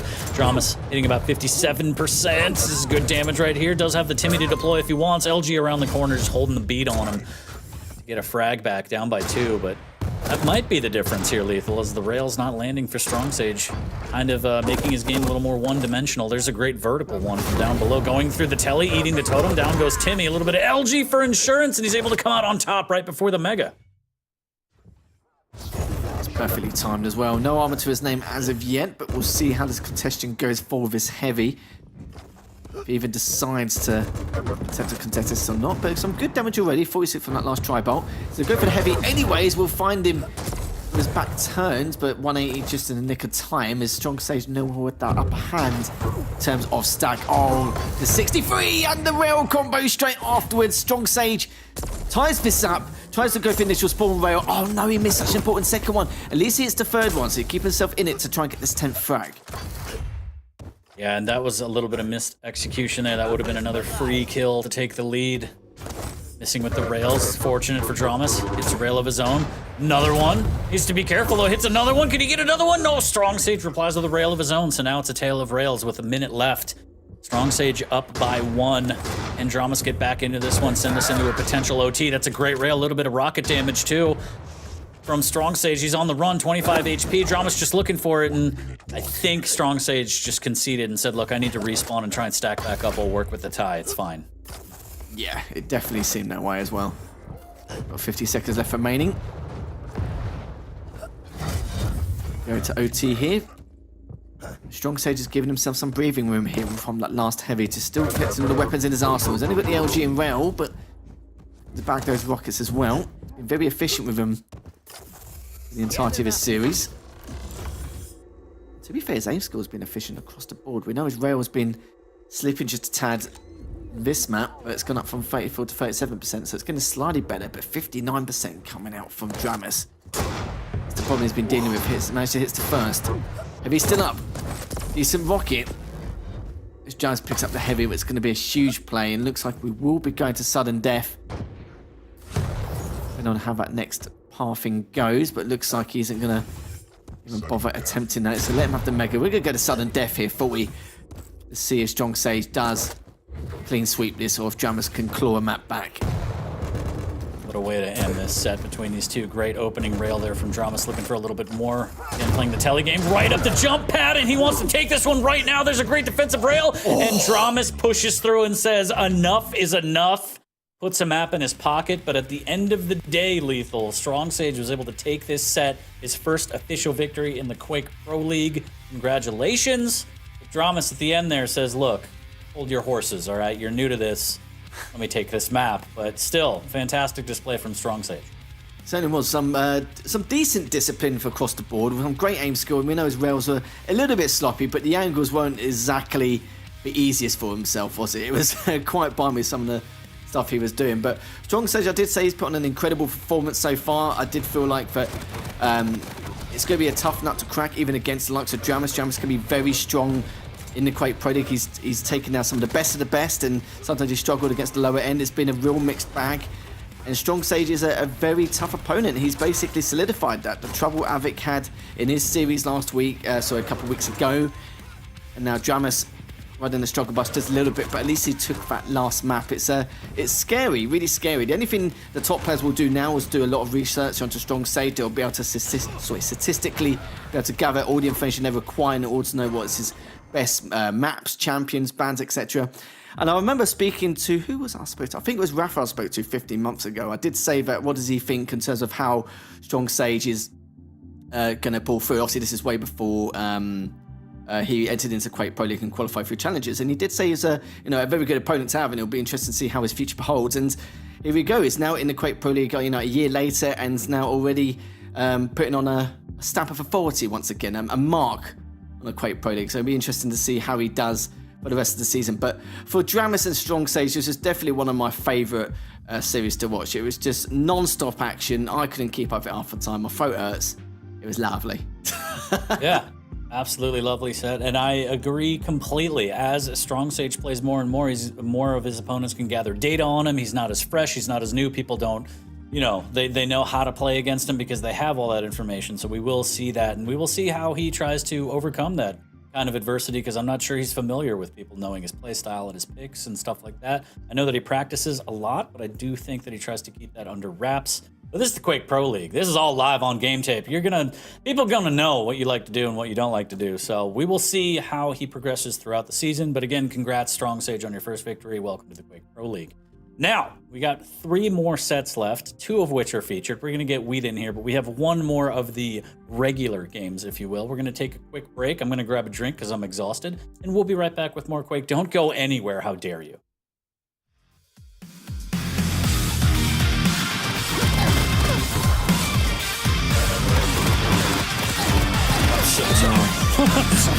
Just so bad.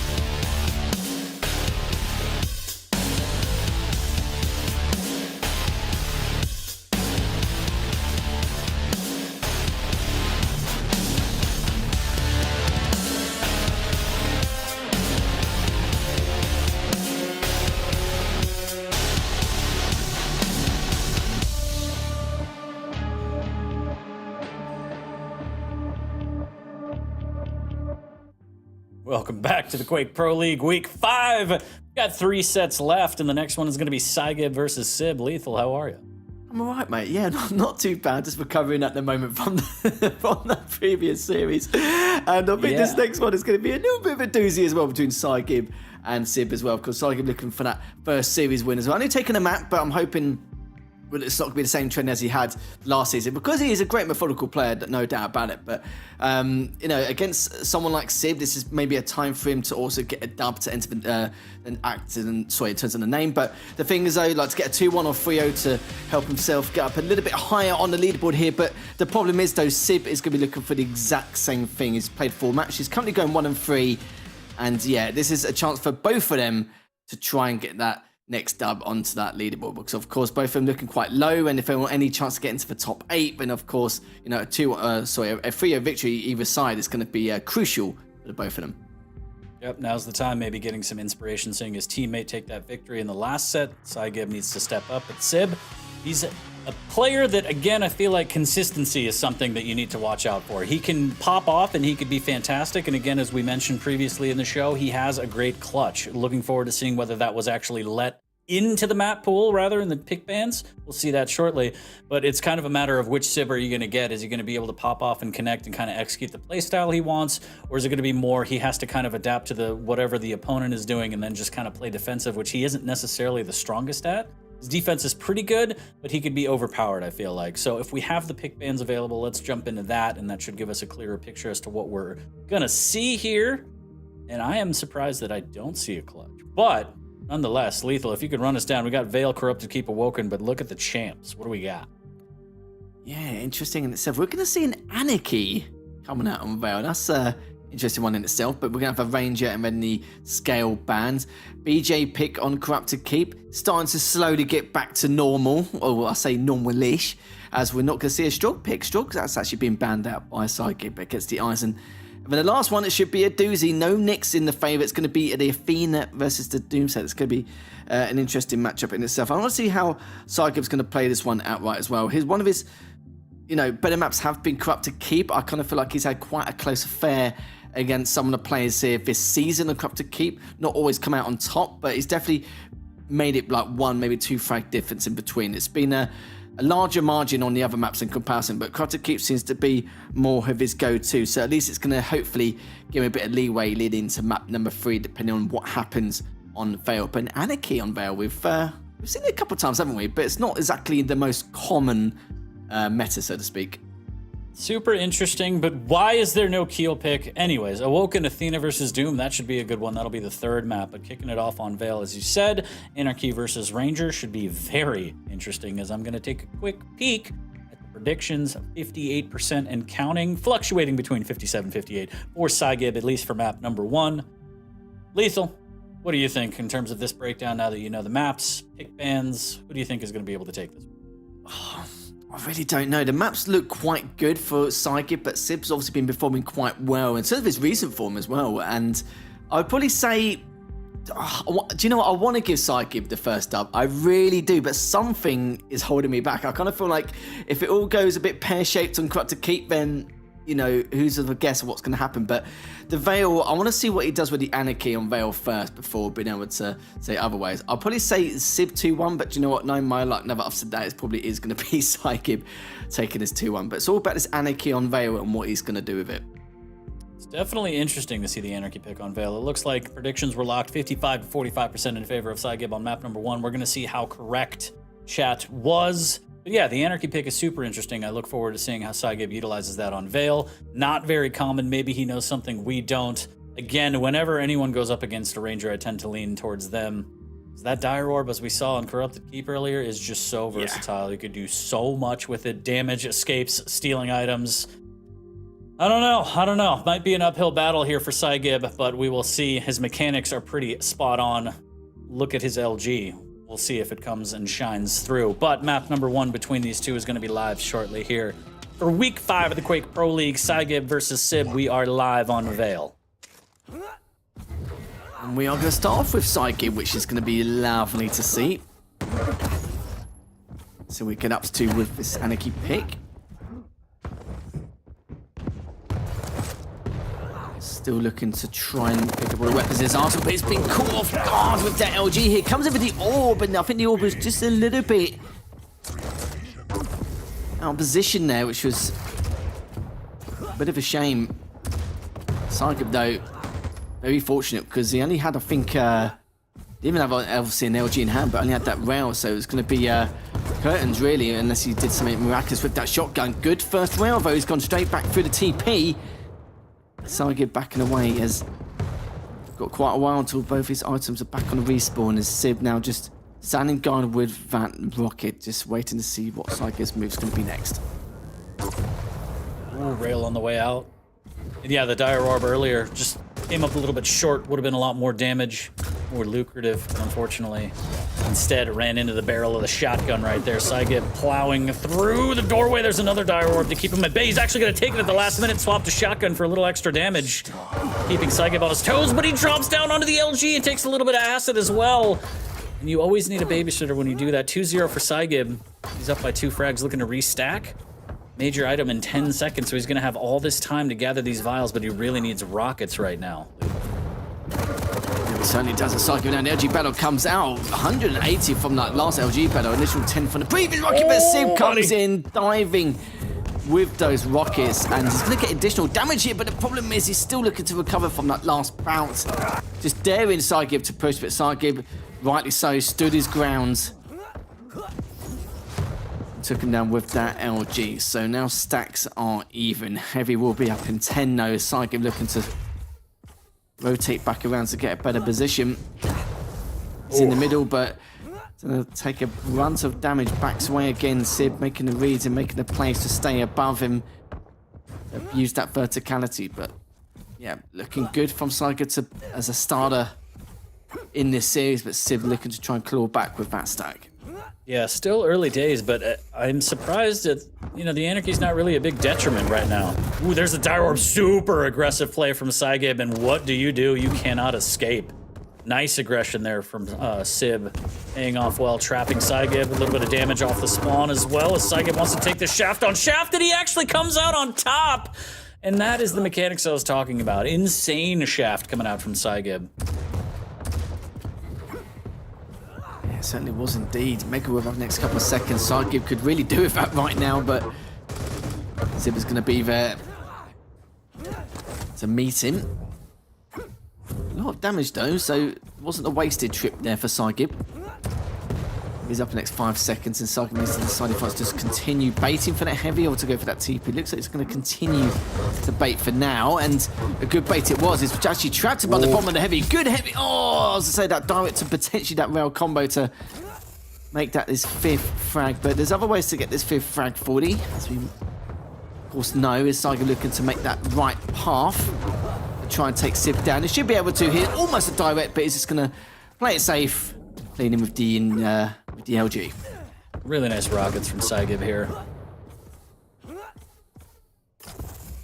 Again, I'm pretty surprised at the Anarchy pick working out here, at least so far. Good rocket damage from Sib. He needs to try and get a little bit more off the back of that, but the rocket jump to escape and the inject saves Saigib's life. Good rail as well. The tri-bolt will not land. Mega is up. Saigib just gonna take what he can off the scraps. Try and survive and fight another day. 2 lights, and now he's trapped in a bad place. Sib's gonna jump over. Good rockets. There's the dire orb to close the gap, and Saigib takes out Saigib. Again, good aggression from Sib. The orb has been so beneficial this game. Sib does get cleaned up though. Just waiting for him. If the TP, which is not going to happen, is actually done quickly underneath in the rocket room here. He's coming back again to a tickle from that tri-bolt as he picks up that mega good timing for it as well. It's heavy up in 10. As we're just at the 4.5 minute stage.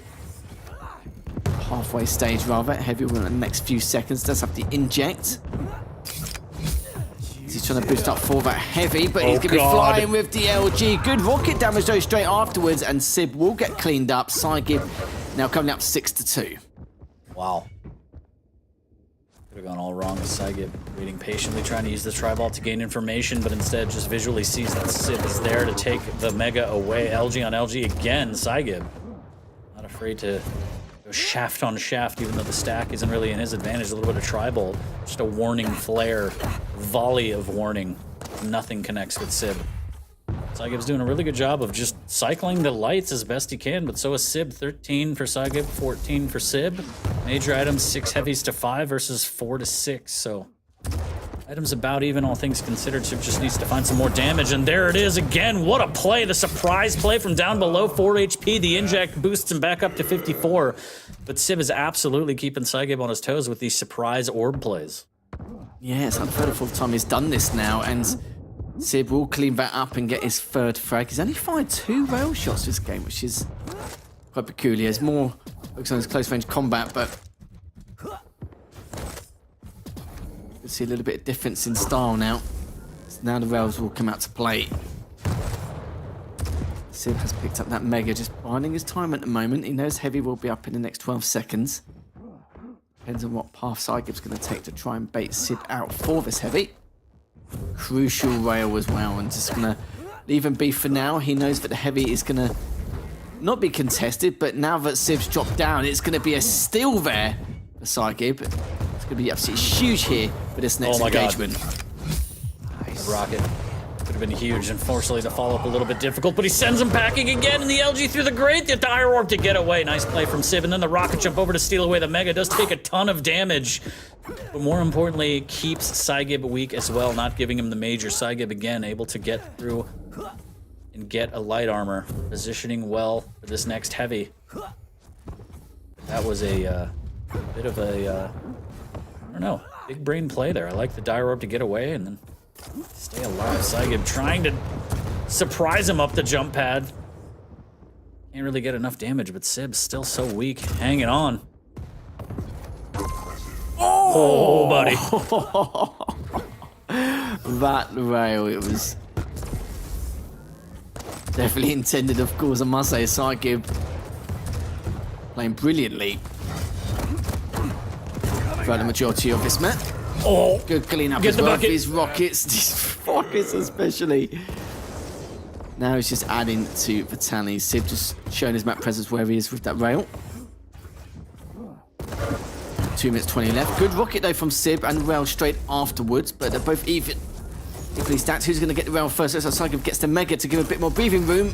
Took his time with that last shot, doesn't get it, but damage has been done, so it means Sib does need to recover. But the more times that Sib needs to go back, recover, recollect himself, rethink the situation, assess it, and then continue forward, the more time he is going to waste here. And he hasn't really got much time to waste. He's got 2 minutes left to try and go back by 5 frags. Make that 6, just not going to happen. Looks like this first map is... so it's going to be strongly in favour of Saigib. yeah, and the defensive rails and the rockets really shining for Saigib here. You could see early on Sib kind of tried to get up close and personal like that with the dire orb, close the gap, shoot rockets honestly just at the ground, and using that passive to make sure that he doesn't take as much damage as Saigib does. Again, having the stack advantage and everything, but it just didn't work. Saigib able to hit good defensive rockets, keep distance. Sib got in there a couple times, as you see the 3 frags, but overall Saigib is able to just mitigate and deal damage from afar and make sure that Sib can't really make those plays that he wants to try and do. Yeah, certainly can't. Saigib is having a wonder. Finds him in the end directly underneath. Towards rail. It's pretty much cut short here. We saw the game plan he had, but once you're getting denied it, it's hard to then readapt straight afterwards when you've got to reassess exactly what you want to do here. We were right though, you know, when you get a ranger, it's difficult, isn't it? Especially with the orb, with what some people can do. Some people can play like a madman and get a huge amount of damage and be able to get out of incredible situations. Obviously using his passive, use that as much as possible to speed up the mobility of the ranger has. But yeah, it just wasn't to be this time round with the direct coming out from Sib. But yeah, of course the damage has been done. 15 seconds left, a 6 frag deficit. And looks like Saigib could be on his way for his first series win here in the Pro League. Definitely a good start, taking map number 1. Still has a little bit more work to do before we can make it official. But a strong start. Again, I think the defense from Saigib and being able to deal damage from far away mitigated the fact that Sib just wanted to get up close and personal, use Rocket's shotgun, again using that passive because the splash damage doesn't hurt Rangers much, and closing the gap with the Dire Orb. Saw it work a couple times, but not enough. Saigib able to punch his ticket in map number 1 for the victory. We are shortly going to load into map number 2, which I believe is going to be Corrupted Keep. We're going to see BJ and Isaac. And yeah, it's like I mentioned earlier, even though Saigib hasn't, in terms of map wins or his series count, it's not been extremely efficient, of course. I think it was like 1-11 currently, or 2-11 now currently. But on Corrupted Keep, he's been playing very strong against some high-level opponents here, and that gives me a lot of hope for Saigib that he can take the second map and the first series win. Of course, Sib is going to have a bit of trouble, considering how well Saigib's been performing against some of his top opponents on Corrupted Keep. But long as Saigib plays like he did in the past and keeps it consistent like he has done this season over the past month, then there's no reason why he can't go ahead 2-0 going into the third map. But of course, could tell a different story here depending on the circumstances. As you can see there, in terms of accuracy, just over 41% coming out from Saigib, 36 or nearly 37 coming out from Sib. In terms of damage, though, a lot of LG coming out from Saigib there, just been favouring that weapon for the majority of the engagements he's been taking. But yeah, like I said before, it's been a good start from him, and we'll have to see what Sib can do to try and claw his way back. It's going to be a hell of a lot more LG, is my guess, as Rail is off the table in CK, and Saigib has that BJ. So dual-wield LG incoming, question mark. We take a look at the summary from map number 1 and what's ahead. After Corrupted Keep, we will jump to Awoken, where we will see Athena versus Doom. Again, the question, as you brought up, Lethal, is Saigib going to get his first victory? Could it be 2 maps in a row? We'll find out in about 10 short minutes. Players waiting to ready up before we boot into our next map, but a strong display from Saigib there on map number 1. I'm assuming more of the same, especially a lot more LG, and his tracking looked pretty on point. So it might be dire straits here for Sib. He's got to figure out a way to get out of there. He doesn't really have the Dire Orb anymore. He does have Timmy to work with, so he has to have good setups and be able to deploy that to get max damage or at least information to kind of control the map. And again, as always on Corrupted Keep, machine gun cess is just so important. It really is. Like, some people can underestimate how good heavy machine gun is, and it's one of the main tools you need in order to dish that damage and then be able to pursue onto your next frag. So important. And sometimes some people forget, some people don't really use it to its full potential. It's that full potential, it needs to be exploited, and we've seen more and more people doing it in this day in, day out. And just turning about Corrupted Keep in general, I was saying about Saigib and how he's been performing. Last week he defeated Sirius 10-9 on Corrupted Keep, and I think, so that was a couple of weeks ago, but Kilson, he actually had a 1 frag game between the two on Corrupted Keep, and that's saying something against the current champions. So I'll be quite shocked if Saigib doesn't win this Corrupted Keep, and if Sib wins it, then fair play to him, like, of course, going into this, and to see exactly how these two are going to fare, and Saigib going to continue with the consistency on this map. Just backing away, still got the rockets. Now pushing to the bedroom now to see what he wants to do next. Rocket damage from Saigib, just trying to bait that light armor, but here we see the machine gun right off the bat, as we were talking about, Sib utilizing it well. Dual-wield rockets to try and buy some space and push back here on this Mega, but Sib playing it well, defending nice. Oh boy, never mind. Gives up positioning on that and just wants to get away. He's going to be able to split the items, though, as Heavy is up. Now going to deal with that turret quite comfortably. Not until Sib comes out with the LG. As both will go back and forth, it's going to be extremely tight. And Saigib comes out on top, 29 HP. Trying to trap Sib on spawn in the red room, but is going to be able to back away. Because he hasn't got a heavy machine gun as of yet, but we'll pick that up momentarily. Just needs to try and recover from that previous engagement. It's just a little bit unsure where Sib's going to be. Finds Invoke. Good timing with that heavy. 69. Nice with that last shot, and comes out almost unscathed there. But he comes out with a dual LG now, which no one wants to be greeted by at all in the slightest. Comes out with a shotgun as well. Light comes just in nick of time for Sib, and Sib is going to trade back. Also, he equalised things 1 apiece here over the 90-second mark. Not at all. Very dangerous there. Oh boy. Oh, direct from Saigib as well as he's backing away, but he's heading towards that heavy anyway. Oh, and another one. Just add a bit more, just a bit more. You know, one's not enough. Get the bucket. Oh my god. How many my directs? God, was How that many? 4 directs in a row? How many dunks does this man have? He has his own Nike warehouse. 4-1 right now, and Saigib is just begging Sib to keep jumping at him because these rockets are absolutely immaculate. And he can't even pick up the Mega.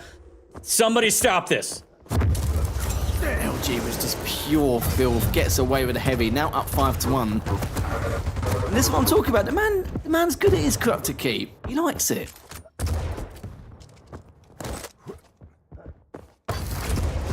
Just get the bucket. Just get the bucket. Still a lot of time. Still a lot of time. Channeling my inner ZSX. Only down 4 frags, but Sib does have to reprioritize how he's playing this here as he's taking a lot of damage and trying to get up and around to steal away that Mega before he falls. Unfortunately, again, will not be able to do it. He certainly does not. And Sib looking to try and double the weapons back. 35 from that last tri-bomb. Tickles him with the LG. And wait to see which side he's going to come from. But he's prepared though, more than prepared here. Maybe an awkward position for that rocket to land. That's why Sib has pulled back again. The rocket span's coming through. Mega is going to be up though. Takes a bit of tri-bolt damage at the time of picking up that Mega, but the main thing is he has managed to pick that up. Heavy is on spawn though. Sib is going to try and grab that before Saigib does, which he has done. And has to get a lot of damage done in the process. Ooh, amazing defensive rocket and the shotgun blast. Just can't reload fast enough to take down Saigib. Good chip off the spawn here, but 2 health bubbles. Healing Saigib up and using that passive to get back to 100, but I do like the aggression off the spawn. Sib knew that he had an opportunity, but didn't want to push too much, and now with the LG tickling 10 HP, Saigib trying to survive until the passive pops up, but Sib is on the board with a second frag after that chase down. God, the rocket damage coming out from Saigib, it's really tilting. It really has to be for anyone to face up against here. But Sib, though, we'll have to see what we can do to try and have a bit of hope and a better chance going into this. That Mega's not going to be picked up. But the turret will be a nuisance, so in the meantime, he's running out of LG ammo as it is. Nice little tri-bolt there. Yeah, not bad tri-bolt there. Saigib is able to grab the heavy relatively unscathed. My rocket jump to deny this light, as he does. Good LG from Sib, though, making him pay and think twice. Timmy's also deployed on the Mega. He does have to be careful. He can't really drop down with low HP, otherwise Timmy's going to cap him. Still eyes on the prize here, trying to deal with Sib first. Takes out Timmy second, and no! Sib! His final resting place in the boneyard as he jumps across trying to grab that health. 8-2 in favor of Saigib as we are nearing the halfway point of this one, Lethal. Certainly are, and Sib needs to try and do everything he can to bring himself back in this matchup. It's tough, especially with a 6 frag deficit on a map like Corrupted Keep. No armor to Saigib's name as of yet, but that's going to change shortly thanks to the light in the red room. And he has the Mega, and he could be in a position to try and contest the heavy if he can as well. And being very patient with this contention of the heavy as well. And good rockets coming out from Sib, and that was extremely important to give himself a helping hand in this matchup.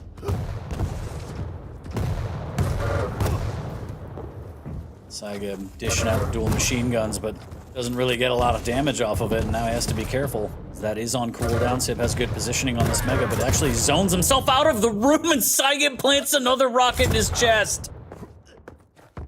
Check him, PC, and bring me bucket. Oh my god, these rockets as well.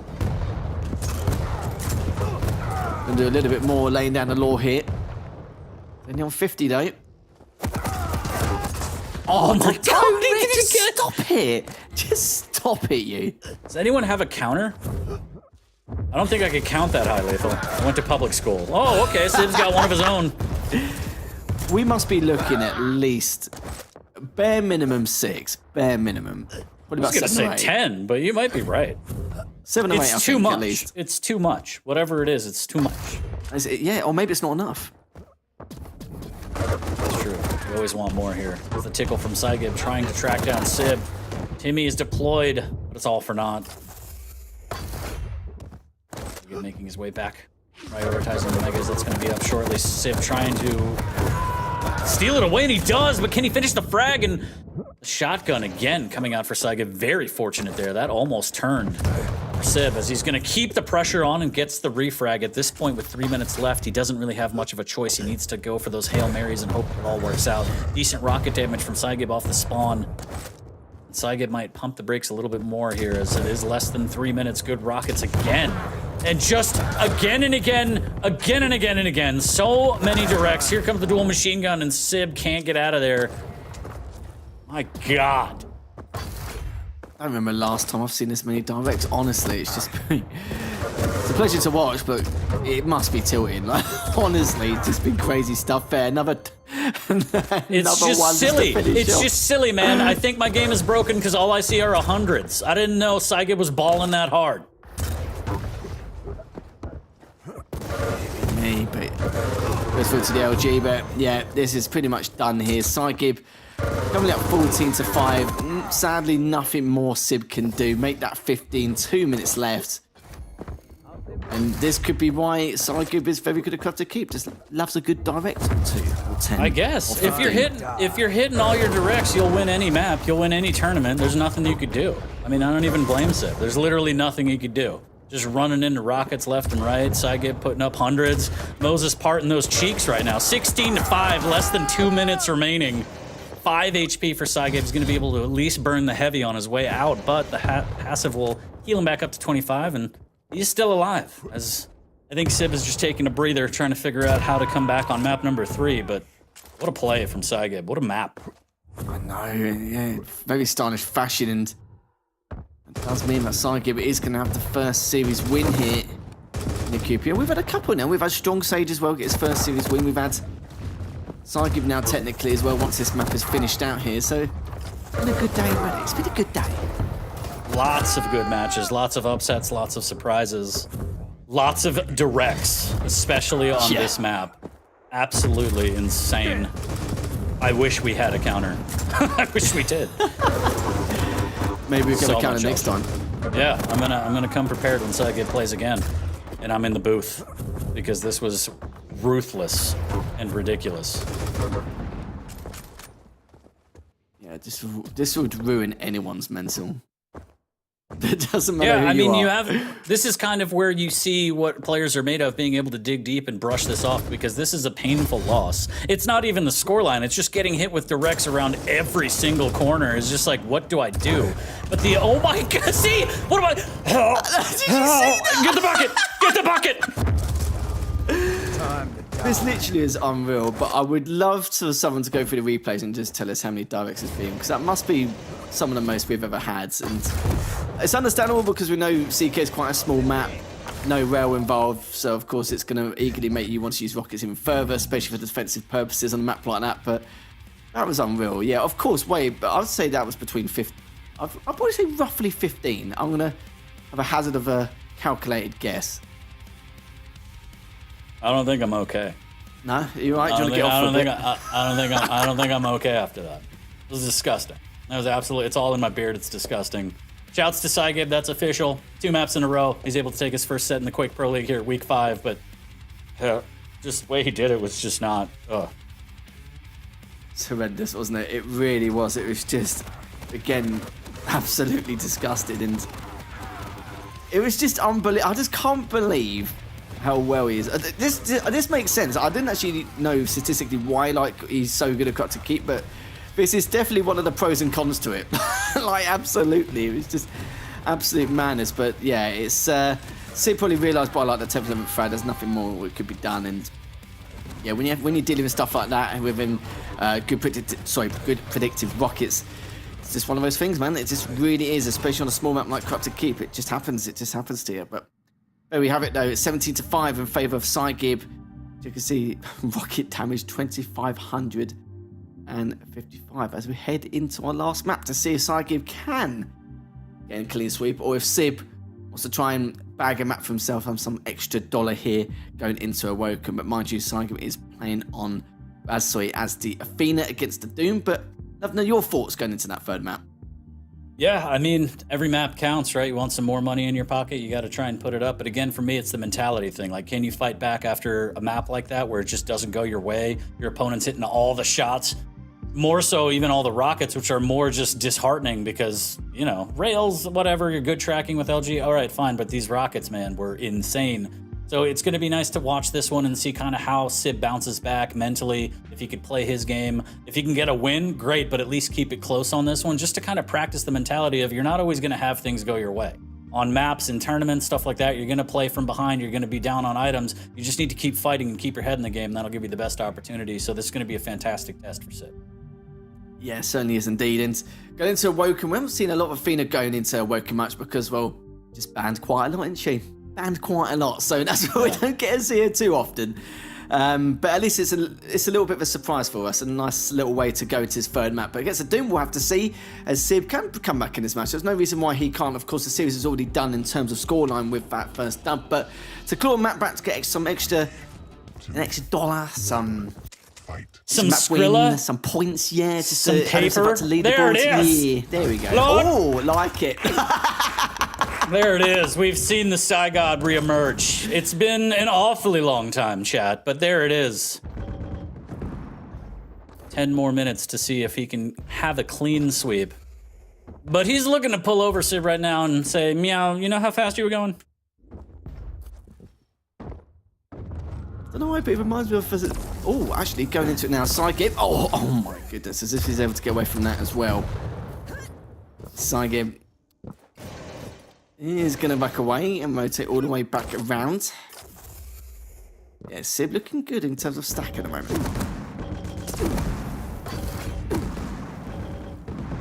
A little bit of a slow start here. Again, the stack differential in favor of Sib, not only because of the items, but just, you know, bare stack, so to speak. So Sygib does have to approach this a little bit more carefully. Can't really be as aggressive. LG on LG, look at that, just melting him down. Good damage by Sib, needs to follow it up, and there it is. Rails exchange, but Sib gets the best of him. He's on the board with his first. So he does, but he's coming back for more. Sib now still has to stack. Mega's up with 17. Sib has the angle, but he's in the choke point, so he needs to be a little bit careful here during this rail battle. Missing out on those few rockets, but it's going to pick up the light anyway. Still got time to go ahead and dive on for that Mega. Good position there as well. It's going to be very close between the two. Sygib comes out on 18 HP. And recovers quite nicely here as he heads towards the heavy. Sib, though, dives on in with the LG. Probably realises it's not the quickest of decisions, but yeah, I love that as well. God, I love that you can cancel the Berserk. That is such a good change. But anyways, tied at 1. Fantastic escape from Sib there. Keep this one close, doesn't want to take any damage. Both players trying to lob some tri-bolt each other's way. Ooh, and that one clipped Sygib. Luckily, health bubbles galore in the banana and LG room for him as he doubles back and grabs not only the Mega, but a rail. Fantastic play from Sygib there. Certainly was heavy in Mega. A little bit segregated here. God, the tri-bolt coming out from Sib, it's just ruthless at the moment. Sib looking to just try and stay alive. Mega's up in 12. He was in that choke point. No, he's not really in position to do that as Sygib comes out on top. He's going to see if we can do a little bit more damage onto Sib, but it's not going to happen. He's just waiting for him to go for that TP and gets the Mega. Now approaching towards that heavy. Very lucky to miss out on that shot, thinking you can't direct like me because I'm just going to direct you straight back with that heavy to boot straight afterwards. Please, no more directs. I can't. No more fits. Please, no more fits. 3-1 right now. 3 minutes in. Sygib not afraid to serve up the rockets hot and fresh. Up by 2, but again, stack a little bit sparse right now. The Psy God as he's waiting patiently for this Mega uncontested. Has both the hooks back up if he needs to make an escape, or perhaps an aggressive chase down. Does drop down into LG, needs to be careful. Good rail there. His machine gun spam from Sib comes out to deal a little bit of damage. Really like that play from Sib there. Good movement to escape. Sib just likely looking down, was expecting him to be around the heavy machine gun. Thinks to himself now, if only had a couple more seconds extra discipline there to catch him with that rocket. Good stuff coming out from Saigib as we're approaching the 4-minute mark. Picks up the Mega. Heavy's up in just the next couple of seconds. Saigib is getting into position, ready to contest, but it looks like Civ is going to be leaving it, which is understandable at this point, only with LG in hand and the tri-bolt. Crosses that first rail, doesn't hit it, but see Civ also trying to tickle him with that tri-bolt as well. Manages to catch him. It's so annoying, and Saigib's just flying back with some tri-bolt of his own. The 58, 26 now. Doesn't hit the rail, but once he hits his first rail shot, it's going to be a change things massively, but in the end, no, Civ will come out on top in that engagement. This LG there almost ate another full direct. Needs to be careful. Nice rocket from down below and able to convert that one as well. Saigib, again, needs to be careful. The stack off the spawn, as aggressive as he wants to be to try and get the refrag. One quick rocket like that, and it is dire straits. Now pushing through the banana, LG on LG. Civ has a little bit better stack. The fadeaway tri-bolt not really landing, and after that mega pickup, Saigib has to be extremely careful right now as Civ on the cusp of tying this at 4. 5-minute warning. Certainly is. Heavy's up, mate. Gonna get him in time, but maybe to lay down some rocket damage. Not gonna happen though. Civ gets a crucial rail there. Oh, just misses that second one. As he was going on up. Another porter rail coming out from Civ once again. Just extra insurance switches to DLG. Mega is up as well. Trying to get there before Saigib steals it, and he does steal it. Is he about to take down the machine gun? No, he does not, but fair play to him. But at least he's burned the Mega to keep Civ semi-weak. Nice rail there from Civ as well. Saigib very weak, and there's the cutoff. You're not touching that heavy. Civ looking more and more locked in right now, up to a little over 4 minutes remaining. Good LG. Saigib getting caught in a bad way right now. And Civ making sure that that frag was on the board, 7-4, and so I thought that was going to be really close to giving up the Mega, but Saigib again just catches the wrong bounce and gets stuck again. Civ looking to take this one. Less than 4 minutes now, up by 4. Looking stronger, could play more defensive if he needs to. Again, the stack of Saigib just doesn't really lend itself to being able to push off the spawn at all, regardless of the weapon spawn. Civ with some fake jump pad plays, like that one. Dodging the nail on his way back to Mega. Unfortunately taking so long that he did give up the Mega. Now Saigib, can he make a play with the nail gun? No, he cannot. Pushes in 4 HP for Civ. Real close on that one. You're not wrong. Saigib's got just over 3 minutes to bring this back, but I don't know at this point. Oh, good shot with that rocket.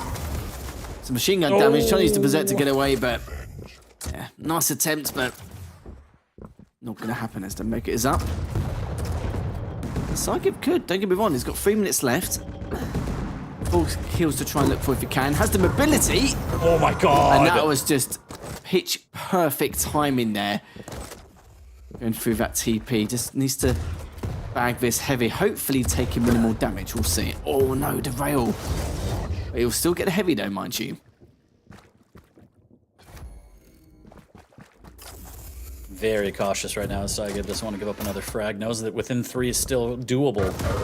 There's the jump across, and there's the buckshot. He doesn't land it all the way, but he does steal away the Mega. That's going to be big, and Saigib missing out on his opportunity to try and get more damage. But he's going to chase. There's the LG on LG. Buckshot again from Civ, knowing that Saigib is weak, and that is a good weapon switch. Well done from Civ there.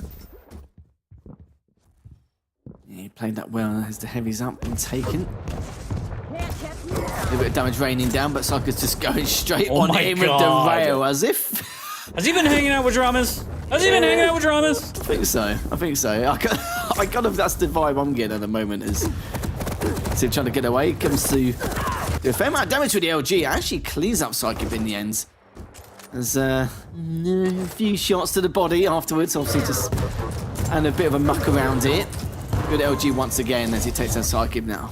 12-7. You gotta make sure that the frag is on the board and counts, okay? There's nothing wrong with that in the arena. 12-7, Saigib looking a little more immortal on this map number 3 here as Civ deal with him nicely. The rockets, unfortunately, they're not landing, but the rail right between the eyes will add another one for Civ. 13-7. And doesn't really wait for the Mega. I think he maybe wanted to contest some items in the T-Con, but unfortunately for him, Saigib will be able to plan him and then pick up the Mega. Does have to make a mad dash, a minute 10, to try and get 5 frags. Absolutely impossible, I would say. There's a rail, and that's a good start. Needs a lot more than that. Yeah, it's a good start, but I can just, yeah, with everything in his power right now, there's not really too much you could do. Sib looking to try and get away. Obviously showing a little bit of frustration from this series earlier on. Oh, even though I hit that there, but Saigib is trying to get away. Still somehow was able to stay alive for that long. Sib continued to do his special. There's still in time. the corridor. There's always time. Oh, I think There's always time's time. run out. A hairy wizard is never late. Saigib. I've never heard of that. Oh no, Saigib popping back the glasses. At the end of the day, he didn't get the clean sweep, but he did get his series victory that he wanted.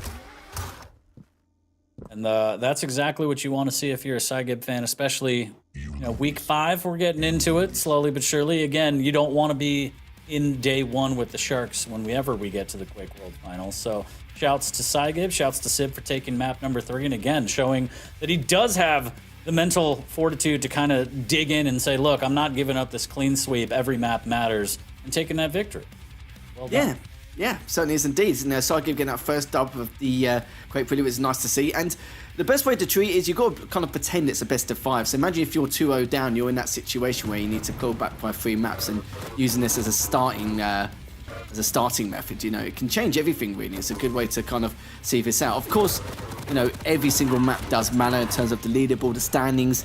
So let's see what seeding you're going to have going into the Quake World Championships this year. But even getting that 3rd map, it could be crucial. There's been a lot of occasions where towards the end of the season, it does come down by 1-2 maps even. So, thinking about that this early on is so crucial here. But I'm very happy for Saigib though. It's exactly what he needed to boost his confidence going into this. We know he's an incredible calculated player, and he put on a very strong performance, and with Sib closing out on that final map as well. Take a look at the scores and the breakdown for the weapons.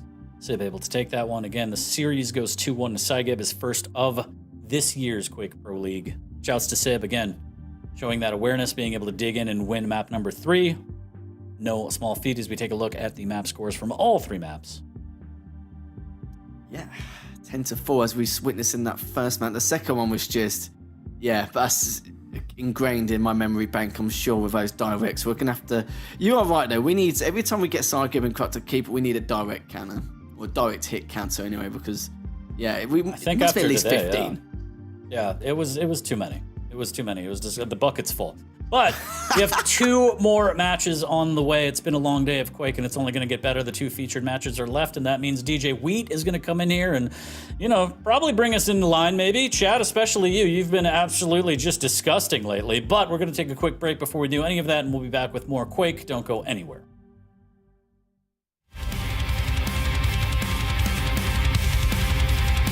Thank God. Nice.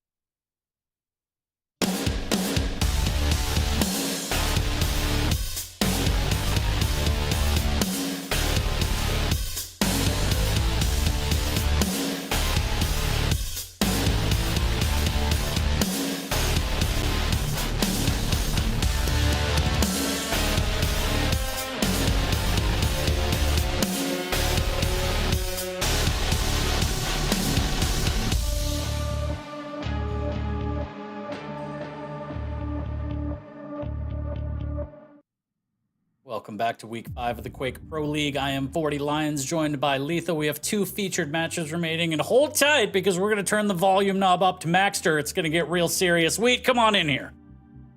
It's wonderful. What's up, gentlemen? I mean, there's nothing better than being introed along with a 40 Lions pun. If you don't know, one day I hope you will. What's up? Great matches today. Some really interesting results, I think. We have a slight audible, right? We're gonna do Maxter and Sirius matchup first. It doesn't matter. We're gonna be seeing both of them and just mixing it up, keeping you on your toes. Yeah, it's good to be here. All for it. And should be incredible stuff already, because going into this next one, Max and Sirius as well, it's just 2 insane, crazy aim duelists. Of course, we know that Max has more decided adaptation, but my God, I think it's gonna be an utter bloodbath going into this. Yeah, I mean, I think it's safe to say best posture in the league, right? Hands down. Yeah. The in-game mechanics and everything, fine, but best posture in the league, hands down. Shouts to Maxter. He made a bit of a splash ever since he's got here, taking down some of the Titans, getting closer and closer to getting top 3. And now we have Sirius, the newcomer to the league. His mechanics are absolutely out of control. This dude can shred with an LG. And it's going to be amazing to watch these two go head-to-head and battle it out. I mean, I think one of the big things that comes to mind, because I love how you teed it up with, right, 2 just absolute aim beasts. I think you've also got 2 completely different sort of composure styles, right? Maxter, who we often refer to as someone who remains almost as statuesque throughout an entire a match. He's got the perfect posture. Sirius, I like Sirius because he's more like me. He's that emotional player, right? Like if he's not happy with the game, you're gonna know he's not happy with the game. But a lot of times that can kind of fuel what he's doing in game. Of course, you can always go the tilt route too, which is not so fun to be. So seeing how those 2 things are gonna collide here, I think will also be pretty fascinating to watch. Of course, picks and bans will play a big part of this, I think. I think we should hop right into them. Wheat, since you brought it up, and get a better idea of what we have in store. Wheat, great. If you want to go do the honors, I'll allow you. Yeah, great. We got Corrupted Keep, Awoken, and then Blood Covenant with Molten and Deep Embrace, which actually, I would love to see these 2 on Deep Embrace, but here we go. And on Corrupted Keep, it's the Maxter on the Slash versus the Anarchy. For Awoken, Maxter on the Athena versus the Nyx, and then Blood Covenant, Doom versus the BJ. And I have to say, of all 3 of those, the one that I'm I think really interested in is what kind of game we're going to see on Awoken, right? We've been seeing a lot of really interesting Athena play, but I think Nyx is pretty fine choice here too. So that's like a big question mark here. Of course, on Corrupted Keep, right? I kind of like the Slash a little bit more, but we've seen Sirius and other players with Anarchy in the same situation, so I'm not sure how that one's going to go. And yeah, it's going to be extremely tough. I've seen Max to whip out the Slash a couple of times and Corrupted Keep. I remember the last time from memory was at KingCon back at the end of October, where he was literally like 7 or 8 frags down on Corrupted Keep against Raisy, and he brought it back and won it. Like he does some serious work. I don't know how he gets away with some of the stuff he does, but his thought process on how to throw his opponent off completely in terms of audio cues and just to try and re-rotate back and forth to kind of like throw him off their guard to a certain degree, it's just ridiculous. So that's going to be like an explosive way to start things off. And for me, it's the final one is going to be Blood Covenant on how the Doom versus the BJ pick's going to go. Because with the Doom, I think it's a good pick in terms of the fact that once the Slash, Athena, Visor, or any other the champion, or Strogman as a good example, are not in play or have already been used or banned, Doom is normally the kind of go-to medium champion, isn't he, for Blood Covenant? But for Sirius, so I have noticed that on the larger map pool, he has used BJ once before. I think previously I remember casting, he actually used BJ for Molten Falls, but he's that comfortable with his aim skill. He's more prioritising his aim skill rather than his mobility here, but we'll see how that goes for him, because I have a lot of faith in what he can do here, but this Corrupted Keep one, like, my God, it's going to be ridiculous. Should be an absolutely fantastic set as we're going to await players loading up, getting ready. But let me take a quick peek at the chat predictions here. 57% in favor of Maxter, at least on Corrupted Keep. Not too shabby. I like that. That's an even split. Me personally, I look forward to map number 3 simply because the BJ pick is interesting. Is it just a matter of Sirius saying, look, I'm great with an LG if I have to, even better? Or does he have a little bit more, there in terms of the game plan and execution? But, I'm going to enjoy this one from the couch and let the adults handle this. I'm going to take a bit of a break, and I'll see you guys in a little bit. How about that? All right, get the hell out of here. We'll see you soon. Bye. Yeah, we'll see you soon. No. Well, don't worry, 40 will be back. And for those that are asking, they're like, "Oh my God, I stepped away for 2 seconds and I missed the Rafa." No, that the featured match has just been swapped. So Rafa versus Avik has not been played yet, and it will be played immediately after this. Lethal. The other thing that's pretty important about this match that we didn't touch on yet is that both of these players sitting around a similar rank. Maxter number 10, Sirius I believe number 13, but both with a 2-1 score, right? So I think one person's going to be able to squeeze ahead just a little bit further. The other one's going to have a little bit longer climb, but both even Stevens on this one as far as their actual overall league score in week 5. So kind of a big one going into this. Yeah, certainly is indeed. Sirius hasn't really got as much pressure. He's probably feeling quite comfortable now as, make his way into the Quake Pro League, going 2 for 1, considering even before the Quake Pro League, even during challenges, everyone knew what Sirius was like as a player. They knew that he's an incredibly talented aim duelist. He's sometimes his adaptation can let him down at times, but then again, his aim skill can dig him out of a massive deep hole. Like, we've seen it quite a few times, and it's been a bit of a shock to the system. But Max has just been on the up and up consistently over the course of time. He's becoming more confident. The only thing he had to work on previously was the odd matters of timing and ammo management. He's kind of corrected that pretty much at this stage. And now, of course, as a duelist, it's that hierarchy of your dueling experience, your adaptation. And he has been building it more and more. But the biggest gap was last year's QuakeCon when he lost in that losers finals. When he dropped down from winners final into losers finals and managed to get top 3 anyway, you could see the gap between raisy and Kilson and Max at the time. He could see the gap clear as day, where everything he would do with his agility, the pace he would create in the game, the abuse of the slide champions as well, it worked to a certain point, but now he's got to try and figure out a way how to bridge that top 2 bracket, which I've kind of noticed over the last 4 to 6 months, he has been working on this adaptation, but at the same time making it into his style. So I'm glad he's been working at that, because you can't just rely on speed and agility for the entirety of the Pro League if you want to win a Quake World Championship. Yeah, I agree. And we've been seeing that, right? We've seen the evolution of Maxter. I mean, shit, we've seen the evolution of Sirius too, right? So, but I completely agree with everything you just said. And for those who are waiting, guess what? Wait no longer, because we're about ready to hop into this warm-ups into 3, 2, 1 fight. We are officially live. Looking through the eyeballs of Maxter right away. He is going to get the mega spawn along with the LG, and you guys were talking earlier about the heavy machine gun and just how beefy it can actually be, and this is a map that we see that obviously a lot of opportunities for just that long range picking away, get some of that cess damage off, and put you in a great spot if you do indeed engage with the fight. Yeah, certainly does indeed. It's Maxter. Thank God he's actually proven us right, using the damn thing right at the very beginning with the amount of damage he'd done there. The times the items almost perfectly in sync. Oh, the direct coming out from Maxter. It's going to be huge. He had the choice here to go for and seal that frag, or just to bide his time and let Sirius overthink the situation, which he has done a little bit.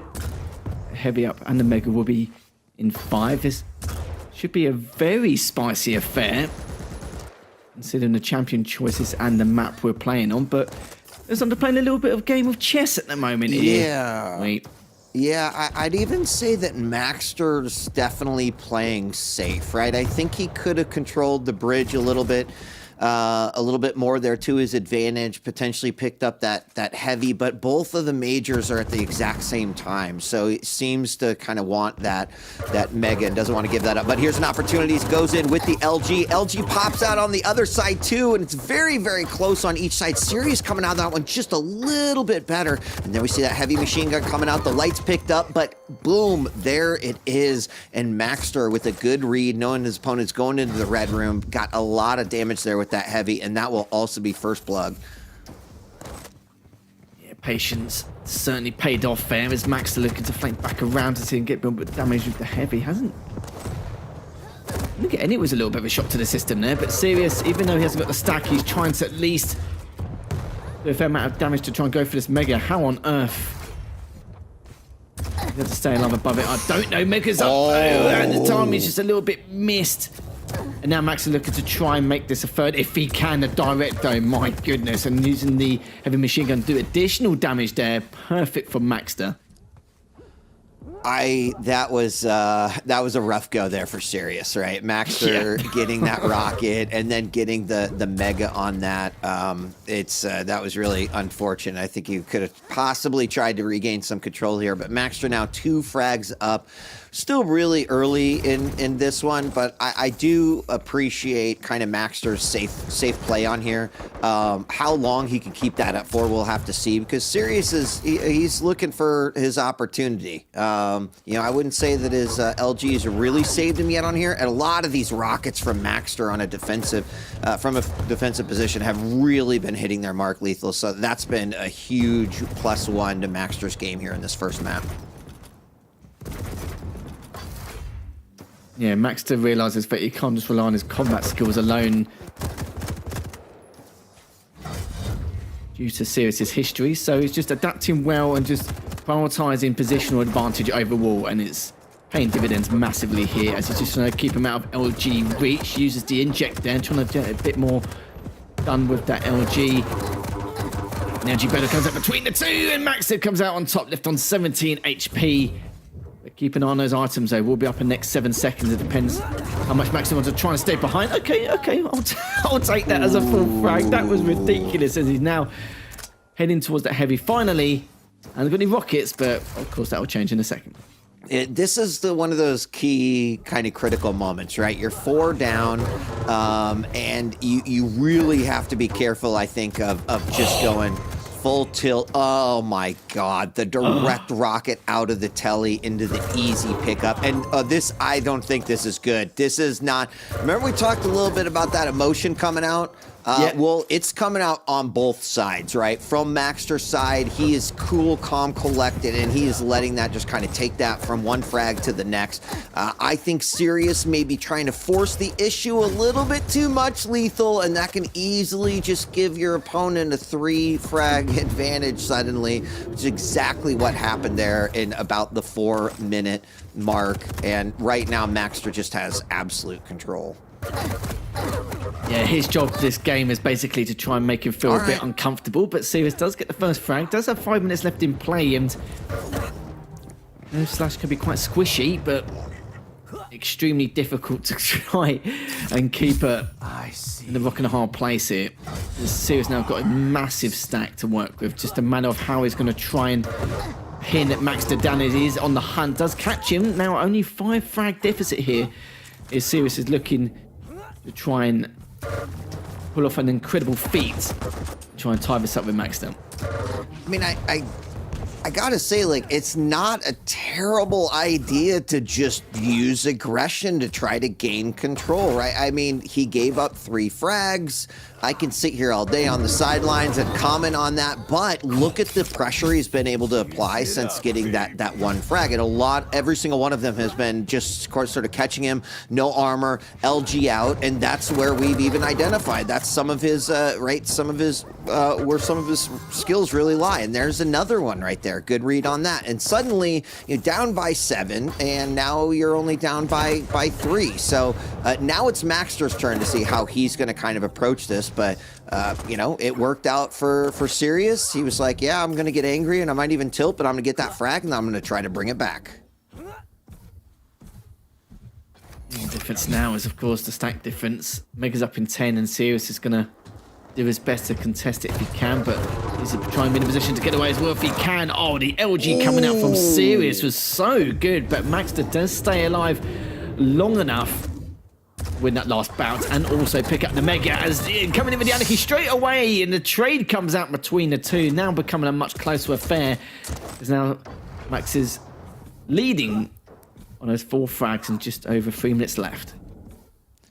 Yeah, it was that trade actually came at a pretty good time for Sirius, but that clock is ticking away, and he is going to need to be putting on that pressure when he can.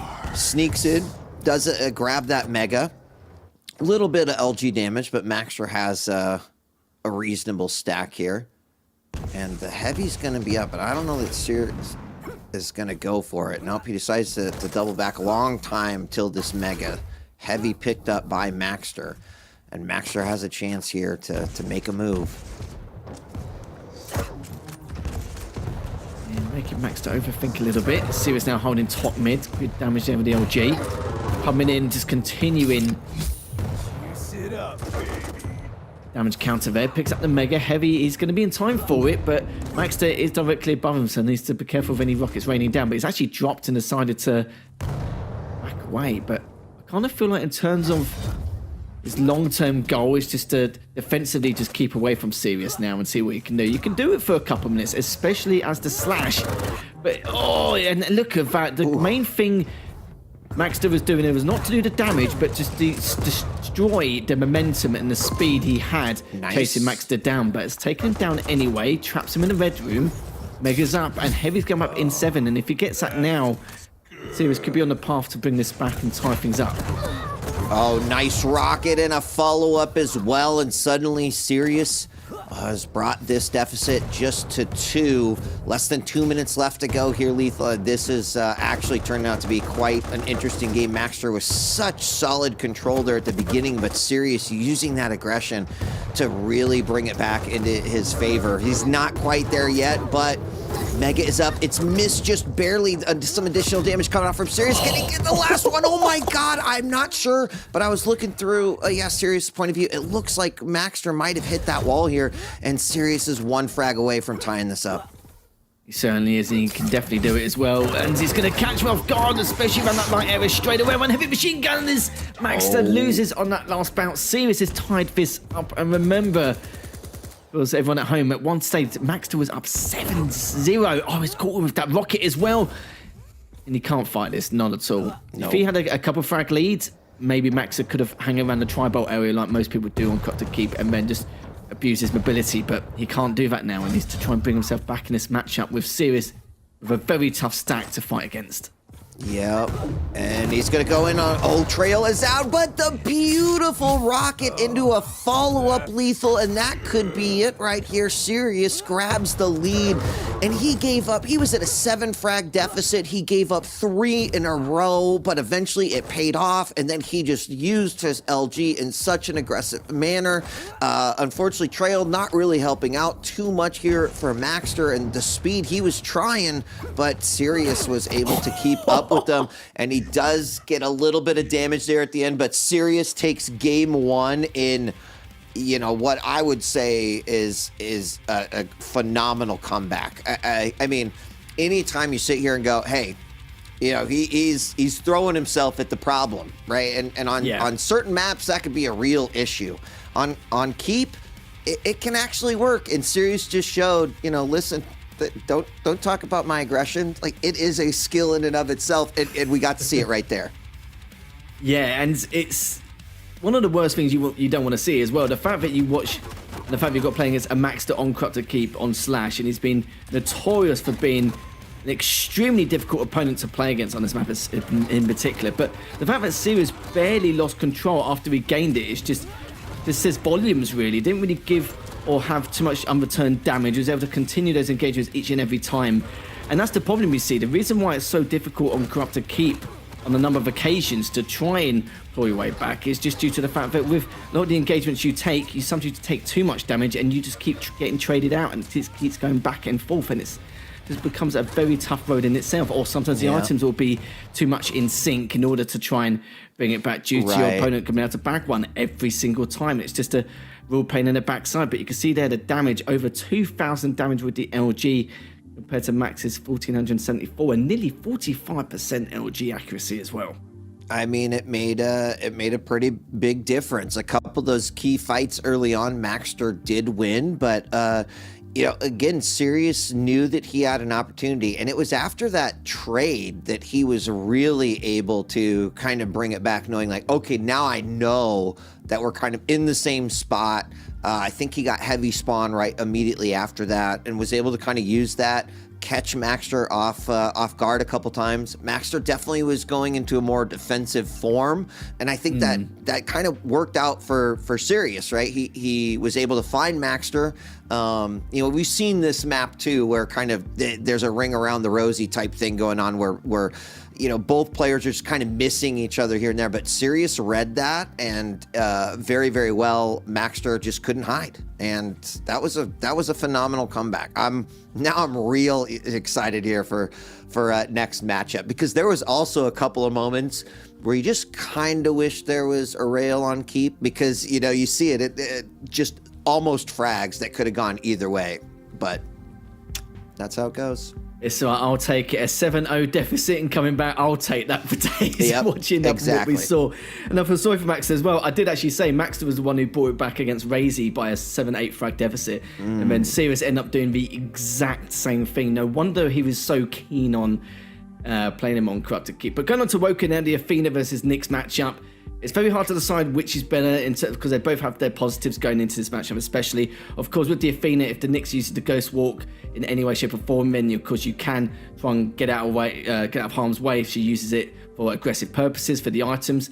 But of course, going into the Sirius' mindset though, I want to see what he's going to do with the Nyx in particular. Yeah. I think we're going to see a different style or approach going into this matchup from what we've seen previously, where it was just not all that aggression. It was all chest before thinning each other out during the first few minutes. But this time around, it could be a little bit different. But we know how annoying and how much of a nuisance the Athena is. But let's see what happens. As Sirius is coming up 1-0 now. It's been a good day of upsets. We've only had 2, but there could be a third here, considering what we saw in that first map, as we're going to start off from Sirius's perspective. Yeah, I mean, it's an uphill battle here for Maxter to see what's going to happen. Obviously, really curious to see how Rail plays into this game. Both players with some incredible aim, but how's it going to play in? Well, LG's coming out first here for Sirius, as he is going to try to put some pressure here on Maxter.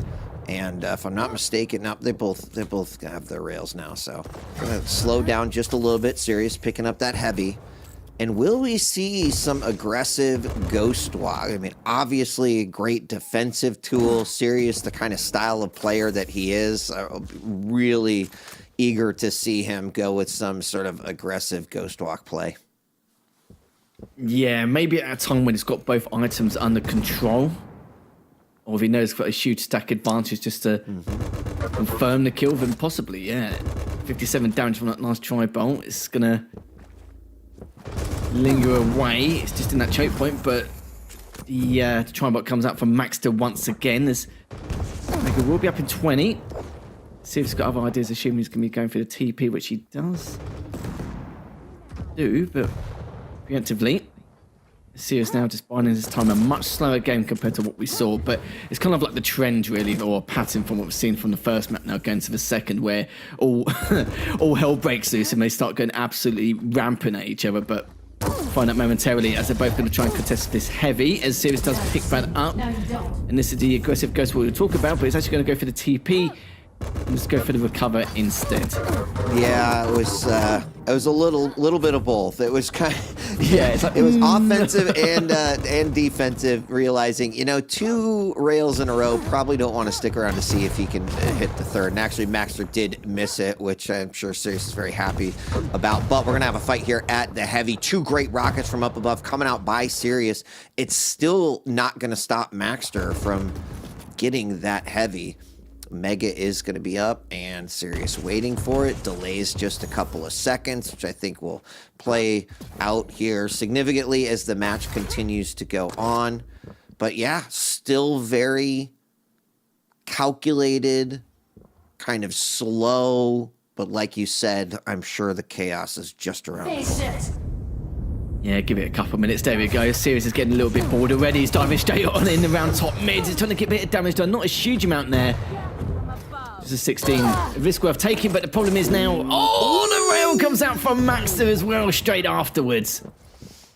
That was a great angle, a tough one to hit, but he does manage to do it. Now Maxter, of course, who we saw with a significant lead in game number 1, has a little bit of padding, some cushion, a backup parachute, if you will, but I don't think after that game 1 you can really just be super comfortable where he's at. So how are we going to see Maxter kind of approach this with this 1 frag lead? We are going to have Mega up, and then there's about 4 seconds separating the two. And interesting ghost walk through the Mega area. Maxter's going to immediately make his way over, and he's going to be able to get both of these. Actually applies some pressure early on. There is the grapple. Rail does manage to hit. Oh, and Sirius is going to keep on going for it. LG's coming out on both sides, but running out of cells. Maxter loses it. And that was really unfortunate. Great rail off the spawn there for Sirius, and he's still low, but that's a nice shot to hit right away. We're tied 1-1.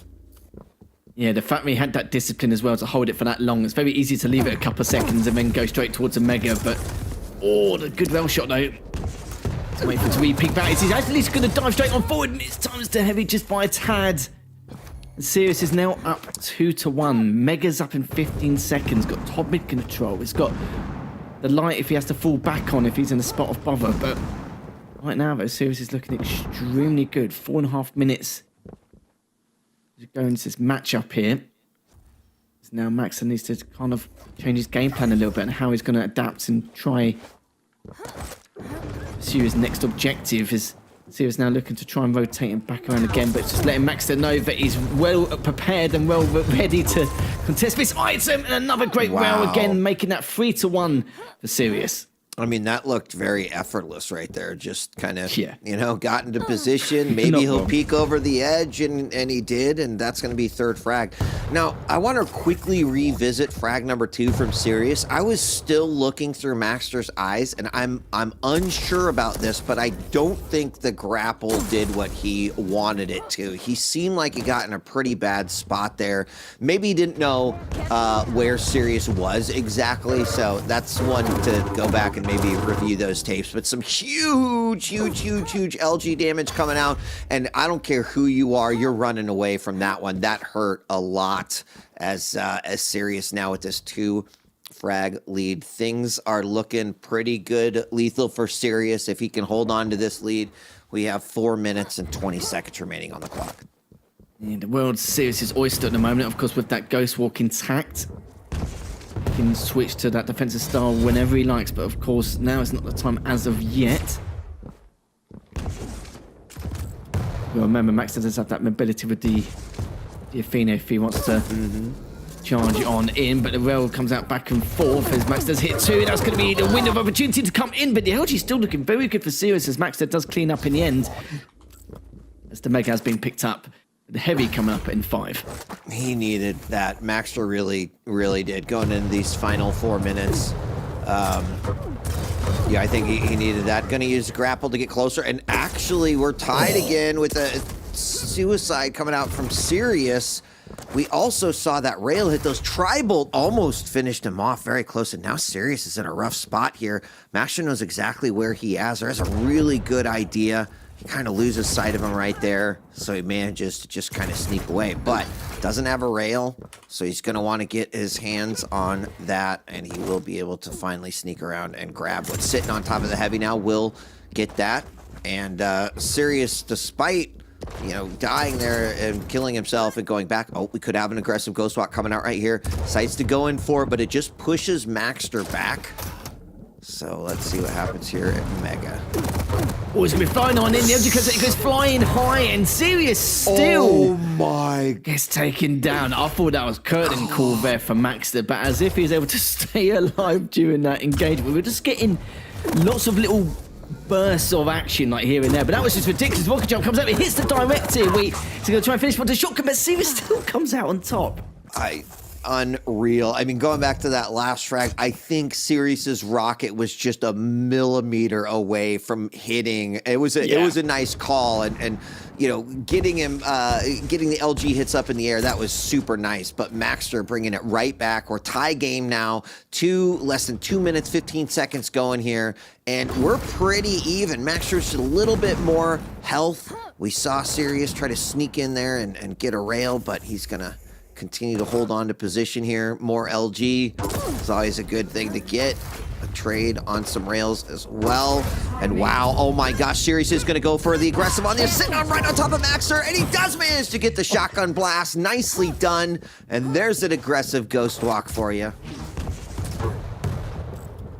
Yeah, it doesn't surprise me with Sirius. I can see him getting a bit bored a bit easily and using it more aggressively rather than trying to get away by any means. But he has picked up the heavies in a great stack, looking to try and extend it to 5 if he can. Maxter just getting a better position advantage, but he's in that choke point now. He's got to be a little bit cautious here, but it's done a fair amount of damage to continue to engage all this Mega. But of course, Sirius is looking to back away, pick up the light and the bubbles around the area. Oh, he actually caught him. He could tie this up if he wants to. Looking to try if he can. He's just out of arm's reach. Oh my gosh. He's actually doing it aggressively. Mad lad right there. He goes for it, but Maxter suspecting that something is wrong. Now LG out. It's going to be LG versus LG. Looking for a rail. Going to decide to rocket jump over. Instead, drops on top of that heavy, but only 8 points of health remaining. Maxter with the easy LG as he goes up the jump pad. And we're tied once again 4-4. Great matches so far. Really has been, and a turning point is definitely going to be approaching this this heavy. Both of them were armorless at the point, but he's picked up the light anyway. Max has also picked up one himself. Of course, Max is in a better position for it. Sirius is going to have to bide his time, sadly. He's going to have to wait for that chip damage to help him try and contest another item. But as long as you could say it's direct rockets, but it's this defensive rockets coming in. We'll have to see going forward. Heavy's back up in the next 12 seconds, looking to rotate around. Trying to find a bit. Sirius greets him with DLG. Has backed away. But Max is still on the warpath, trying to go for this heavy. Hits the first rail. Is he going to be able to try? No, he's not even going to bother. He's actually backing away once again as we head into sun and death here.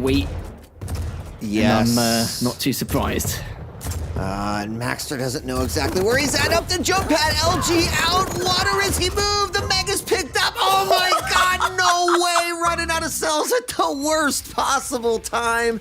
And somehow Maxter manages to pull that one out. I'd love to see that whole final exchange in slow-mo. Maxter did not know where Sirius was coming from. He shot a couple rockets down below. Sirius realizing maybe I can get up and flank him up that jump pad with the LG out. There was a ton of damage dished out there, but then when pushed in the corner, it looked like he ran out of cells, and that was Maxter's opportunity to close the book on that final frag and take the win. We're tied 1 game apiece, 5-4.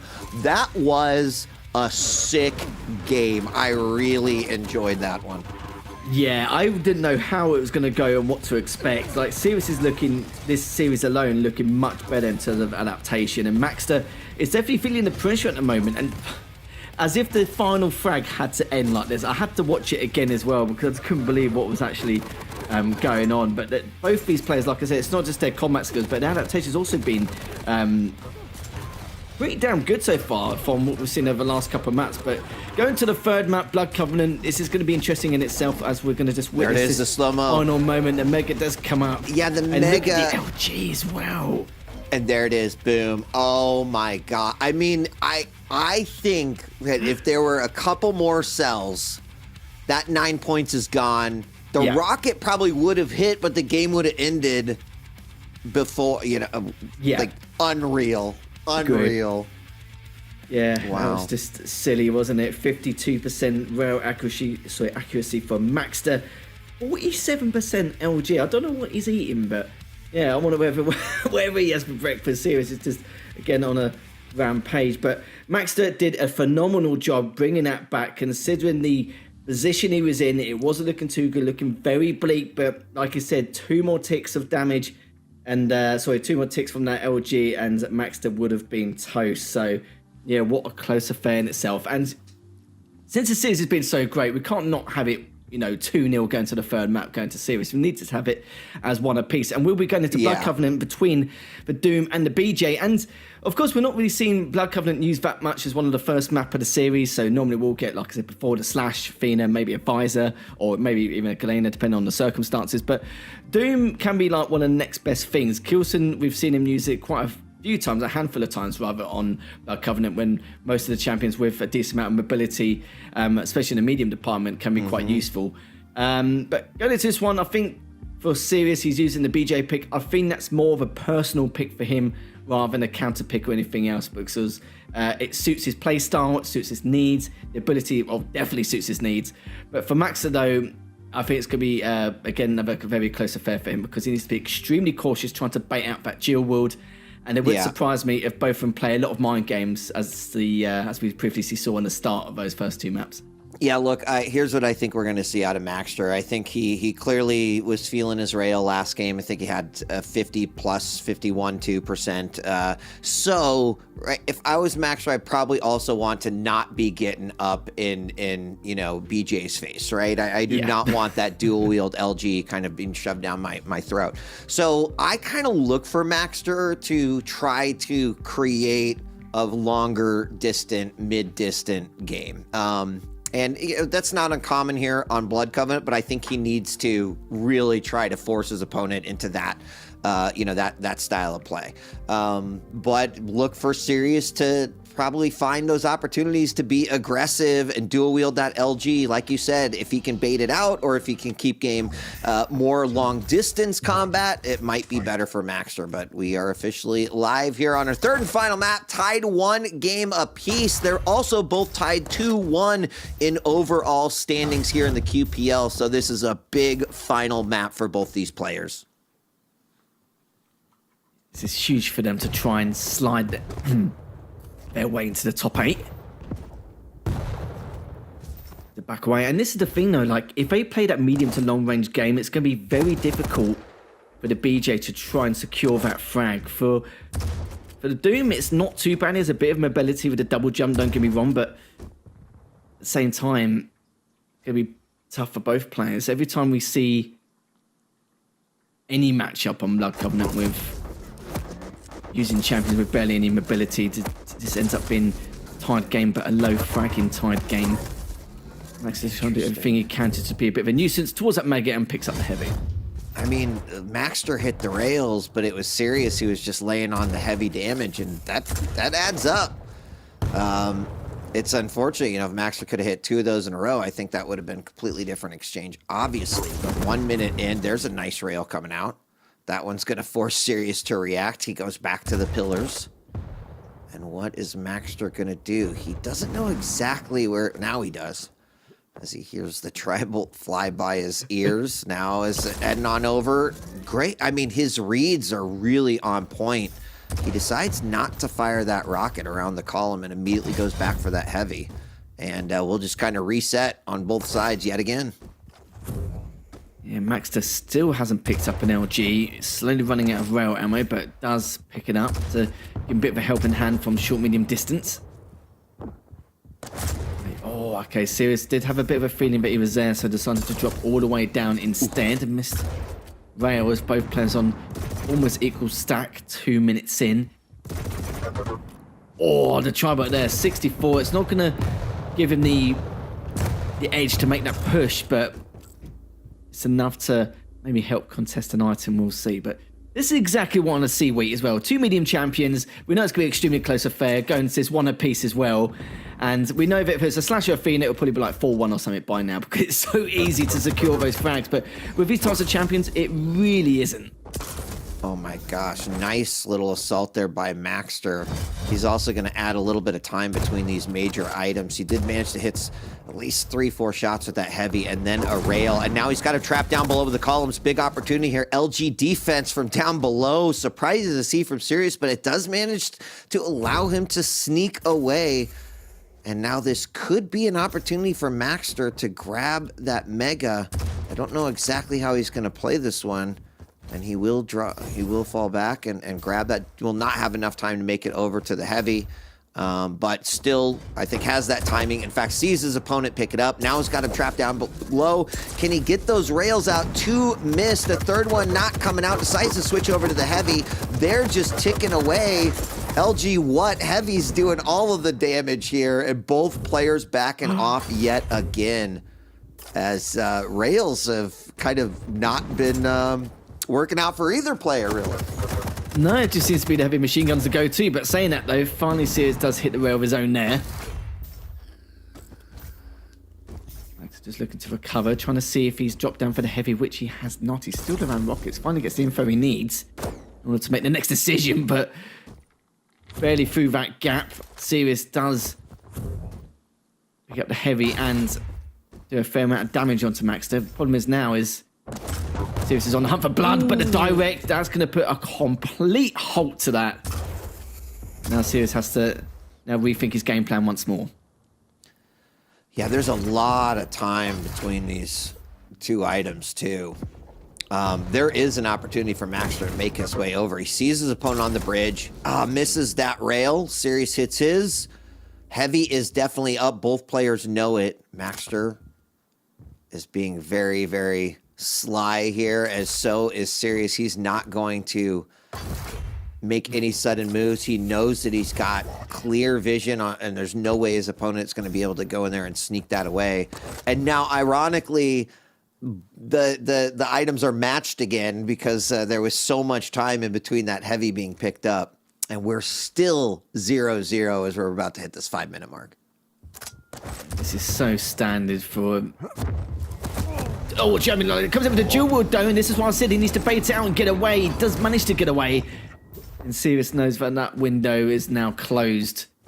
Try and deal with that. But this seems to be the game plan as well. He's just going to use that berserk to try and get away from any dual wields as it's going to be put in place. And Max did just smelt it. As soon as he heard the TP go, that was it. He was straight out of there through the TP downwards.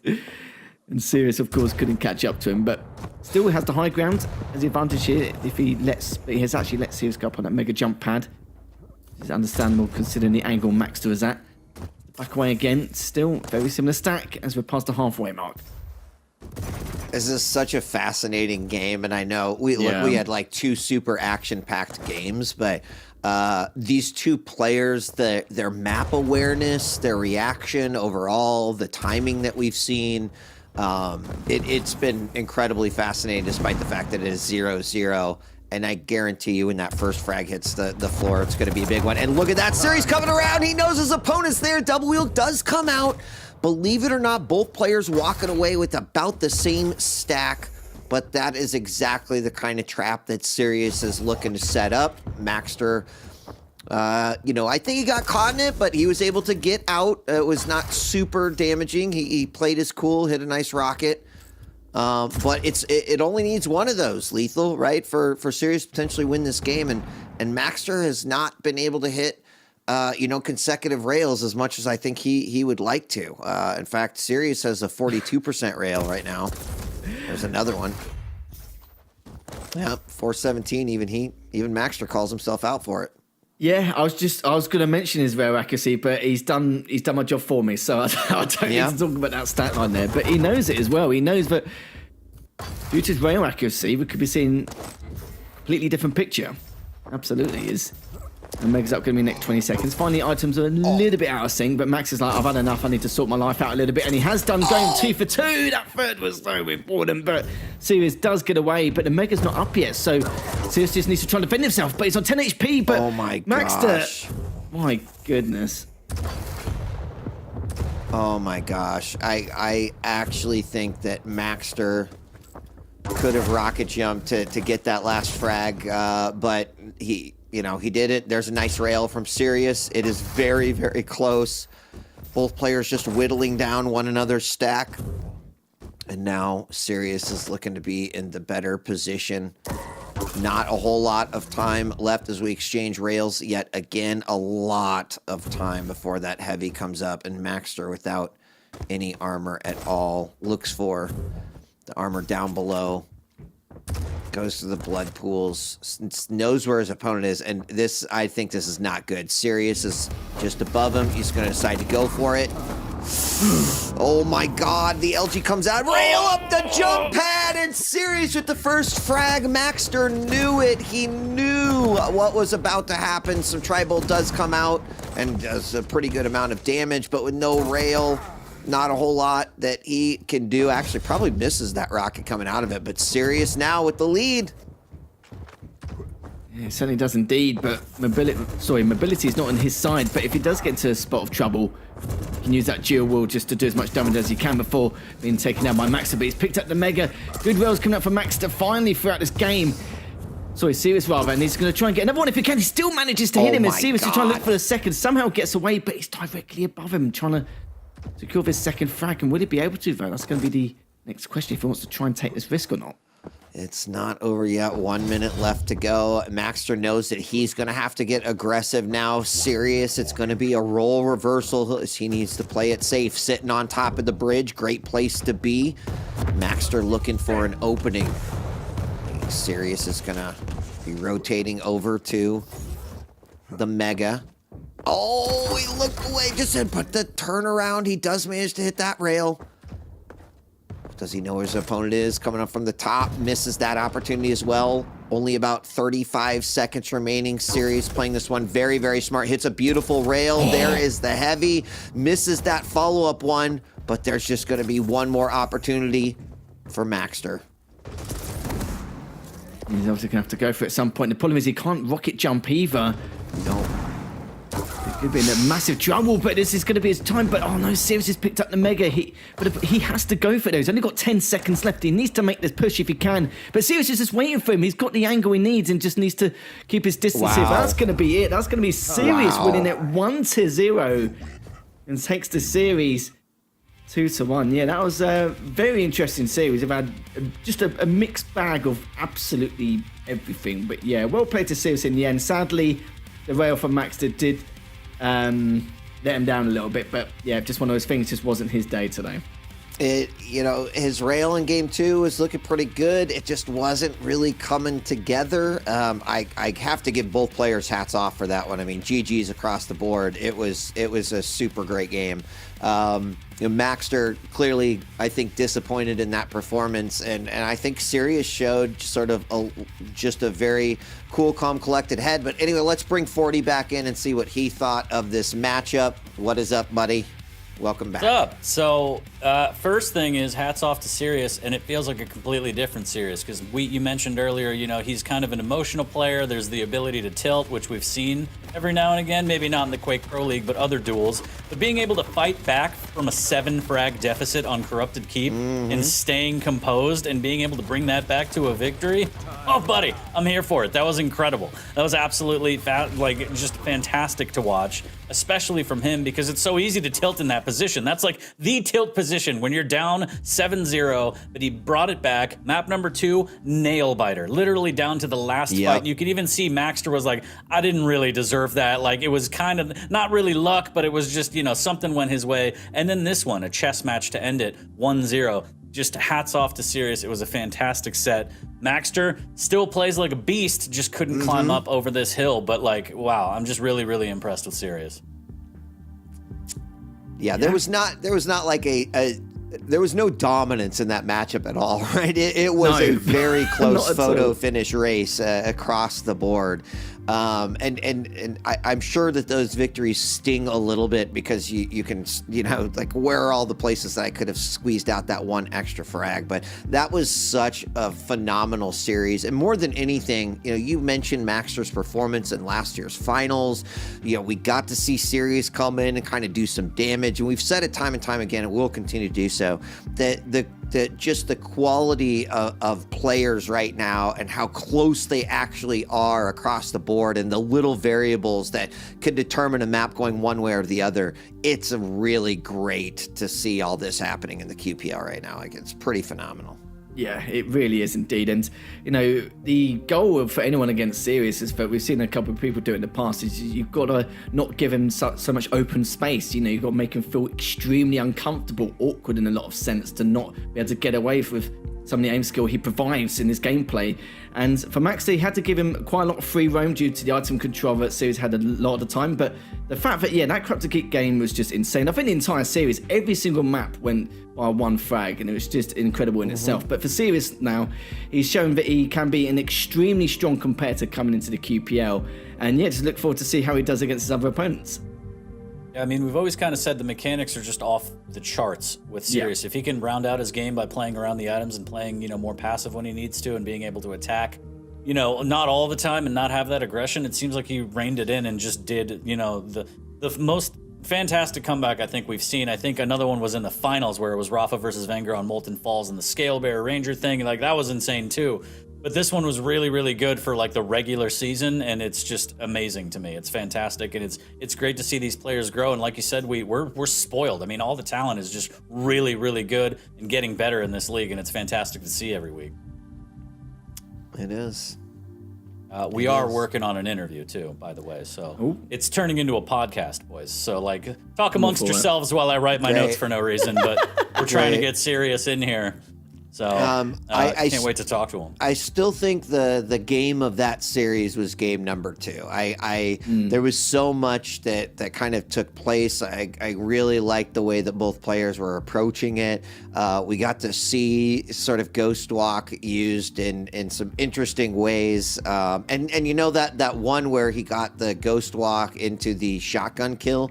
That one, I feel like it was kind of dirty. It could have gone like either way, pretty. But hey, a lot of Quake is being able to know when, this is still a good risk for me to take. That's kind of how Sirius was operating, and that was a great game.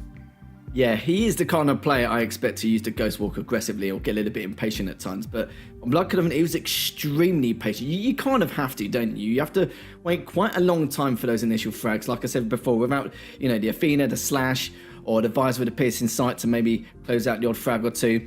Without the sword, the Strog as well. It can be tough, and those matchups, it does surprise me. It ends up being 1-0, 2-1. I mentioned before it's going to be a low-scoring game. It's just a matter of how it's going to unfold, and it's not the first time we've seen 1-0 on Blood Covenant. I mean, we've seen a few in our time. Seen a few. Yeah. Well, it's time to pop some bottles and get Sirius in here. I'm sure he has some words. Sirius, welcome and congratulations. Thank you. That was really rough.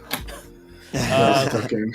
Wheat, I'm going to let you start off. Yeah, sure. I'd love to take the first question. First off, Sirius, congratulations. We loved that match from start to finish. It was phenomenal. I want to talk about game 1 because that was where Maxter had a 7-0 lead. And, he got that 7-0 lead because you were definitely putting on the aggression, right? Like, it thought maybe you knew that you'd done some damage, right? But you kept on throwing it at yourself at him. You did manage to get that frag, and then it seemed like you just kind of turned up and said, we're going to play this game at my pace. Talk to us a little bit about what was kind of going through your head. Was that like almost a tilting moment, but then you brought it back? Did you just feel like that was the right thing to do? I'd love to hear your insight into game 1. All right, first of all, thank you. And game 1 was that was not part of the plan. Me pushing in that many times. That was not my game plan at all. I just kind of felt like he shut me down really well in those first few minutes of the map. Like, he was outing me in mean fights. I just felt like I couldn't hit anything. So I feel like I was instinctively forcing fights just to kind of like get in the groove maybe. Okay. And warm up because I just didn't feel my best. And once it's kind of started going, I started healing it a lot more. And that's pretty much it. I could have done that a lot better, honestly. Like the 7-0 lead, I believe. Yeah, it was a great comeback. That could have been GG at that point, but it's Corrupted Keep. We're both playing light. I still think Anarchy has an advantage over Slash, no matter who's playing Slash, just because of the inject. I know there's been times where I pick up the Mega and I still use the inject just so I know I can get to heavy like even faster, and I used it to get a kill at one point. Yeah. Well done. That was a great comeback. Yeah, I've got a simple question. Just where do you buy your LG from? Because I kind of feel like every single time I've watched you play with LG, it's like in the 40s, 50%. Like, for example, that entire series, it was in the 40s in terms of accuracy every single game. And what I would love to know is what led you to become such a good duelist in terms of your aim skill leading up to this moment. You've obviously, practiced really hard. You've obviously got some set steps on how to lead up from, not being able to frag anyone at all, the aim skill leading up to how you are now. But I'd love to know, just long story short, how you've been able to progress this far in terms of having a high level of accuracy across the board with your tracking with your LG. Well, I started playing Quake Live when I was really young, even Quake 3 before that. And I was, obviously at that point, I had no intention of ever the concept of being pro or even being good at the game was not in my head at all. And I just started playing this mode called Clan Arena, where it was basically just aim. There was no items. The only thing you had to do was kill the opponent faster than he killed you. And I started playing 1v1s, which is, kind of stupid if you think about it, but to me it was interesting because I was still really young. And to be truthfully honest, the whole reason I started playing with LG that much and I started developing this interest for hitting as much as possible is just because, as a kid, I found the weapon really cool and interesting. And I was like, oh wow, I really want to become good with this weapon. I use it all the time. And I played a lot of that. I played a lot of aim trainers. I've been heavily into that the past couple of years, and that's becoming really big, but that's a whole different topic. Nice. And as far as duel, it was all about transitioning aim. It wasn't easy to transition my mechanics into duel because it's a whole different playstyle. People do not give you as many angles as you want. People don't take the fights you want. So that took some time, and I've had my, ups and downs. I had my long periods of time where I don't even play the game, but now I'm back and I'm putting everything into it. Well, those aim trainers definitely helped you, mate. I'm telling you that right now. So make sure you keep using them. Yeah, I'd love to see it. Congrats, Serious. I just have a quick question. When is the Serious Aim Academy for amateurs gonna be established? Just for everyone that wants LG. See, there you go, chat. See. So if you want an LG like him, sign up, give him all of your money, and that's how you get it done. Check's in the mail, right? Serious? All right, I got you, buddy. Congratulations again. I'm sure we'll be seeing more of you throughout the league, and it's good to see you back and super focused. It's always a pleasure to watch you play. Yeah, GG, man. Yeah, good stuff, mate. Thank you. Have a good one. So, boys, that's it for today. Just kidding, chat almost pooped its pants. No, we have one more featured match on the way. Rafa versus Avik. Do not go anywhere. We will be back with more Quake action right after this.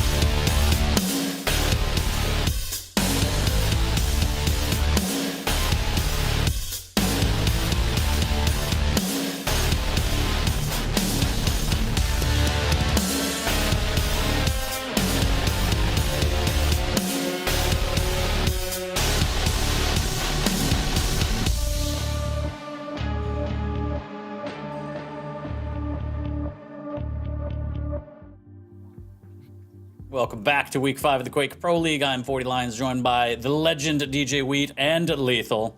Welcome, gentlemen, to the last featured match of the day. It's going to be Rafa versus avik.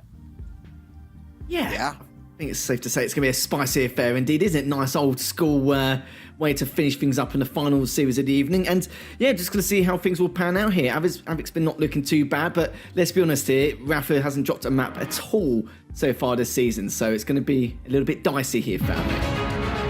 Yeah, starting with Rafa, like he looks to be in great shape, right? He's in a situation where he's like, you know what, I like winning. I'm gonna keep doing that. I know I'm capable of doing that. We all know he's capable of doing that.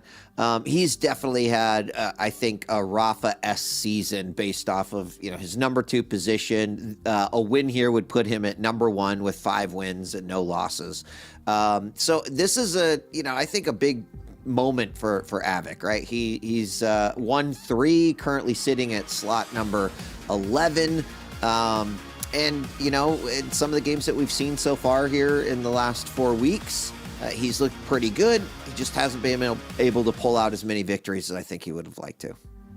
Yeah, a bit of a rough start for avik, and Rafa kind of just another day at the office, it almost feels like, not dropping a map. It's crazy that we're even talking like that, but that is kind of what we've become accustomed to with Rafa. But yeah, this is a big test for avik right here to see if he could bring his A game. I mean, he is one of the best players in the league.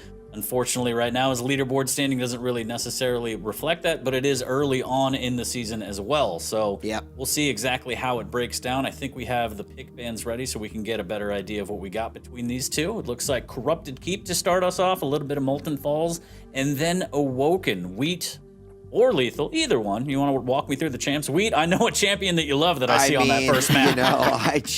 We get the Scale Anarchy matchup, the David Goliath on Corrupted Keep, and we've seen Rafa with his Scale, right? And he plays Bully Scale. He wears the Bully skin, and so that is automatically going to be a very interesting matchup there on Corrupted Keep. Molten Falls, the Athena, which Rafa has heavily favored as of late, versus the Nyx. So we get to see, that matchup again, just on a different map. We saw it on Awoken in the last one. On Molten, I think we're not going to necessarily see some of the same dynamics we saw in game number 1, but I like that matchup. And then finally ending up with a Doom versus Ranger on Awoken. You saw Visor was the ban there for that one.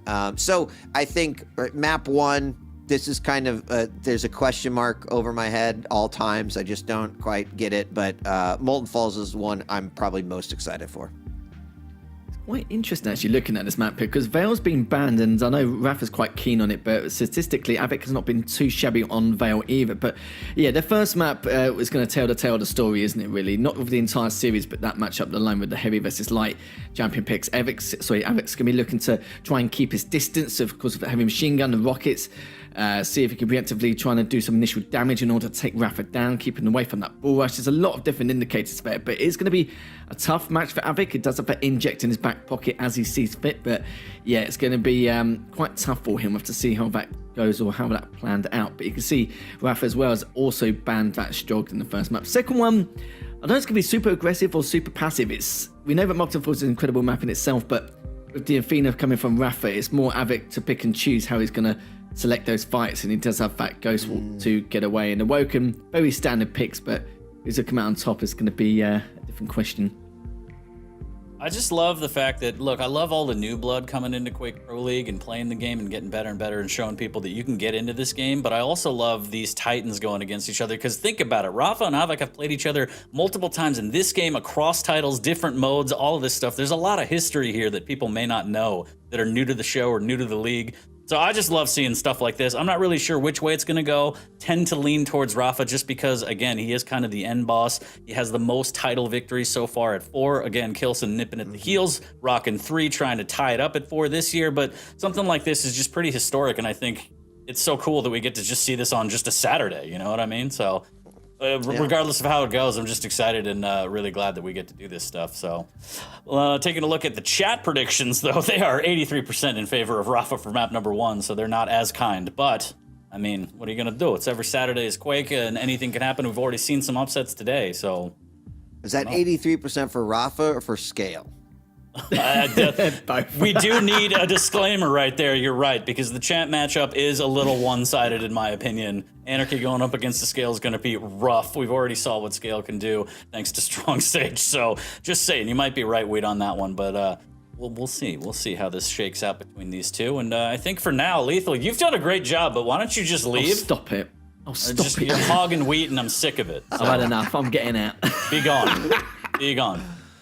Wheat, how are you? It's always good to I'm great, share the booth man. with you. I'll tell you what, I'm not. I thought that we would have a little bit different outcome, so I'm pretty than in map or in game number 1. So I'm stoked, right? Like the adrenaline's flowing right now because that was such a great matchup, and congrats again to Sirius for pulling that out. But I'd like to see some more fireworks here.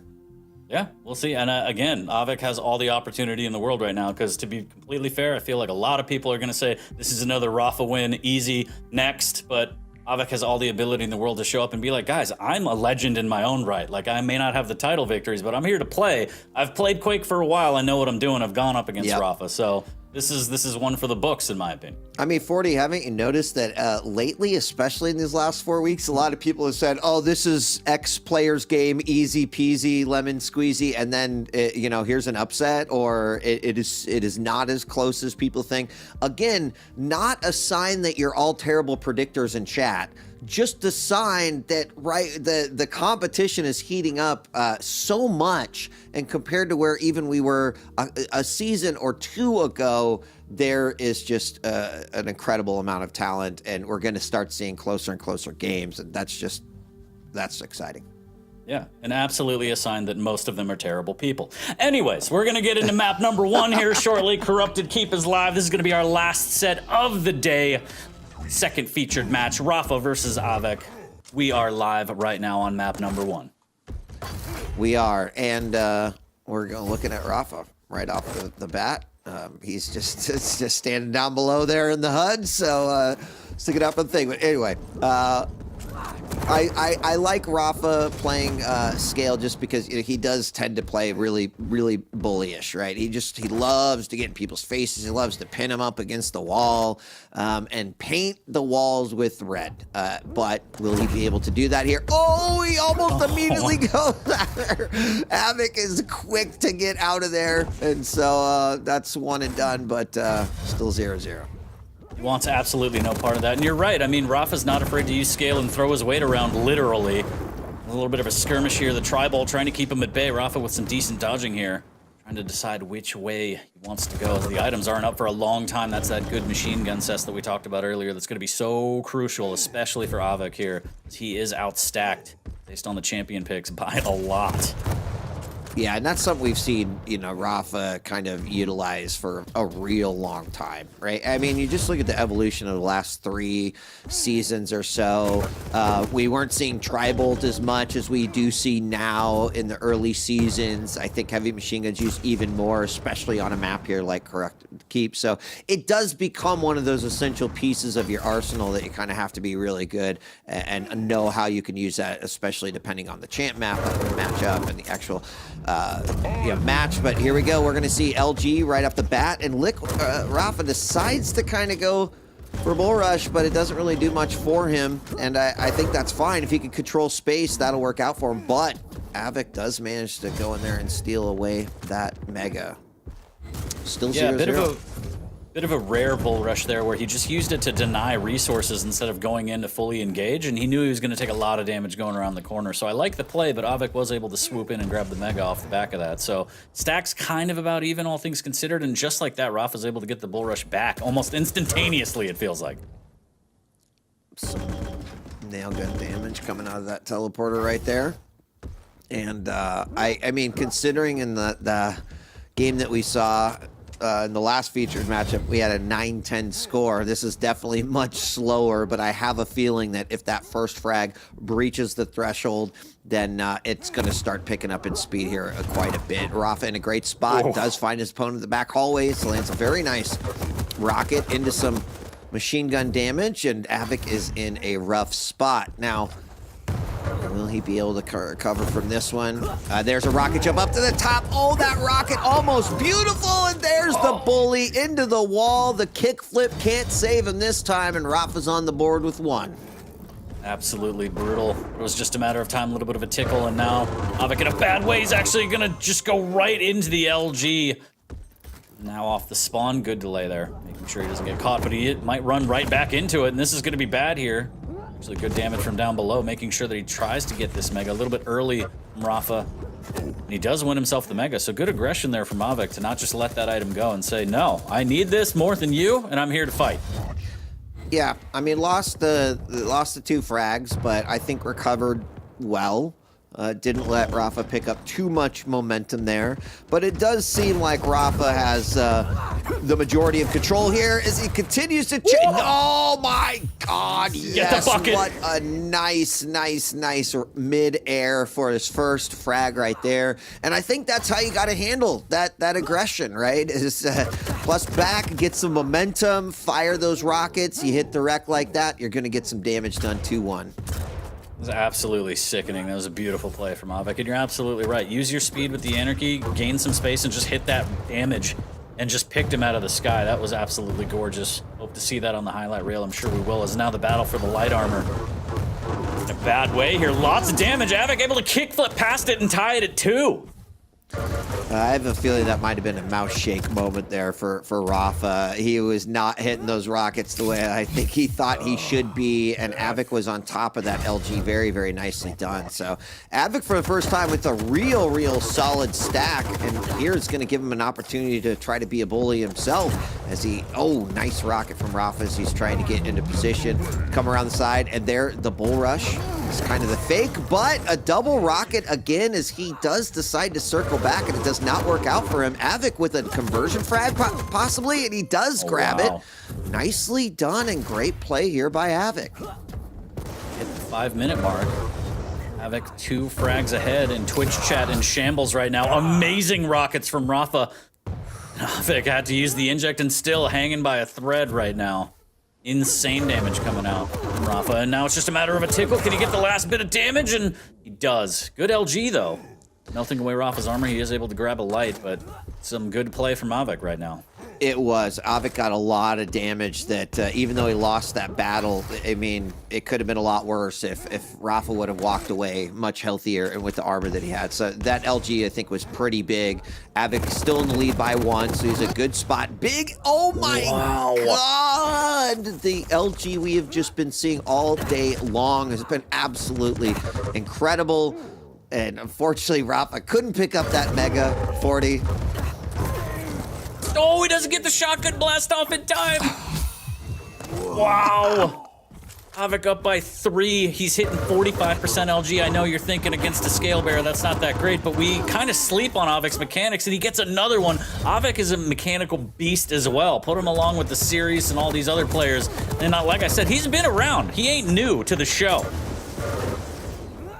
Yeah.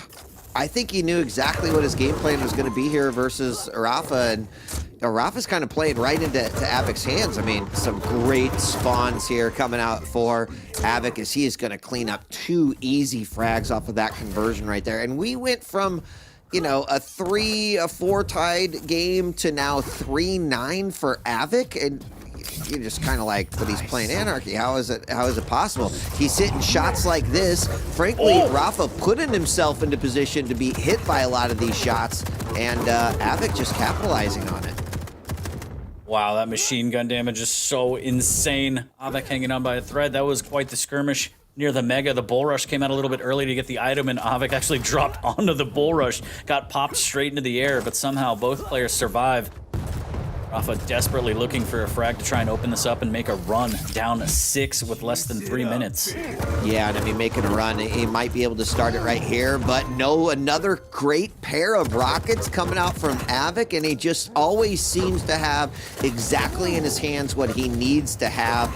Rafa clearly has to be experiencing some frustration here. as it's not really working out the way that I think he would have liked it to. A lot of those bull rushes have not hit their mark. He only had the one painting the walls, but now Avik up by 12. This is becoming a lost cause here for Rafa as these seconds continue to tick away, and Avik is just making all the right choices. His aim is 100% just on the money, and he continues to just control this game. That is like He's hitting four 40 perfectly placed rockets, just perfect. He's hitting 48% rockets. Like, what world is that normal? That's crazy. It was that little that 4 pair right there, 4 in a row was just too good. And the LG has been absolutely incredible. So I think Rafa at this point knows, okay, I'm not gonna win this game, right? I'm just gonna kind of play to warm up. There's another direct rocket coming out, and 4-16 people are gonna look at the score line for this 140, and they're gonna say, I've got to watch this one to find out how Avik manages to do it. But he's looking to pull away even further. I agree, and no disrespect, I feel like they might look at the score and be like, no, they flipped the name, something's wrong. But no, you're watching Avik dismantle Rafa right now on Corrupted Keep. This is live, this is real. And my question is, how are we going to see Rafa bounce back? I mean, we've seen earlier today a lot of people lose a map that maybe they shouldn't have or didn't expect to, and it's all about that mental fortitude, about being able to bounce back and take the other maps. There's still 2 maps left in the set, lots of game to play. So Rafa, out of all the players, probably has the strongest, maybe one of the strongest abilities to just stay focused and go map by map. This obviously didn't go his way, but hats off to Avik because this was an insane display. And for those trying to make excuses for the home version, I mean, this is an EU server, but I don't know how much that plays into it because Avik just played this perfectly, in my opinion. Avik did play perfectly. I think he had a very clear game plan going up against a scale bearer, right? Against other players, maybe that game plan would have kind of fallen apart, but Avik seemed to stick to it. It played out pretty well. I think probably there was a little bit of Rafa saying, I should have hit that, or this should have done, and so I'm just going to kind of sit here and LG you down. Again, didn't really work out. 8-17 is going to be the final score of this one, and that will be a map dropped for Rafa. Now, series is not done yet. Avik would need to win here on Molten or Awoken, but certainly a phenomenal start for Avik in our final featured match. Absolute hell of a start, and I even think I saw the little profile picture of Rafa just kind of roll its eyes, which is impossible physically. But yeah, a lot of the rockets seem to not connect the way that Rafa was hoping, whether or not that opened up the game even more for Avik. Like you said, he had a game plan, he stuck to it, executed it perfectly. Rafa stuff aside, I think it was just really well played from Avik, and especially with that matchup going up against the scale as an Anarchy, you need a game plan. You can't just really go in there and be like, all right, well, let me see how it goes. You got to have an idea of how you want to play it and how you want to create space, and Avik executed that really well. Yeah, he did, and we'll get to watch a few of these frags. Right, started off, Rafa. Here's his game plan. Get a little aggressive. Throw it out there. This was a big turning point right here. Whoa, beautiful rocket. So I was watching through Rafa's POV right there. That one was probably incredibly frustrating for Rafa right there. He was trying to hit those rockets, and Avik was just unrelentless with that LG at that point. And at this point, then it really started going back in favor of Avik as you suddenly see that score line bump up by 10. And it was a well played game there by Avik. Yeah, really, really well played. Fantastic start to the set as well. And again, looking to 2-0, maybe 3-0. I mean, the potential's there. And what a statement that would make to the rest of the league. Again, not the best start for Avik. 1-3 right now, sitting on the leaderboards. But map over on Rafa, looking to add more. He's in prime position right now, and let's see if chat has put a little more respect on his name. It looks like the breakdown is going to be about 64% in favor of Rafa and Molten Falls compared to 34-33 fluctuating. So a little bit more people believe now, Wheat, a little bit more. Yeah, I mean, I don't know. You've also probably got the same people that are like, you know, the way you play is that you just put it on one color, one player, but then if they lose, then you put twice as much on that next player on the next one, and if they lose again, just keep doubling down. I feel attacked because you're absolutely describing my roulette play. Strategy. I feel so attacked, but that's fine. Yeah, that's fine. You don't have to blow me up like that. We mentioned that we'd seen this champ matchup in featured match number 1. It was, of course, on Awoken, a lot different map. So larger map. Certainly both players with the grapple and then the ghost walk going to come into play, but I think we'll have a little bit different pacing. It'll be very interesting to see if Rafa's going to come back for some, some Wick vengeance. Oh, we might see it again. One of the best players at being able to adapt both mid-game, but also mid-set. I mean, different map, different champs. He's going to stay focused. Again, for what it's worth, I'm not biased either way. It's going to be an NA server, whatever. But it's going to be a nice, interesting 10 minutes to see how Rafa bounces back after that dismantling on Corrupted Keep. So we are going to be live on Molten Falls. Map number 2 between these two. Avik working on taking the set in 2. We'll find out in about 10 minutes as we're live on Avik. Yeah, I that would be such a huge victory here for Avik, and I think we just kind of have to see how both these players are going to approach this one. Will we see some ghost walk play going into that heavy? We're going to immediately have a battle as Rafa's going to turn up the heat there as he comes around the corner, doubles back, and wow, Rafa getting right on top of Avik. Great rail to put his first frag on the board. I love the play from Rafa, knowing that he forced out the Ghost Walk. He hooks away to make sure he doesn't get telefragged or anything, but he also takes away those hourglasses immediately to make sure the Ghost Walk is as delayed as possible. It's a nice play from Rafa right off the start. And I think we talked to him a little bit ago about what his favorite champ is, or maybe he was talking about it on his stream. I think he says Athena is one of his favorite champs, if not the favorite. I know Visor and him are very, dynamic duo, but lately I think he loves playing Athena. Needs to be careful, though, as he hooks back down using that pillar, but Avik able to thread the needle right past and grab that shoulder and take that frag and tie it at 1. A shot. Very nicely done. Confidence in that rail.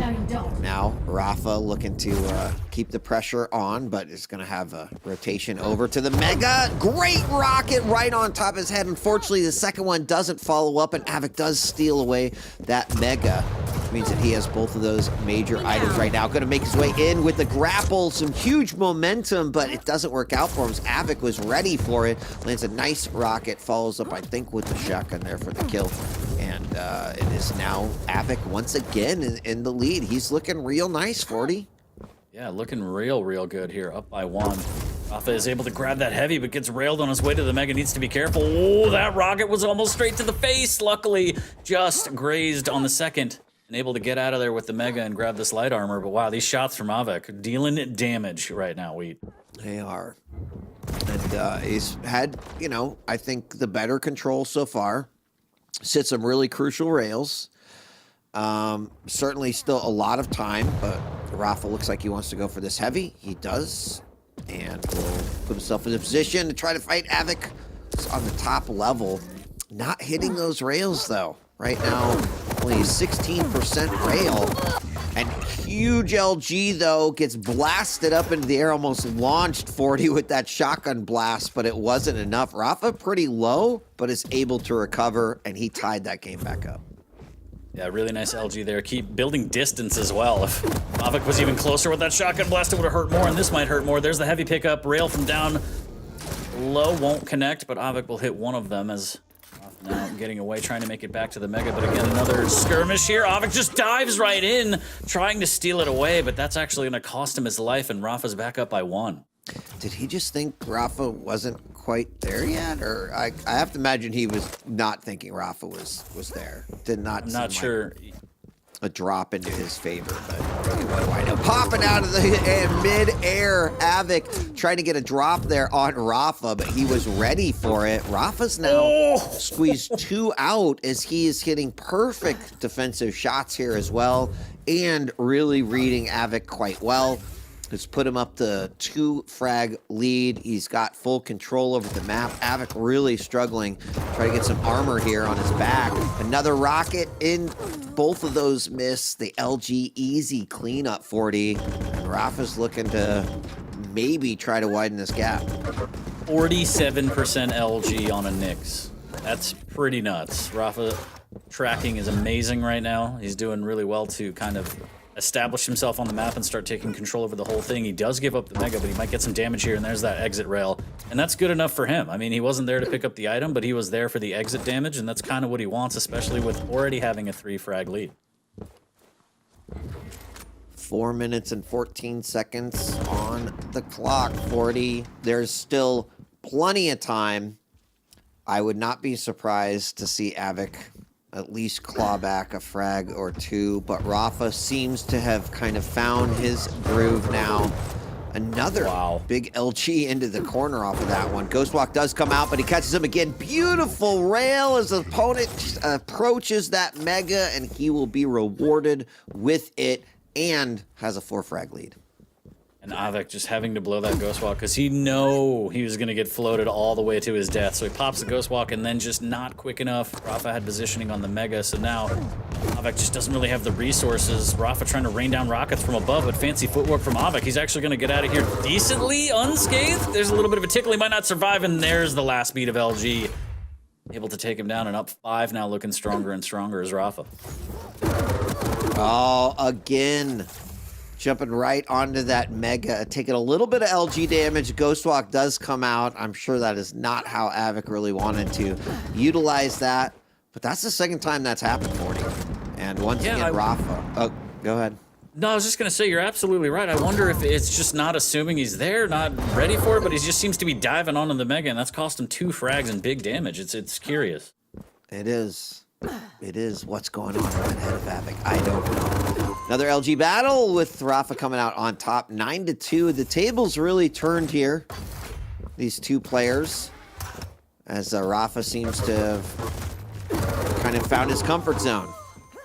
Another LG battle there near rail, and we're 6 minutes in, and Rafa's starting to run away with this one. Yeah, definitely opening this one up, feeling comfortable, but he's also not one to just kind of stop and play defensive. He wants to keep adding to the tally here with fantastic rail. Avik needs to just wait a little bit as he's down to 50 HP, no armor, and Rafa has positioning for this mega pickup for free.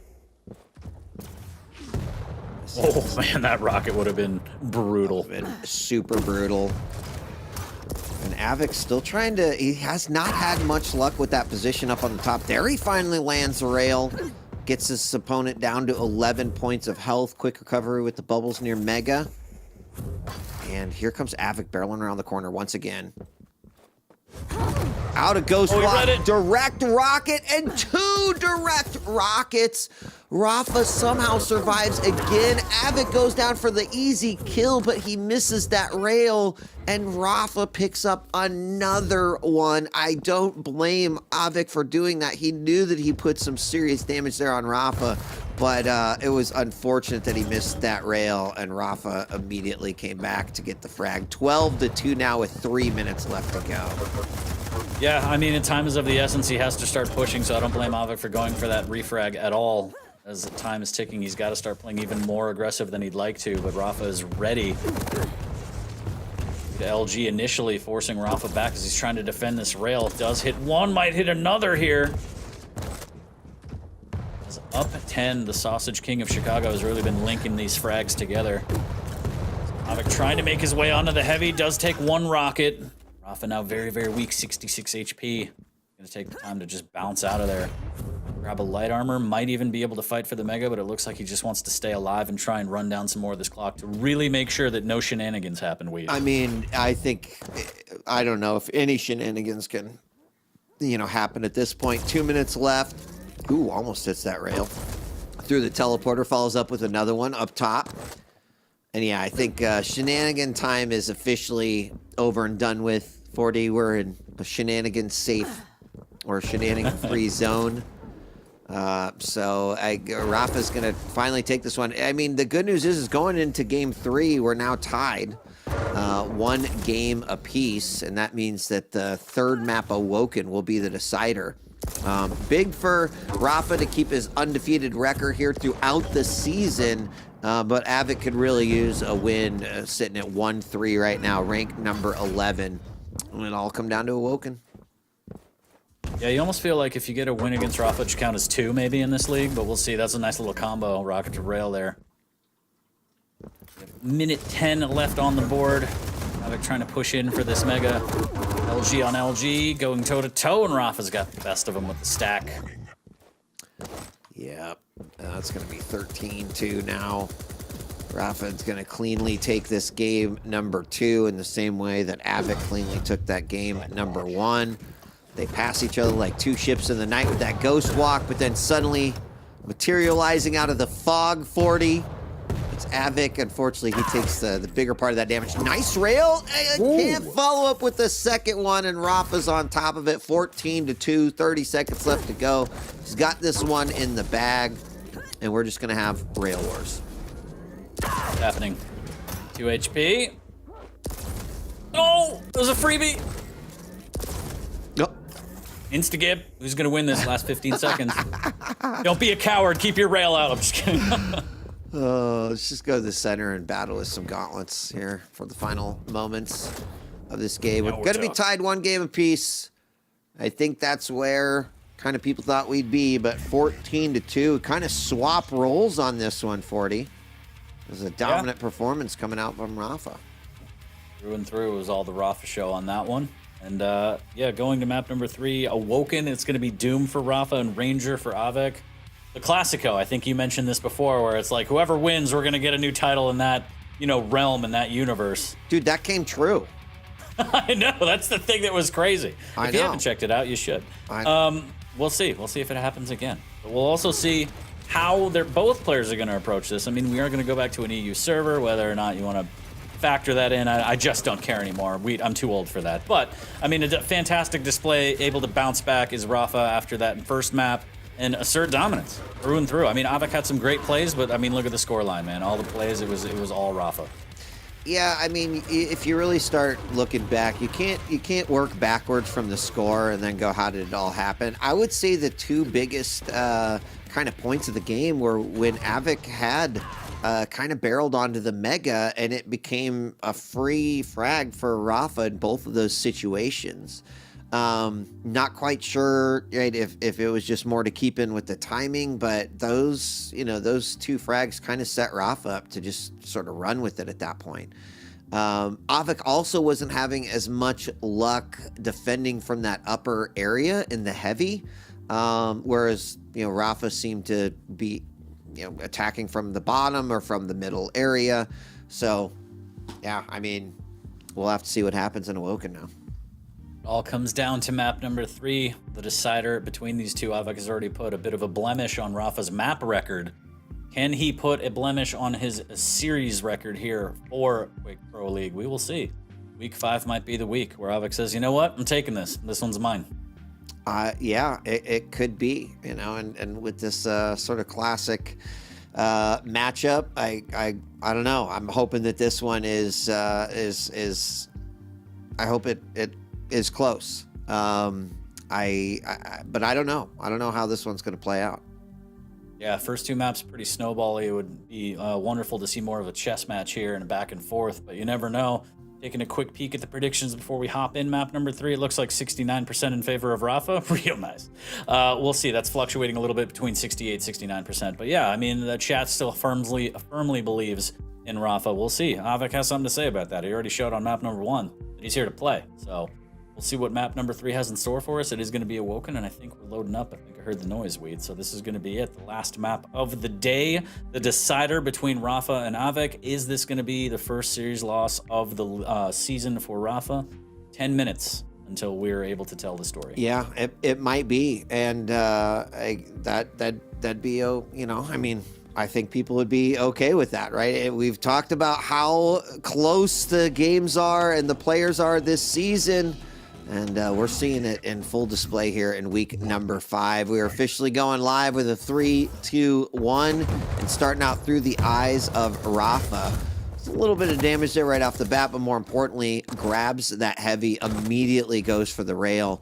Now, will he spend any time trying to keep the rail out of the hands of his opponent? I don't know if that's fully in his game plan. He does circle back around.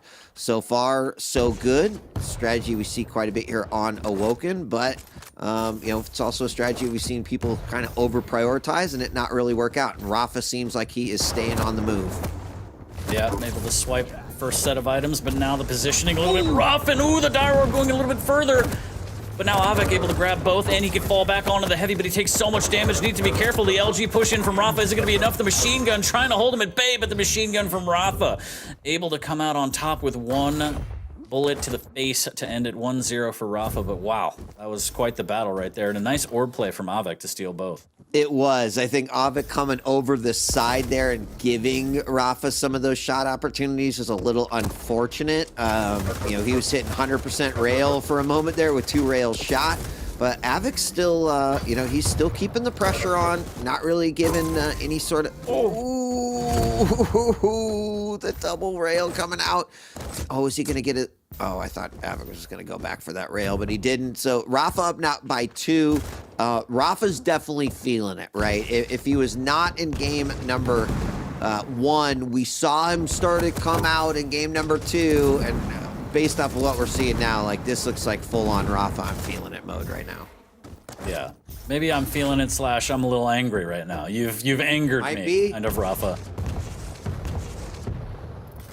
Trying to do damage on this heavy avik, staying the hell out of the way, but walking into that 100 damage rocket, that one's gonna hurt. A little bit of LG as well, but Rafa trying to avoid damage of his own.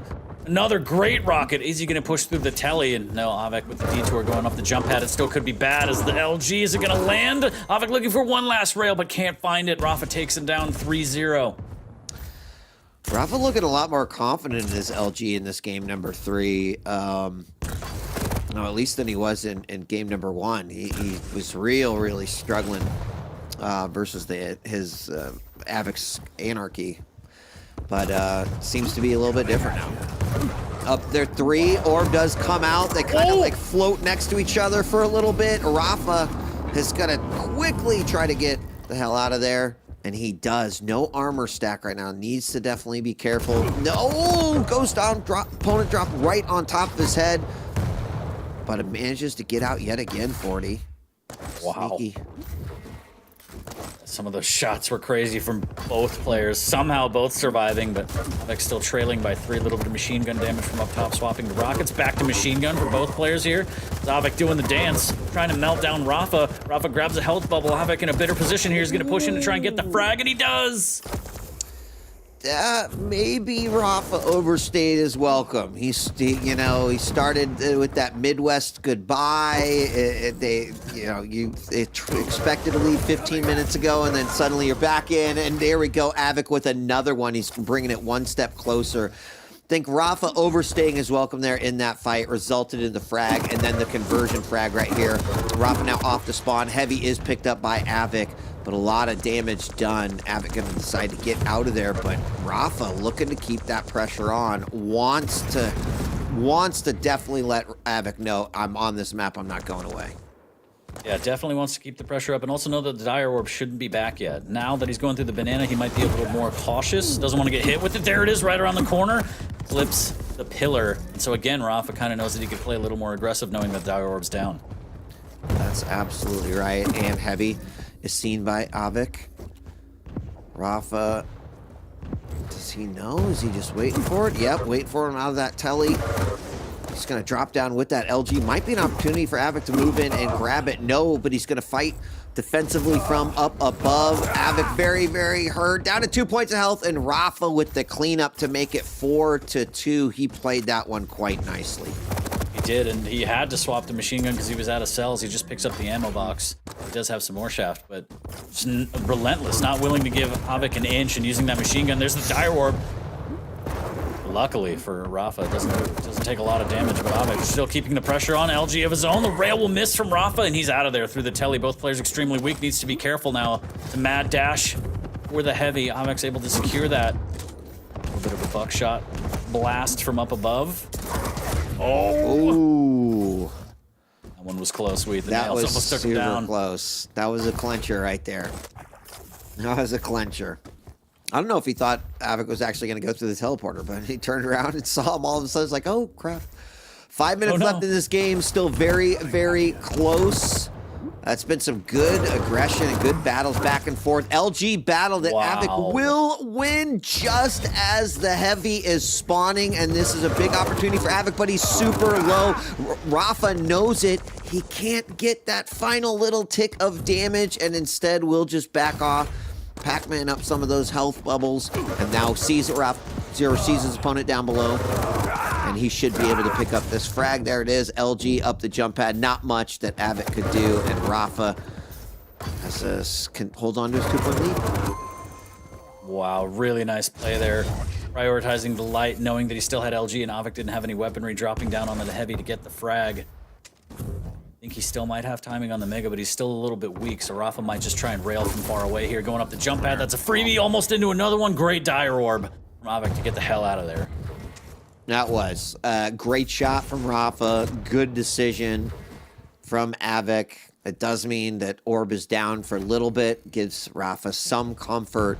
He's got to start thinking about these 3 frags and how he's going to bring them back. I like how we've seen Avik playing, Rafa with the rocket rail combo. Both players equal stacks. We're going to have Mega up here in just a moment. Great rail once again from Rafa, and I think he knows he's got the win on this Mega. As he dropped down below, nothing that Avik can do. Orb comes out. It was his only option, and 7-3. Rafa with a 4-frag lead. More and more comfortable now. Avik diving in with the LG, doing an insane amount of damage, 20 HP. 45 after the bubble pickup, little bit of light armor. He has to give up the heavy, and what a fadeaway rail from Rafa. Oh my god! Oh my god! Get the bucket! Come on! That was Avik right there. Like, how unbelievable rocket rail combo, and I mean the confidence level of Rafa in this map compared to what we've seen in the last 2 has gone up even more. Right? He's just seems to be in sync with everything going on here on Awoken. There's another frag, 9-3. He continues to clean them up, and Avik, the chances for a victory are slowly slipping away from him. The light's slowly starting to dim, but this is a big opportunity here. But the rail again, so calm and collected, just lining it up, saying, I know you want the Mega. Here's the jump pad. Let me pre-aim this, and then he hits the shot. So clutch. Another rail as well, and Avik running out of options. He's got to start pushing because time is of the essence, and the double jump into the daisy right there, a little bit of buckshot. And this is just, again, this is turned into the Rafa show. Wheat. Yeah, I mean, the last couple minutes, 40, have kind of been like, how does my opponent know what I'm going to do before I do it? That's what the feeling it has here. Now, Avik does bring one back, and that's great, 11-4, but with 90 seconds left, I'm not sure that it's within the realm of possibility here. Rafa is, still throwing out all of these beautiful shots. We got rails through the murder hole. That time, Avik does hit those, but I think they both know this one is going to be going Rafa's way. 6 frags, is it possible? I don't think so. I don't think so, indeed. Great rails from Avik, though. He's chaining them together. There's the dire orb up to the T-Con to cut off and grab the light armor before the Mega pickup. But with a minute left, 6 frags, it would have to be turbo mode, and it would have to start with this. And just eating away these 5-6 seconds, I think that's it. Maybe, if he went on the most insane run we've ever seen, but Rafa, again, proving that you're never out until you're out. Until the buzzer hits, you keep playing the game. And throughout this set, after that first map, he's really turned it around, Weed. He really has, and that's, I think, a quality and a skill set that you need. Oh, good.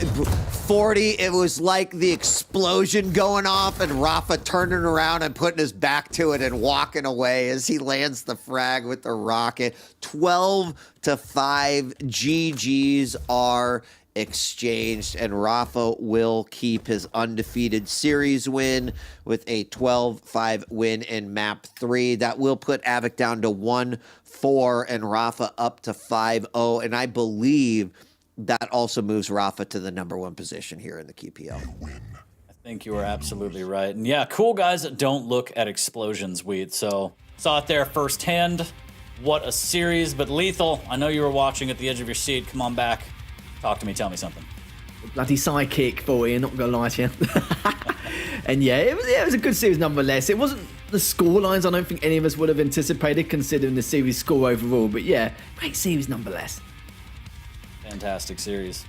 Yeah, I have to agree. I mean, Avik played great on keep. He was just all over it. We talked about his game plan. I think he absolutely stuck to it. It worked out quite well.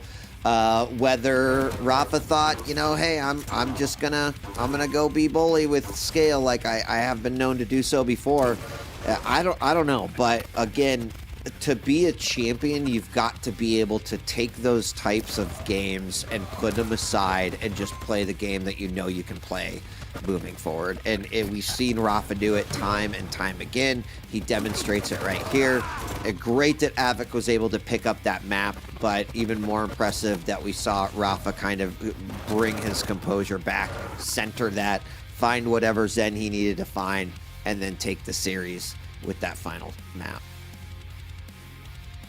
He agrees. We take a look at the final map score there on Awoken and the weapon breakdown for both players. Rafa is able to win 2 in a row, taking the set away.